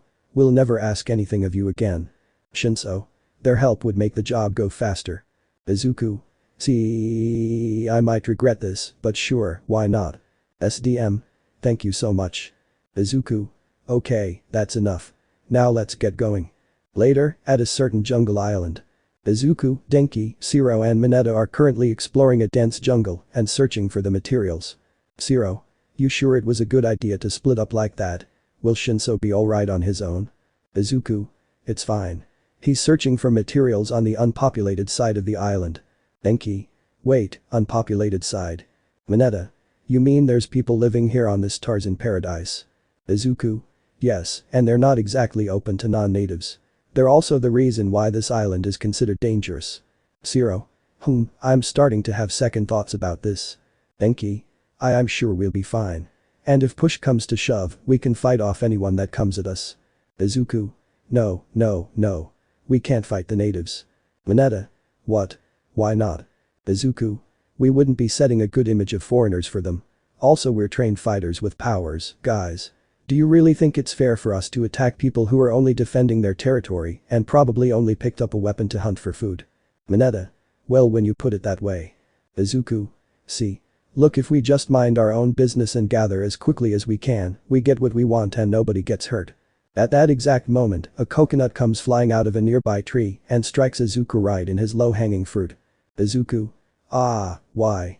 Izuku drops to his knees, blue in the face, before falling over and clutching his nuts. Denki. Ooh, that's gonna bruise. Just then, multiple figures burst out of the trees and bushes around the group. They look around to find themselves surrounded by tribesmen carrying spears and guns. Warrior. Don't move, invaders. Zero. Midoriya. I know you said violence is off the table, but how about you just help us out with like a little conqueror's blast? Izuku. Yeah sure just give me the more time passes the more it hurts. Mineta. Damn it, they exploited every man's weakness, the balls. Warrior. I said don't move. Denki. Well shit, what do we do now? Mineta.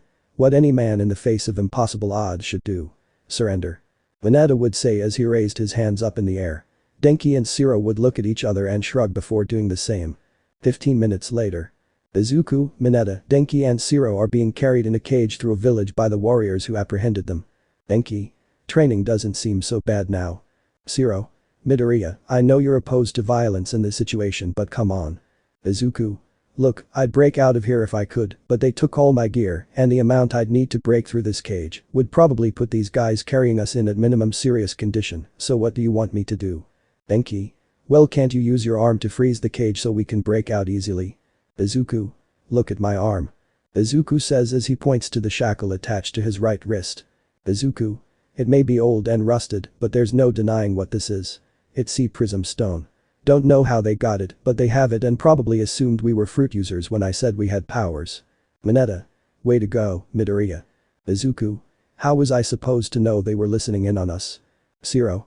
Damn it, why are you doing this to us? We didn't do anything. Warrior. Be quiet, outsiders like you bring nothing but death to our clan. Denki. What's that supposed to mean? Warrior. Many years ago, outsiders came to our island. When they left behind a curse that's plagued our people. For countless generations, our people have been killed by this fatal curse. Not many make it past the age of 20, and for those that do, only a lifetime of constant pain and ailments lays before them. Denki. That sounds bad, but you really can't believe that some sort of curse is behind that. There's gotta be, I dunno, a logical explanation. Warrior. Be quiet or I shall stab your mouth with my spear. Denki. Zero. What are you gonna do to us? Warrior. What awaits you is the same fate that befalls all outsiders. You'll be sentenced to death and have your heads placed in the mouths of our village totems. Denki. That seems like it'd take a lot more effort than necessary. Izuku sighs as he lays back in the cage and waits for an opening. He looks around at the village and pays attention to the villagers. Many appear to be frail and in pain, while others look rather sickly. Seeing people in this state, Izuku can't help but feel bad. He then notices something that causes his eyes to widen in shock. Izuku. Oi, Mineta-kun. Mineta. What? I'm trying to carve my will into this cage. Izuku. Look. Over there. Mineta looks to where Izuku is gesturing. There he sees several villagers eating soup of some sort. Mineta. Okay, they're eating squints, I think mushroom soup. So what? Izuku. Those mushrooms they're eating, they're some of the materials I've been looking for. Mineta. Is this really the time to be concerned about your gathering? Izuku.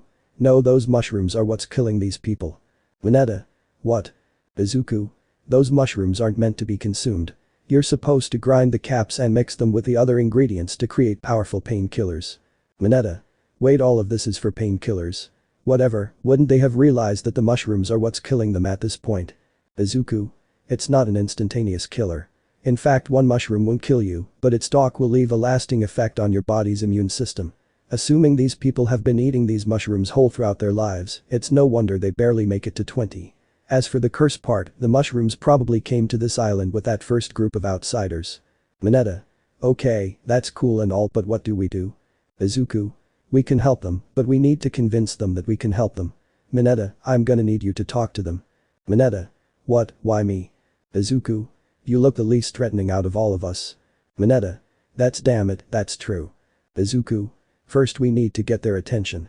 Mineta, do you think you can squeeze your balls through the cage bars? Mineta. Izuku. What? Mineta. You know what you said. Izuku. Just use them to anchor the cage to the ground. Mineta. On it. Without wasting a second longer, Mineta quickly links together some great balls into a chain. He attaches one end to the cell bars and throws the other end to the ground, to which it sticks to the ground. The warriors come to an abrupt halt and fall over as the cage drops to the ground. Warrior. I knew these outsiders had inner devils. Mineta. Wait, hear me out, we can cure your curse. The warriors along with everyone in the village quickly turn their attention to Mineta. Warrior. What are you talking about, shortling? Mineta. Look, I know you guys aren't exactly fond of us or outsiders in general, but we really do mean no harm. Trust me when I say your curse isn't as fatal as you think. Hell, it's not even a curse, nobody has to die, you all can be cured. The villagers and warriors all look at Mineta stunned from his words. Mineta. Whisper PSST, you can cure them, right? Izuku. Whisper cure is a strong word, let's just say I can stop them from dying. Mineta. Good enough. Warrior. Cure us. Are you speaking the truth? Mineta. Of course, we've seen and dealt with this before all over the world, you can trust us, we're doctors. Zero. Whisper didn't realize he could act. Mineta. We can help you, and if we fail, we'll gladly let you cut off our heads. Enki. Oi, he doesn't speak for all of us. Izuku. Whisper shush and play along.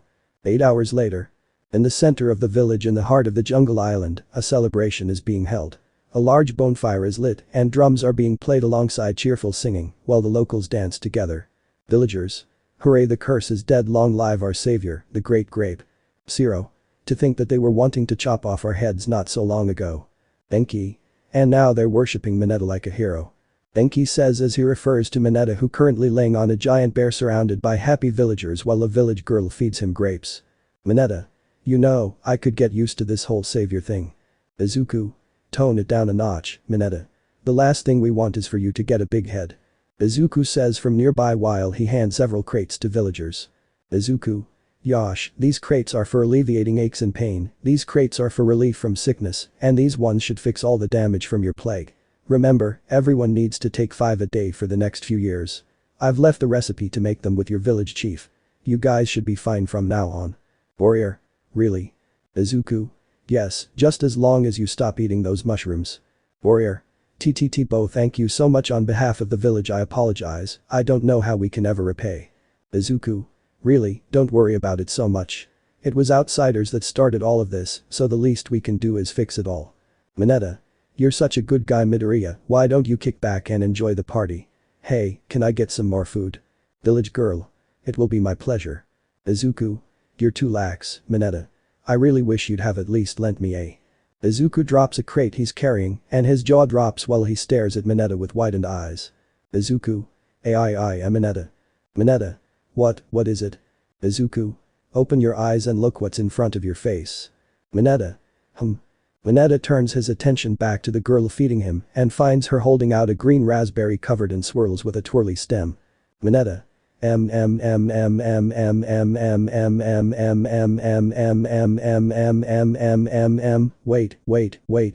Wait, stop. Village girl. What's wrong? Have I done something to upset you? Mineta. No, it's just I think I might be allergic, I'm kinda full, and I'm currently on a no fruit cleanse. Hey, Midoriya, how about you give me a hand here? Mineta would yell out to Izuku before he gets cut off by the village girl shoving the fruit into his mouth abruptly, causing him to inadvertently swallow the fruit. There's silence for a moment before Mineta jumps off the bear. He looks up to the sky and takes a long deep breath. Mineta. I swallowed it. Denki. Mineta, chill man. Mineta. Shit, I can't swim anymore. That means no more pools, or beaches, or bathhouses. I gonna be missing out on so many chances to get a good peek at the girls, and for what? I've got some crazy power now. Am I gonna turn into a fly? Am I gonna be some kind of walking roll of duct tape? Do I shoot glue out of my fingers or something? God damn it. Izuku. Calm down, Mineta, it's not that bad. Mineta. Calm down. Screw you, Midoriya. Mineta yells out angrily as he plucks off a great ball and throws it at Izuku. Much to everyone's shock, the ball suddenly explodes in size to about 10 times the norm. Reacting quickly, Izuku uses Black Whip to stop the massive ball in the air. Izuku tosses the ball with all his strength towards the ocean and releases his Black Whips. Zero. What? Denki. The hell? Mineta. Was that? Zero. Dude, I think you actually got a pretty cool fruit. Mineta. So what, I can make things grow. Okay, I guess that's not so bad. Denki. Is that all it can do? Mineta. How the hell am I supposed to know that? Izuku sighs as he watches the three converse. Just then, he hears a ringing coming from his bag. He reaches in and pulls out a baby transponder with a good resemblance to Shinso. Shinso. Hey, Midoriya, can you hear me? Izuku. Loud and clear, Shinso. Did you finish gathering the materials on your list? Shinso. Yeah. What's going on with your side? It sounds noisy. Izuku.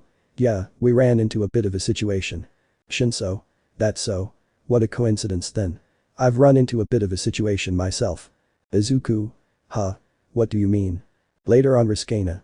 Zoro. Okay, so not only did you let Bingus and Dingus skip out on training, but the little bugger ended up eating a devil fruit on top of that. Zoro says, referring to Mineta, Denki and Zero, who are tied up with bumps on their heads and dressed up in frilly dresses. Izuku. Yeah, that's the gist of it. Zoro. Sigh, that settles it, they're getting extra intense training from tomorrow onwards for at least a month. BSM. Damn it. Zoro. And don't think you're not in trouble either, Izuku. Izuku. Yeah, I expected as much. Sanji. Alright, so now that that's settled, what fruit did the squirt eat? Mineta. Not really sure. All I know is I can make stuff like my grapes explode in size. About 10 times by the looks of it. Really? Oh. Explode in size, you say? Zoro. You got an idea on what it is, really? Really? Yeah, that power definitely rings a few bells. Luffy. Luffy? Yep, I think it was called the Momo no Mi. Mineta. Momo no Mi. Really? Indeed. The previous user, Burndy World, invaded this island and kidnapped Bo Hancock's sisters. She and Luffy defeated Burndy and rescued the two of them. Afterwards he was either captured by the Navy or died when they attempted to capture him. Either way he's dead and his fruit's power is now yours. Mineta. Okay, so what does it do? Really? It's quite simple really. With this fruit you can amplify the speed, strength and size of anything you touch by 100. You can even use it to increase your own speed. Mineta. Whoa, really? Shit, this'll make me a hell of a lot tougher as a sniper. Izawa. Well, there's one kinda good thing that came out of this.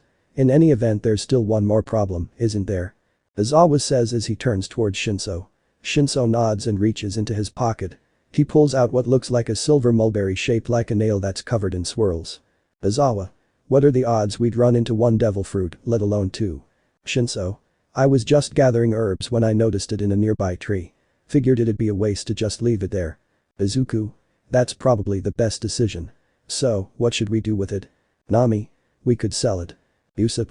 That'd be a waste of a potentially powerful devil fruit. Izawa. I think it's only fair that the one who found the fruit decides what to do with it. What do you think, Shinso? Shinso. Shinso stares seriously and intently at the fruit. After some careful thought, he lifts it up and holds it above his head. Shinso. My quirk has little to no direct offensive capabilities, so I mainly have to rely on my own skills when it comes to being offensive. However, with this, I have a chance to become stronger, and I think it's best if I take it. Shinso says as he lets go and allows the fruit to drop into his mouth. He swallows it whole and almost immediately starts gagging. Shinso. Damn it, I thought if I didn't chew it, I wouldn't taste it. Luffy. Do you feel any different? Shinso.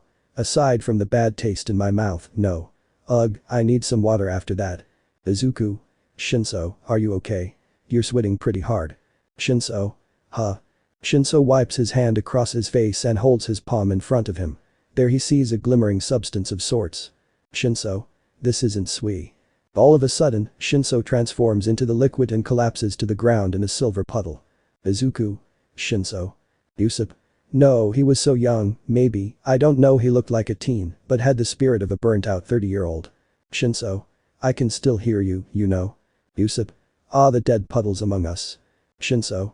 I'm not dead. The silver puddle slowly rises from the ground and molds itself into Shinso's shape. The silver quickly changes color and Shinso transforms back to normal. Shinso. Alright, that felt weird. Izawa. What just happened? Shinso.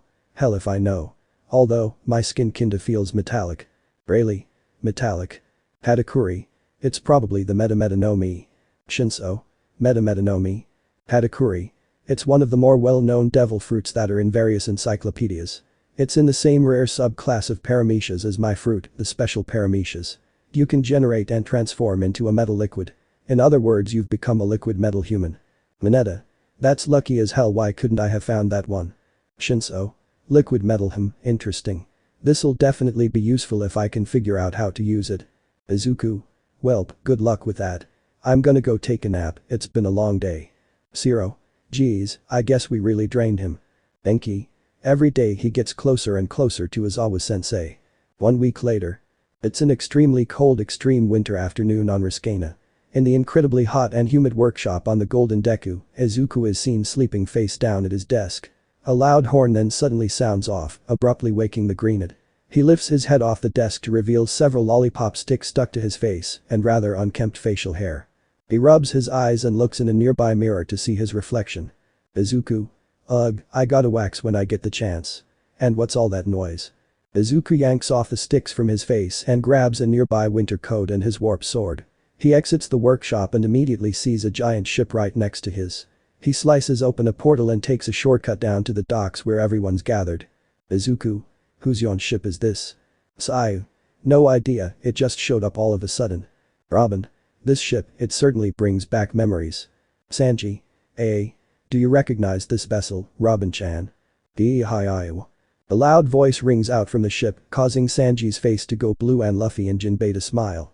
A figure jumps off of the ship and lands in front of the group. They're a rather big person with an equally flamboyant appearance and large face. Fufu, so this is the home of the strongest pirate in the world. It's so cold. Mina. What the hell is that? Jinbei. Ivankov. Luffy. Iva-chan. Ivankov. It's been a while, Jinbei, Straw Hat Boy. Vim, glad to see Vayu 2 doing well. The same goes for you, Sanji boy. Sanji. You stay the hell away from me. Ivankov. Come now, don't be like that to me, especially not after all that time we spent together. Sanji. I'd cut off a chunk of my brain if it meant I could forget those 2 years. Ivankov. Hee-haw, Vayu haven't changed in the slightest. But don't think Vayu forgotten that little secret Vayu kept from me. How could Vayu not tell me Vayu were a prince of the Germa kingdom? Sanji. No way in the 9 hells I'd ever admit that I'm related to those glorified robots. Pudding. Twitch. Sanji, mind explaining who this big-faced clown is and why he's so close to you? Ivankov. How rude, although Vi suppose Vi should expect no less from Big Mom's daughter. Luffy. Iva-chan's a good friend who really helped me and Jinbei out a while back. Jinbei. Indeed, we really owe him a lot. Ivankov. Oh please, we are comrades. Vayu 2 don't owe me a thing. And to answer Vayu question, Miss Princess. Sanji boy here spent 2 years with me on Momoro Island, the land of Nakamas. Sanji. Don't mention the name of that hellhole here. Katsuki. Wait, you mean to tell me you spent 2 years on an island full of these things? PFFT, ha, no wonder you had all those dresses. Sanji. You shut the hell up. Ivankov. Oh, and who have we here? Vi were dressed just like Sanji boy. Katsuki. I think I've seen clowns with less makeup than you. Ivankov. And Vi were attitudes just as nasty. Ivankov yells as the tips of his fingers turn into needles. Ivankov. Learn some manners, girly. Ivankov yells out once more before stabbing Katsuki's sides with his needle fingers. Katsuki. Ow, you circus bastard, and who the hell are you calling girly? I oughta. Katsuki is brought out of his blind rage as he notices everyone staring at him with wide eyes. Katsuki. What the hell are you looking at? Satsuna. Bakugo, look down. Katsuki. What? Confused, Katsuki looks down and is shocked to see two large mounds bulging underneath his blazer. Katsuki. What the hell are these? Gasped my voice. Why is it higher? Kirishima. Calm down, Bakusis. Katsuki. Don't call me that. Izuku. I'm sure we can figure this out if we just think of this for a minute, Kat-chan. Katsuki. There's something about the way you called me that sounds off. Ivankov. Mfufufu, perhaps now Vi's attitude will sweeten up. Katsuki. What did you do to me? Ivankov. I just gave Vayu a taste of my Horu no Mi's power. The perfect way to silence a violent child such as Vayu. Katsuki. You circus freak show drag queen, change me back. Izuku. Kat-chan, it'd be yawn in your best interest to just yawn, apologize and ask nicely yawn to be changed back. Katsuki. Go take a nap, you bum. Ivankov. Vi were the one dragon called Vis grandson. Looks like Vi are in need of a boost. Izuku. Wait, who called me their what? Before Izuku can even get an answer, he's swiftly and promptly stabbed in the ribs. Izuku. What was that? Izuku suddenly goes quiet and his body slumps over. Ichako. Deku-kun. Sanji. Oi, Izuku, are you okay? Izuku remains still and unresponsive. Suddenly his body begins to jerk and twitch violently. He then throws his head back and lets out a yell loud enough to echo throughout the entire island and across the ocean. Izuku. Whoa, I feel fantastic, I've never felt so pumped up in my entire life. Denya. Midoriya-kun, are you sure you're fine? Izuku. Fine doesn't even begin to describe how I'm feeling, I've got way too much energy in me to know what to do with. I can work on the new bike, finish upgrading my gear, coat the entire ship's underside in sea prism stone, all hell why choose when I can do all three. But first, exercise 100 swim laps around the island should get my blood pumping. Denya.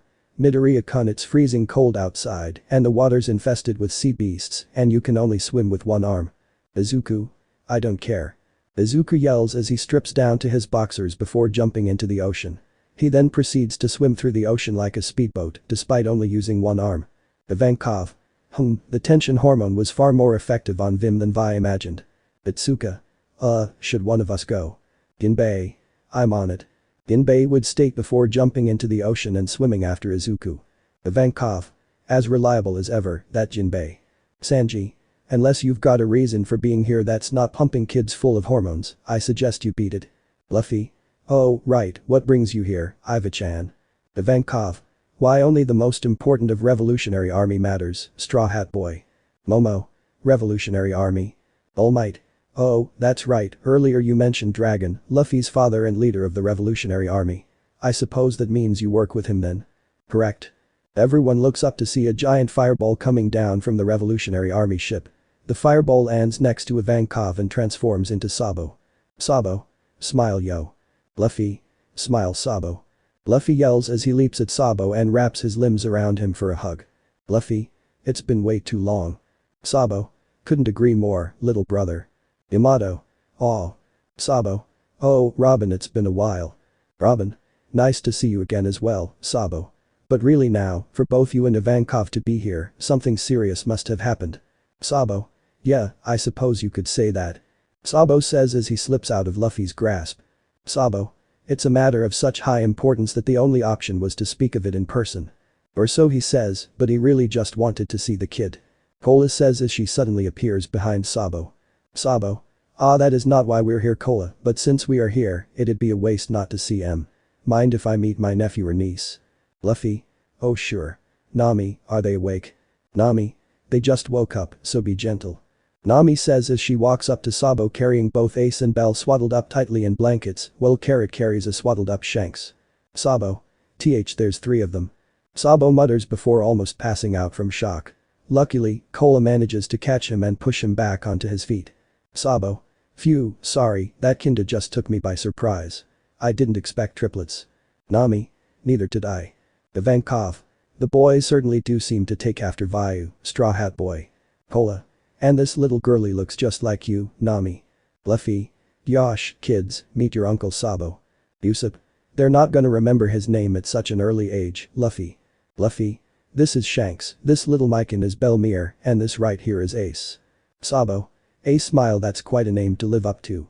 Luffy. Shishy, I'm sure he'll grow up to be just as hot-blooded as he was. Same with Shanks here. Sabo.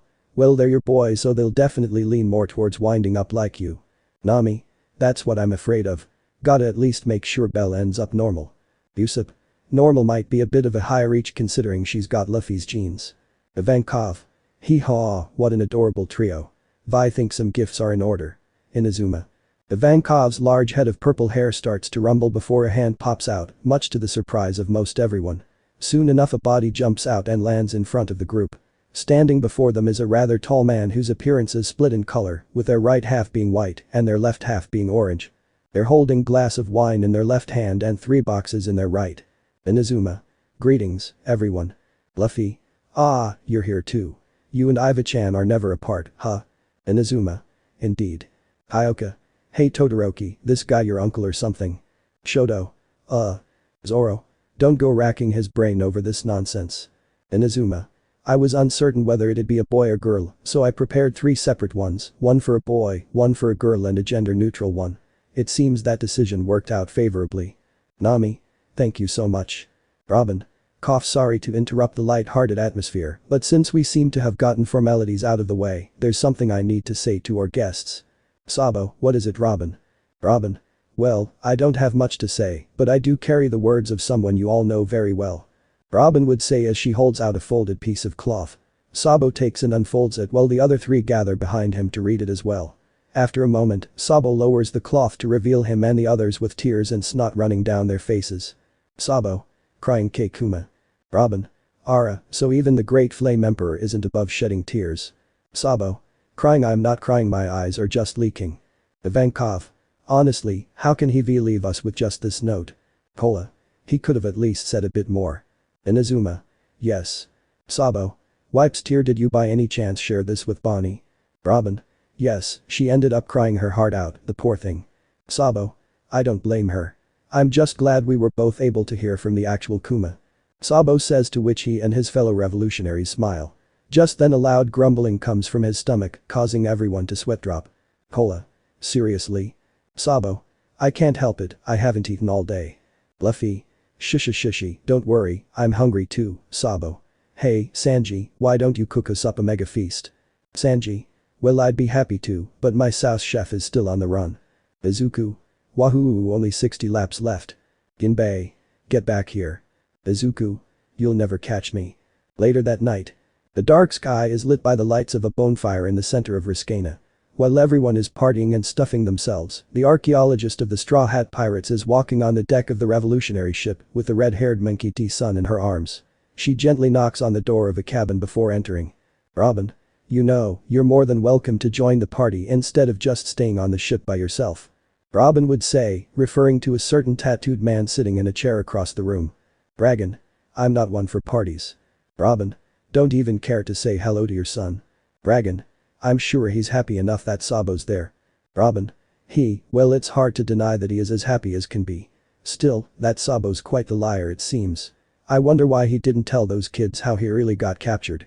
Perhaps he didn't want them to meet the same fate as Lelouch. Braggin. What happened there was the result of our actions, we don't need to have kids involved. Anyways, this note Kuma left sure has been informative on the current state of those world nobles. Even in his current situation, he finds ways to help. That's just like him. Robin. If it were possible to have helped him further in that moment, I'm sure Izuku would have, but the situation was beyond his control. Braggin. That's understandable. I'm sure Kuma must have given him quite the thrashing. Robin. Moving on, I want to know the reason why you're here. You wouldn't leave your base to come here unless important information had come to light. Braggin. As perceptive as always. I'm sure you're already familiar with the underground information broker who goes by the codename Clown. Robin. Of course, they're selling information about one of our crewmates that they somehow obtained. Braggin. It seems they're doing far more than that. Thanks to our own information gathering we were able to uncover the second service he's providing. Take a look at this. It's a recent image captured nearby Hachinosu. Dragon says as he tosses a photograph at Robin. Robin sprouts an arm from the ceiling and grabs the photo. Robin. That can't be. That looks like. Dragon. Jesus Burgess. Robin. How can this be, he was captured by the Navy. Dragon. That's the thing. As you know, there are two instances of devil fruits with teleportation properties. With one being in your care and the other in the hands of the Blackbeard pirates. However, it seems Clown has some means of replicating their effect. We believe this is how Burgess escaped. Meaning they're already working with Blackbeard. Robin. This could be quite troublesome indeed. Dragon. One more thing. We ourselves have attempted to make contact with Clown. However, once they were able to identify who we were, they immediately ended the transmission and have since refused to communicate. They're aware of who we are and our ability to relay information to you. Whoever they are, they're going to lengths to avoid being found out by you lot specifically. This is only a hunch, but I assume they're doing this since there's a chance you might be able to recognize them. I suggest you keep your guard up and stay suspicious of your allies.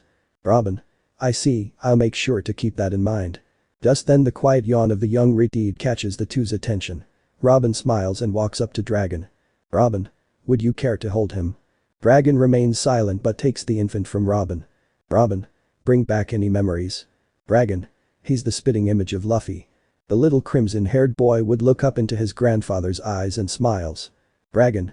I suppose his future is also at stake here. How much time remains before you go to war against Blackbeard? Robin.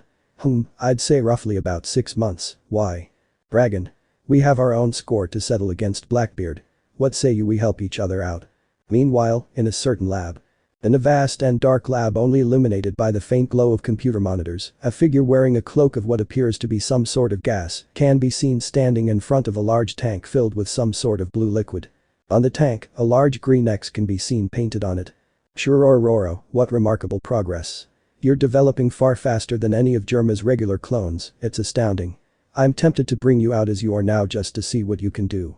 The figure steps forward and places their hands on tank. They press their face up against a small glass window and smiles widely.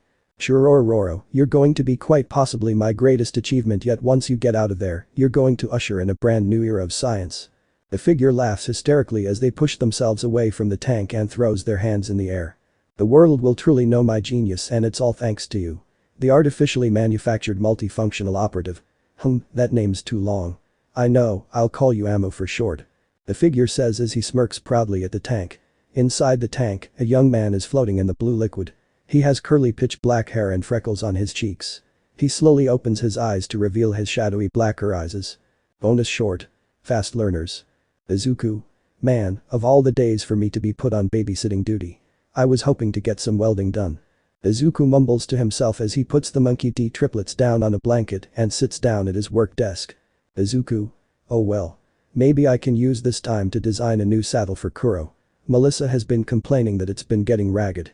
Isuku says as he picks up a pencil and reaches for some paper. Just then he feels something tug on his pants. He looks down to see baby Shanks laying on his stomach. Isuku. Shanks. I could have sworn I put you down with your brother and sister. Isuku says confused as he picks Shanks up and goes to put him back down on the blanket. He almost walks away but stops as he hears Shanks making noise. He looks down to see the small red head crawling towards him. Isuku. Whoa. Shanks, you're crawling. No way, you're barely a month old. Isuku says excitedly as he picks up Shanks. Isuku. That's incredible little buddy. You must be a child prodigy to be so advanced at your age. Isuku says causing the baby boy to giggle. Just then more noise can be heard which causes Isuku to look down again. There he sees both Belle and Ace crawling towards him. Isuku. Look, Shanks. Your baby brother and sister are following your lead. That's great, you're already doing a great job as a big brother, I'm so proud of you. Shanks. NN. Isuku. Shanks. Nai. Isuku. Oh, Nami-san is gonna kill me.